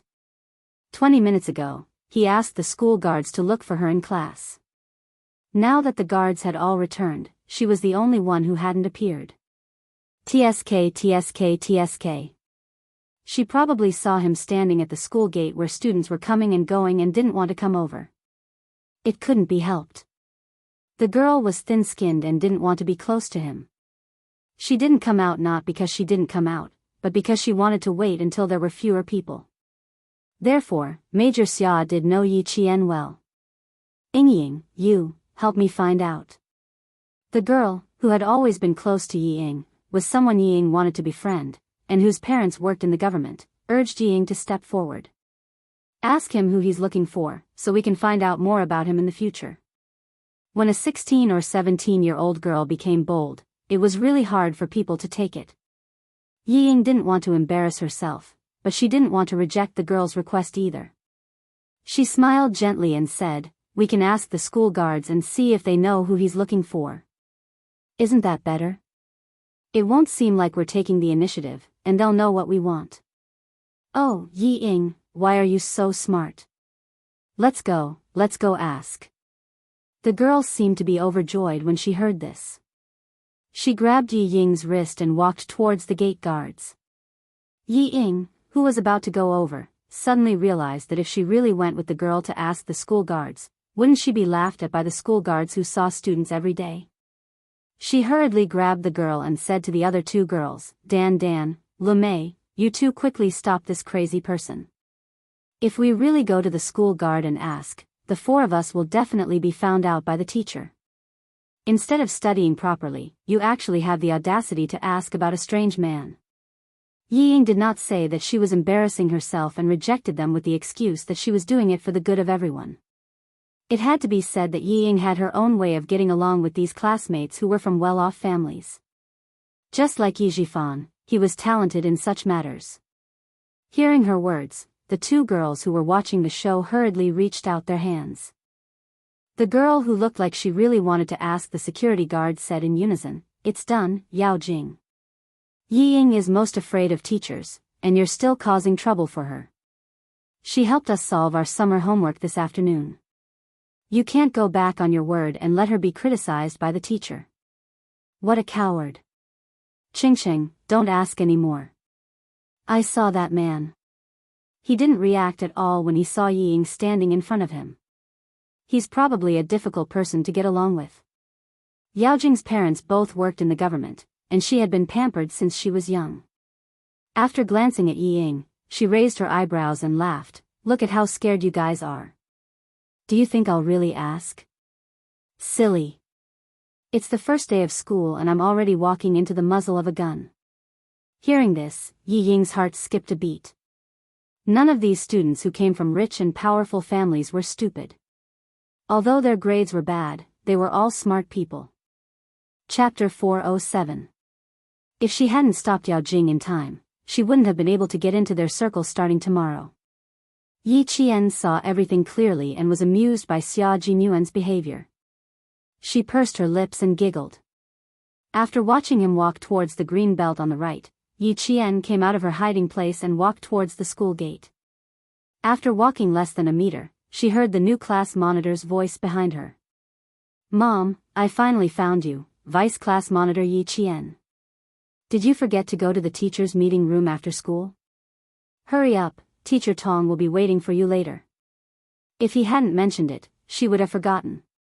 When the school guard told her that her brother was waiting for her at the school gate, her mind went blank. She was afraid that Major Xia would say something else, so she threw the textbook in her hand and rushed towards the school gate without even taking her bag. She didn't even remember about the meeting. "Teacher Tong isn't here yet, right?" "I'm sorry, class monitor, I have something urgent to attend to." "I didn't mean to forget," Yi Qian explained. She felt bad for troubling someone to look for her. Class monitor Lu Xian couldn't help but laugh when he saw her nervous and apologetic look. Boys had loud voices and were going through puberty, so his laughter sounded weird. "Why are you so nervous?" "I just thought that since today is the first day of the meeting with the teacher, we should leave a good impression on Teacher Tong. Besides, I'm the class monitor. How can I be left behind when I take the lead?" "It's okay, Teacher Tong isn't here yet. She's in the principal's meeting room." Yi Qian felt a little relieved after hearing his words. Just as Lu Xian said, she was indeed a little nervous. When dealing with male soldiers, she could be rough with them. However, when dealing with students, Yi Qian inevitably had to be stricter with herself. She had never been to high school, so she was unfamiliar with this environment. Although she acted calm in front of the whole class, she was just trying her luck. However, Xia Jinyuan was still waiting for her outside. Since Teacher Tong hadn't come yet, she had to run out and inform him first. It wasn't that she didn't want to come, but something had happened in class. Yi Qian then said to LV Xian, "Class rep, my brother." After he finished speaking unnaturally, he swallowed his saliva and said vaguely, "He's waiting for me outside. Give me 3 minutes, I'll tell him to go back first." "Sure, I'll wait for you. Go quickly." Lu Xian agreed readily, and really stood there waiting for Yi Qian to come over. Yi Qian was running all the way to the campus. He was running towards the green belt that she had seen him running towards. Where was he? He ran over but didn't see anyone. Yi Qian didn't have much time to look around, but he didn't see anyone he was familiar with. Did he leave? Why did she come out after she left? Looking for me? A cheerful voice came from behind her. Xia Jinyuan walked over leisurely with a bottle of mineral water in his hand and teased, 25 minutes. Did you just come over for dinner? In fact, he had already seen her running out in a hurry, but he didn't say anything because he wanted to see her look when she was looking for him. Yi Qian heard the voice behind her, so she turned around and said, Captain Xia, I have a class meeting. The class monitor is here. I'm sorry. I have to go back now. I was afraid that you would be waiting outside, so I ran out to look for you. As she spoke, she couldn't help but look around, as if she was afraid that her classmates would notice her. However, this caused Xia Jinyuan to laugh in a low voice. Chapter 408. Xia Jinyuan laughed involuntarily as he looked at the slender figure who was even more hurried than him. The corners of his mouth curled up slightly as he pondered whether he should come over at night or wait for her to finish her class. If he waited for her to finish her class. It was only 5:30 p.m., and it would take a few hours to reach 9 p.m. Why did he feel like a wife-gazing rock? The slender figure quickly met up with a boy. Then, the two of them hurriedly walked side by side into the school grounds. Xia Jinyuan, who had been watching the whole time, narrowed his eyes dangerously. They were getting a little too close. Should he mention it at night? The boy was immature, but the little fox he had his eyes on was immature as well. They were both still young and inexperienced. If they accidentally fell in love, he wouldn't even have a chance to cry. He didn't even dare to taste the little girl he had raised for more than 2 years. If another boy not only tasted her freshness, but also plucked the forbidden fruit that was not yet ripe, he would vomit blood. Thinking back to his high school life, the young masters in the capital all matured early. There were a few who had some money at home, and as soon as the fertility function was put to use, they would immediately find a clean and pretty lady and play with her happily. The boys nowadays were much more daring than before. They weren't even fully grown yet they already had the bad habit of getting physical. No, he had to remind the little fox to set her sights higher. She couldn't be blinded by a little boy who was still wet behind the ears. In the school grounds, Lu Xian saw a camphor leaf fall into Yi Qian's shoulder-length black hair. He raised his hand to remove it, but Yi Qian moved sideways faster than he could raise his hand. He dodged to the side and laughed. There's a leaf in my hair? Camphor leaves. Our school has a lot of camphor leaves, and leaves often fall into the hair of girls. Lu Xian, who was able to become the class monitor despite not having the best grades, immediately thought of something and explained, us boys often help girls remove leaves from their hair because of this. You don't mind. Yi Qian smiled and said naturally, I thought it was a bug and got a fright. This was how she interacted with her students. She couldn't directly say that she didn't like anyone to be close to her or have any intimate contact with her. There are insects too, but it's spring now. In the future. LV Xian didn't take it to heart. Everyone was getting to know each other, and he was indeed a little rash just now. Moreover, a beautiful girl like Yi Qian with good grades would more or less have her own principles. Xia Jinyuan saw this scene and his sexy thin lips curled up into a smile. His little fox was quite principled. At the very least, she was still not used to having even the slightest bit of intimate contact with other boys under normal circumstances.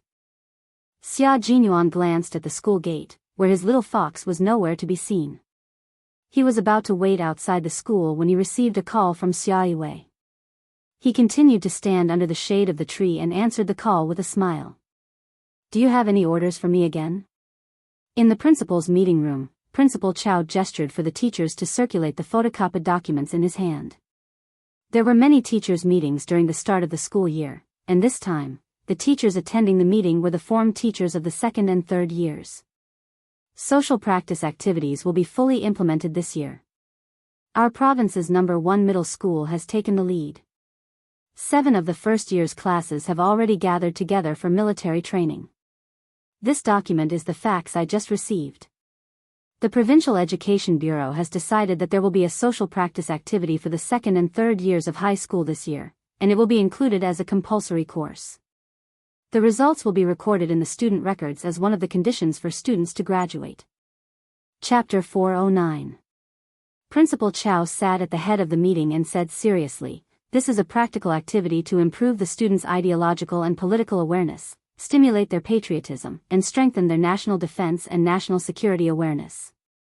Therefore, our school must follow the arrangements closely and complete all the social practice activities for the 2nd and 3rd year classes in the second half of this year. In the meantime, the school will set up a student military training leadership group. Under the leadership group, the military training team will be responsible for the implementation of the students' military training and actively cooperate with the military training team to complete the arrangements and meetings for the 2nd and 3rd year classes." All the form teachers took the documents and read them. When they saw the military training schedule, they were all relieved. Fortunately, it did not take up the class time. The holidays were fine, they would definitely support it. Also, it was fine to let the delicate students get rid of their squeamishness. Principal Chow, who ended the meeting in less than 10 minutes, did not return to his office. Instead, he rushed to the school gate. After the meeting, Ms. Tong summarized Principal Chow's words and told the class committee. Yi Qian thought that she could not go back to the village to accompany Grandpa Jen on October 1st. She did not think that she could not have fun during the holidays. She only wanted to go back to the village during the holidays. "My dad said he would take me to Mount Huangshan during the 7-day break. Now it's over." After Ms. Tong left, the lifestyle committee member, Wang Rui, complained, "Why are we so unlucky to have a 7-day break to participate in the military training this year?" "Don't complain. Didn't you hear what Teacher Tong said? This will be recorded in the students' records as one of the conditions for graduation." LV Xian did not have any objections. He said happily, "I think it's pretty good. My dad said that if I don't get into university, I will join the army after high school. That's a good idea. However, I heard that being a soldier is very tough." Another boy laughed and said, "So what? I think it's pretty good to be a soldier. LV Xian, why don't we make an appointment? If we don't get into university, we will both join the army." Wang Rui complained about not having a holiday. LV Xian casually changed the topic. When everyone heard that there was military training during the 7-day break, their depressed mood rose again. This was also the role of the class monitor. Other than the lifestyle committee, literature committee, and vice class monitor who were all girls, the rest of the class committee were all boys. When it came to joining the army after graduation, the boys were quite interested. Yi Qian saw that they were in a heated discussion. When he packed up his textbooks, he said with a smile, "If one's a soldier, the whole family will be glorious. It's worth it to join the army for the glory of your family." This was an indispensable slogan for the annual conscription. When a girl from Yi Qian said it, the boys all burst into laughter. The arts committee member, Yi Ying, snorted in disdain. Graduating from high school and becoming a soldier? Wasn't he just a poor soldier? How unambitious. You guys continue your discussion. I still have a student union meeting to attend, so I'll take my leave first.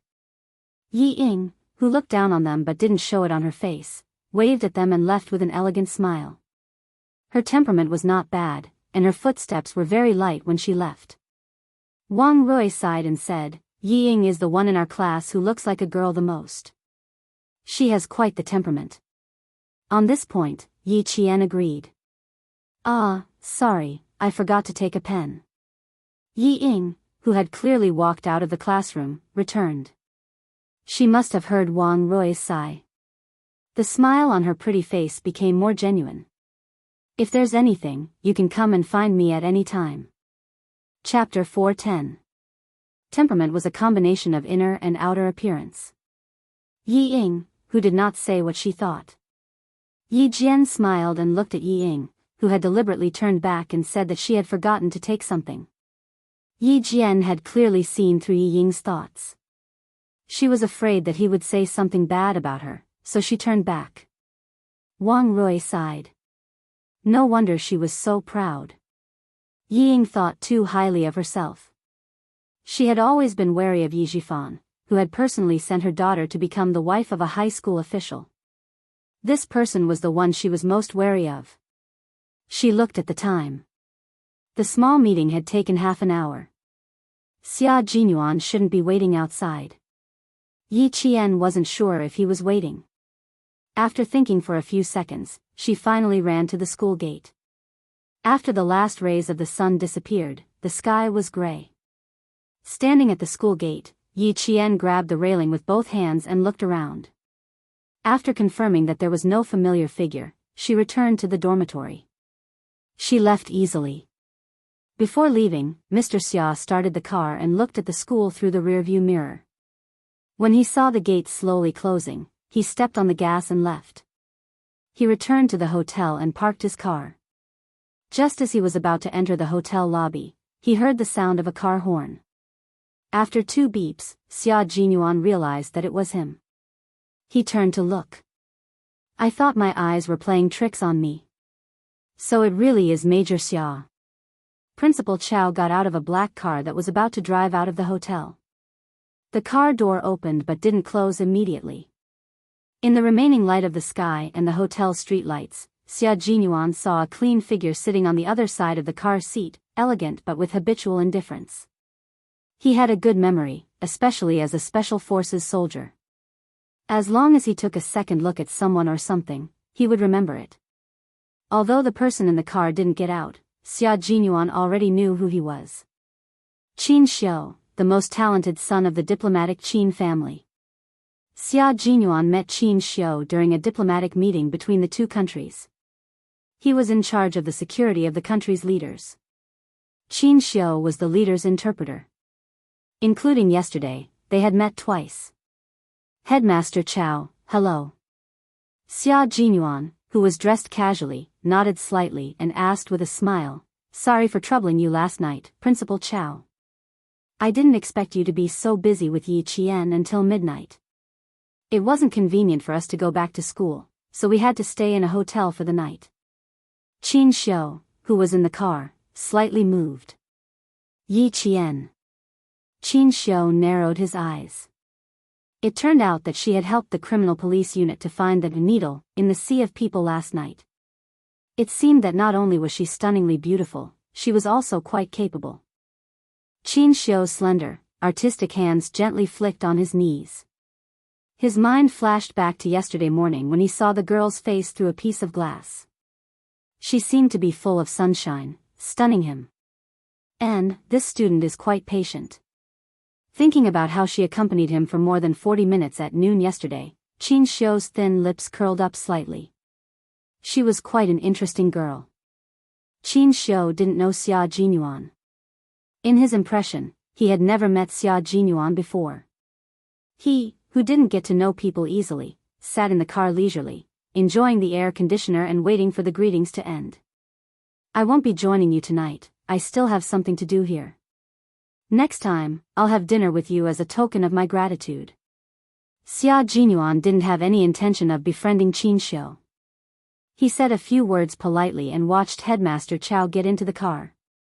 Tonight, he would look for his little fox. Other than the mission, he wouldn't talk about anything else. Chapter 411. After returning to the car, Principal Chow, who had come to pick up his nephew for dinner, sighed. Your generation in the capital is really full of talented people. If I'm not wrong, that Major Xia just now is the youngest major in family Xia. It's a pity that you two don't know each other. Otherwise, you could have chatted with him tonight. He continued, you two are staying in the same hotel, but you didn't bump into each other during the day? The youngest major in family Xia? Oh, so he's Xia Jinyuan. I stayed in my room all day. It's a pity that we didn't bump into each other. Qin Xiu, who was originally indifferent, tilted his head with a hint of interest. Although he said it was a pity, his handsome face did not show any signs of regret. He said calmly, my mother really wants to get to know him. Every time I return to the capital, she wants me to go out and set him up. Unfortunately, I'm in the civil service, and he's in the military. We even have different social circles, so how can we get to know each other? Your mother has ulterior motives. Ha ha ha, even your father didn't participate in this kind of thing. You should stay away. Principal Chow laughed and exposed his sister's intentions. We're flying to Germany the day after tomorrow. Uncle is free tonight, so I'll take you to a place farther away to try the real specialties of Southern Province. Qin Xiu smiled. I'm not very particular about food. You can arrange it. Not long after the car left, Xia Yiwei entered the hotel. Xia Yiwei walked in her high heels, and the hotel staff was about to ask her about it when Xia Yiwei gently raised her hand. She did not say a single word and expressed her intentions clearly, causing the staff to keep quiet. It was the peak hour of the hotel, but even so, Xia Yiwei still saw her cousin, who was often talked about by the noble ladies in the capital. He was only 23 years old, but his temperament was as reserved as her uncle, Commander-in-Chief Xia. His calm and reserved expression was as cold as a sword. He looked gentle and elegant, but in fact, he was also a master who would turn hostile at any moment. As deep as the sea, as tall as the mountain. Even his aura was so unfathomable, who knew what he came to the provincial capital for? Thinking of old Madame's instructions, Xia Yiwei perked up and walked towards Xia Jinyuan, who was sitting on the leather sofa in the lobby. His long legs were crossed, and he was reading the current affairs newspaper with a slight frown. You're the first in our family to be so down-to-earth. Why don't you stay in a better 5-star hotel with SAP for the holidays? Xia Yiwei, who was wearing a black slim-fit knee-length skirt, sat on the sofa opposite him and said half-jokingly, however, this place is very close to the provincial No. 1 middle school. The few days of leave she had were all spent in the southern province. She didn't even think about going back to the capital. Even the old master and the old madam had some opinions about it. Xia Jinyuan put down the newspaper in his hand and glanced at his cousin, who was always capable and experienced. He raised his slender eyebrows and said half-jokingly, I'm learning from you. Stay away from the capital to avoid being implicated. When you bring brother-in-law back to the capital, the old master and the old madam won't think about me anymore. So, you're here to keep an eye on me so that I can find a man? Xia Yiwei opened a small metal box and took out a thin female cigarette. Her voice was slightly cold as she said, mind your own business. Don't interfere with my business. When she put down the newspaper, Xia Jinyuan stretched out his long arm and took away the unlit cigarette in her hand. He then broke it in two and threw it into the ashtray. I can't have any strange smell on me. Please forgive me. I know you can't have any strange smell on you. I just took it out to smell. Xia Yiwei glanced at him lightly and said, the old madam gave me her phone number. You should at least go back to the capital and take a look. Chapter 412.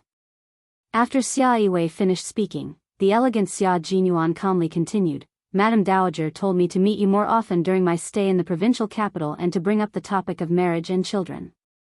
She also said that she has yet to marry a granddaughter and is full of regrets. She is counting on you to fulfill her wish. The woman's face gradually turned cold, but he continued speaking unhurriedly. Madam Dowager is the 4th leader of the Ministry of Culture since the founding of the country. Comrade Xia Yiwei, have you forgotten? The Ministry of Culture is a place to promote communication. Madam Dowager is the best at confiding in people. She is an expert in cleansing people's minds, bodies, and souls. I haven't even mentioned Madam Dowager, but you've already brought her up? She meant that both of them had been warned by Madam Dowager, but she also hinted that she was only in contact with one of them. Madam Dowager didn't mention anything about her contacting you in front of me. Xia Yiwei rubbed her forehead. If Madam Dowager wasn't so passionate about art and culture, she could have become the 5th leader of the Ministry of Foreign Affairs. Sure enough, even though she was old, as long as she was intelligent, the younger generation in the family was still no match for her. Xia Jinyuan glanced at Xia Yiwei, who had been tricked by Madam Dowager and had taken the initiative to listen to him urging her to get married. He calmly repeated what Madam Dowager had said. She's 34 years old. If she doesn't get married soon, her family Xia will have the first unmarried granddaughter. Madame Dowager said that she was too ashamed to retire in the capital and planned to return to her hometown. After listening for 5 minutes, Xia Yiwei felt like her head was about to explode. It was more tiring than working for a week. She was mentally exhausted. She waved her hand. She was so tired that she dragged her legs and stood up. I've never seen you. You've never seen me. What else? Xia Jinyuan also stood up and looked at his cousin who was trying to escape. The smile on his thin lips was somewhat unfathomable. Sister, you must have forgotten to say something. I won't mention that high school student either. Xia Yiwei raised her eyebrows and stretched out her hand. I hope we have a pleasant cooperation. Pleasant cooperation. Xia Jinyuan stretched out his hand. Both of them had secrets that they didn't want their families to find out, so cooperation was the most pleasant. Otherwise, he wouldn't have driven back to the hotel and would have waited for his little fox at the school gate. I have something to do at 9 o'clock. Miss Xia, don't call me unless it's an emergency. Xia Jinyuan put the newspaper away and said to the successful woman who had reached a consensus, now, I need to leave. I won't wait for Miss Xia. Goodbye. Burning the bridge after crossing the river was actually referring to him. After taking 2 steps, Xia Jinyuan suddenly turned around and smiled gently at the expressionless Xia Yiwei. A good man is also afraid of a strong woman. Sister, it's okay to lower yourself occasionally. There's no need to be too reserved. Just like me. Tidying up his clothes, the smile on his handsome face had a deep meaning. Sometimes, I have to make the little fox I'm raising feel guilty, and occasionally show my maturity, so that she can only think that I'm qualified to be her partner. Chasing a little fox was a protracted battle.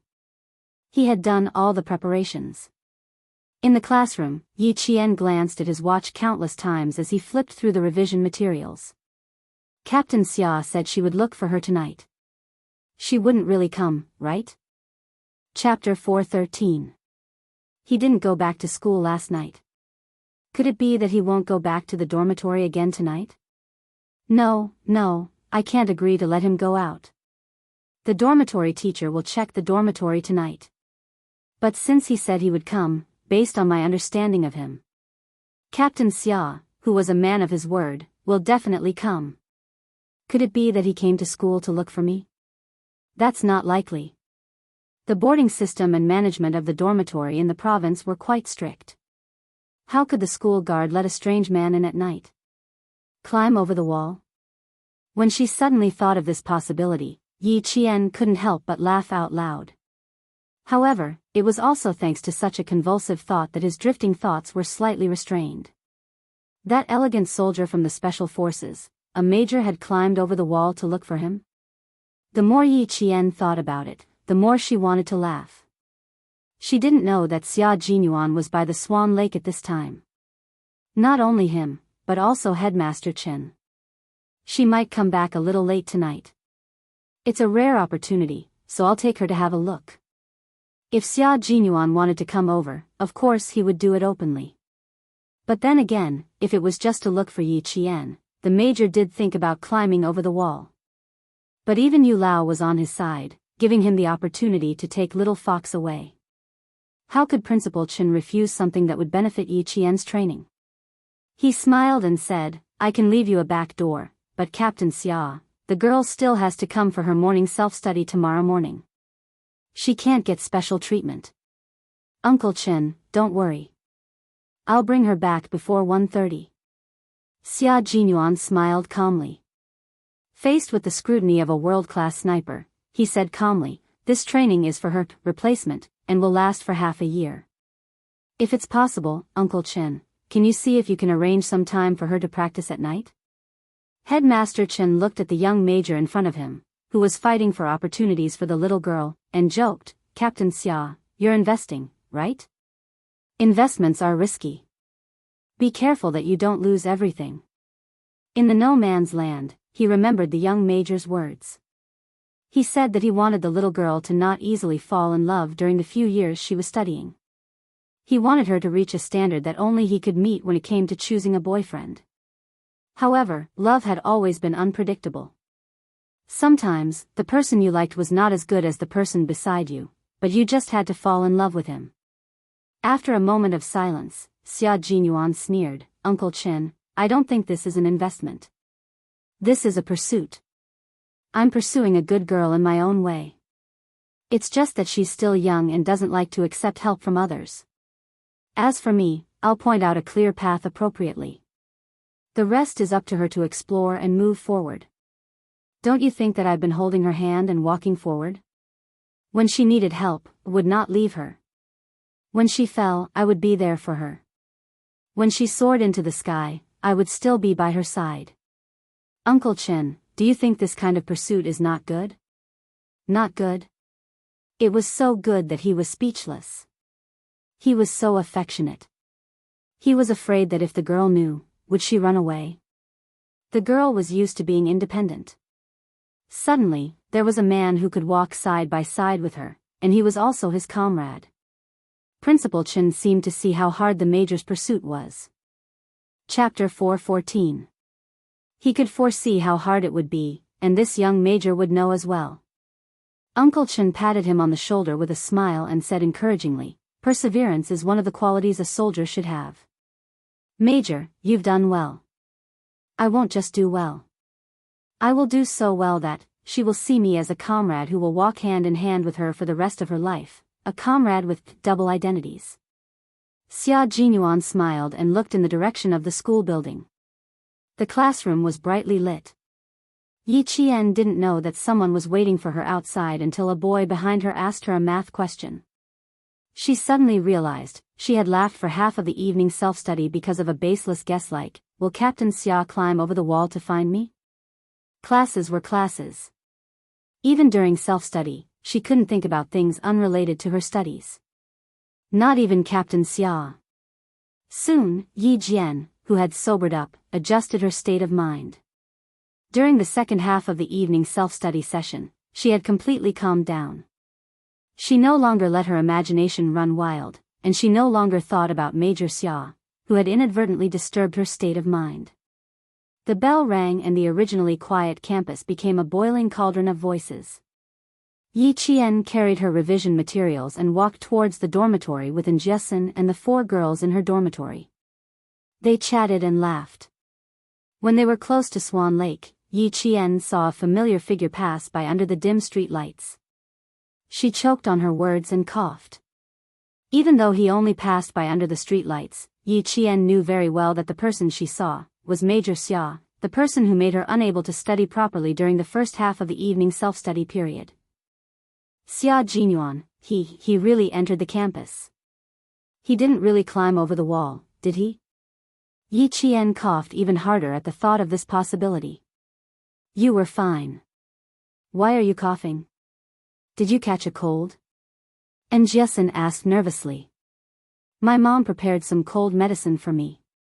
I'll take some when I get back to the dormitory." "Last night? You didn't come back last night. Did you catch a cold last night?" Yi Qian, who had finally managed to stop coughing, felt his heart pounding because of her words. Last night, she had slept with Captain Xia, in a hotel and had almost hit him. He hurriedly said, I'm fine. I didn't pay attention when I was speaking just now, so I choked. Oh right, I forgot to take the revision materials that I wanted to read tonight.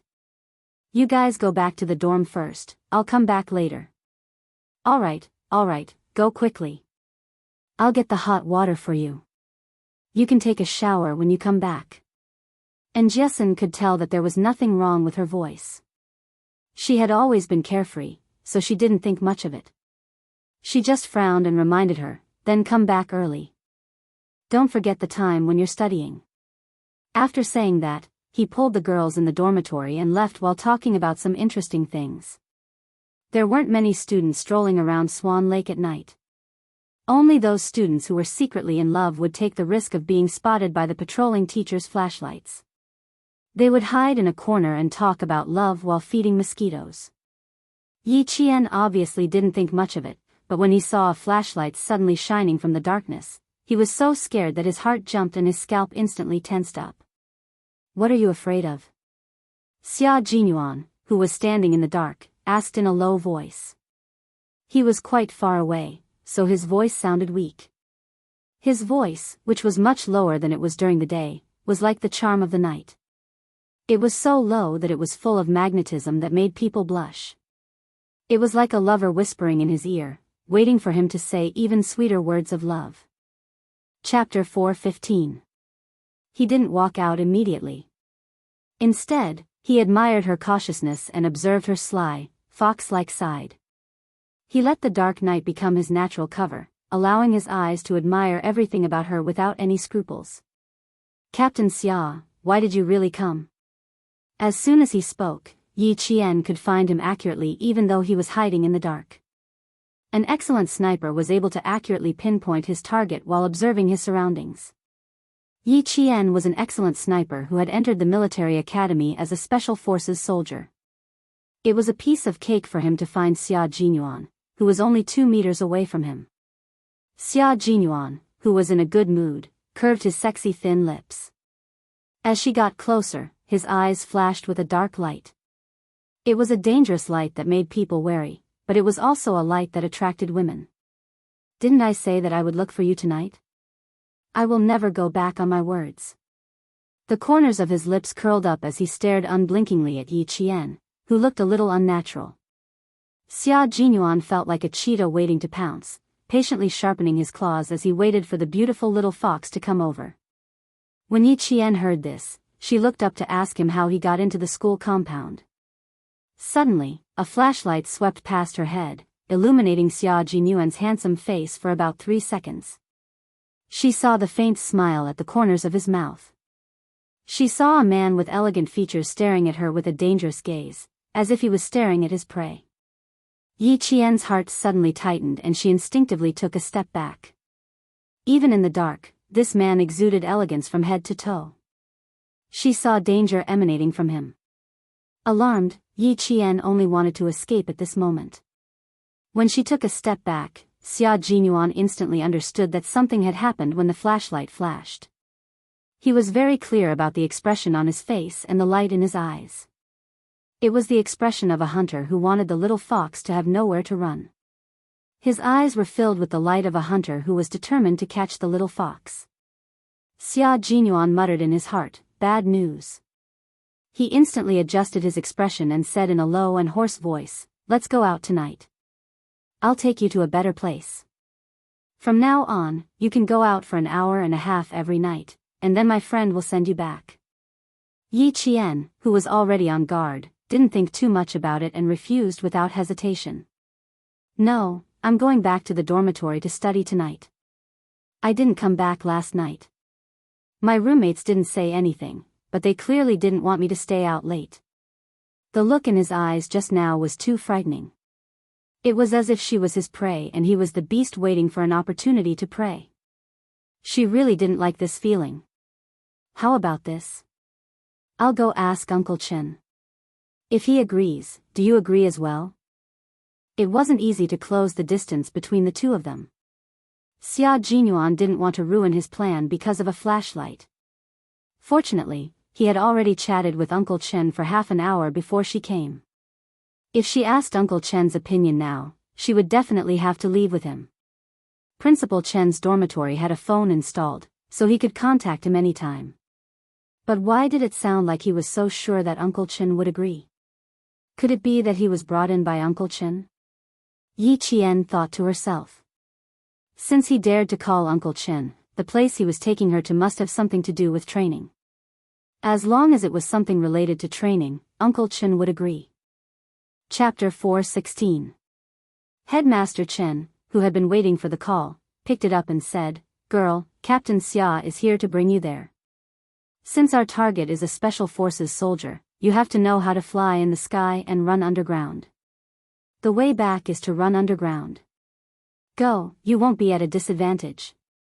He even told Yi Qian to come back later. "Girl, this is a good opportunity.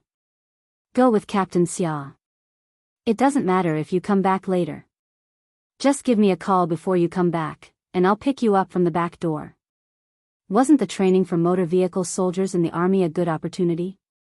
The training for motor vehicle soldiers is different from ordinary motor vehicle soldiers. This batch of motor vehicle soldiers isn't just motor vehicle soldiers. After they got into the car, Xia Jinyuan briefly mentioned the training to Yi Qian. The regiment commander of Fujian town is also there. He'll be very happy to see you. Their identity wasn't just motor vehicle soldiers. This batch of motor vehicle soldiers was sent to serve leaders who often had to go abroad or to certain places for secret missions. They were both motor vehicle soldiers and bodyguards. The types of soldiers in the army weren't only known to the general public. What kind of responsibilities these soldiers might have in the dark were not known to the public. Xia Jinyuan didn't go into detail. Based on Yi Qian's understanding of the army, he could more or less guess. It was fine as long as he knew it in his heart. There was no need to say it out loud. Of course, she was happy. The corners of her eyes were raised with a faint smile the entire time. Finally, she wasn't thinking about what happened in the past. Xia Jinyuan, who had been watching from the corner of his eye, heaved a sigh of relief. He had to be more careful next time. He mustn't think that he could do whatever he wanted in the dark. Little Fox was a fox. He couldn't let her see any clues. It was 9:25 when they left the campus. After they got into the car, Xia Jinyuan increased the speed of the car to a speed that wouldn't allow the traffic police to issue a ticket. After they got on the ring road, they sped out of control for about 30 kilometers out of the city. At 10:20, they arrived at what looked like an abandoned factory from the outside. The southern province was in the midst of development and construction, and there would always be some investment projects that failed. This industrial park was intentionally failed, and was enclosed by the government. Until now, it was still in ruins. There was no one within a radius of 40 to 50 miles.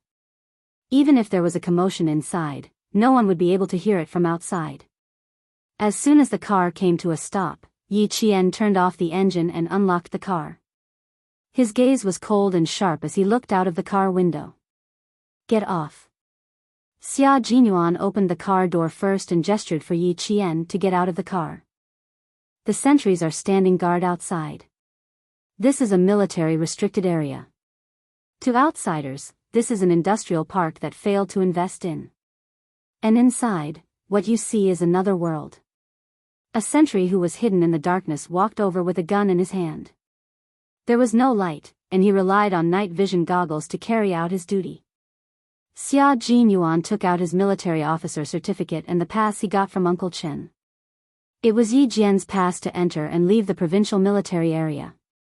He passed it to the sentry and said, "Contact Regiment Lu and tell him that Xia Jinyuan is here with Yi Jian. Please pass." It wasn't just one sentry. There were at least 5 sentry nearby, and they were all hidden sentries. The atmosphere was rather cold, and there was a sense of oppression that would make people afraid. However, Yi Qian felt very comfortable. She knew that this sense of oppression came from the hidden sentries. They were watching her and were always prepared for battle. After the sentry saluted, he immediately contacted the inside. Soon, he handed the ID in his hand to Xia Jinyuan and saluted again. "Major, please give me the car keys. Thank you for your cooperation."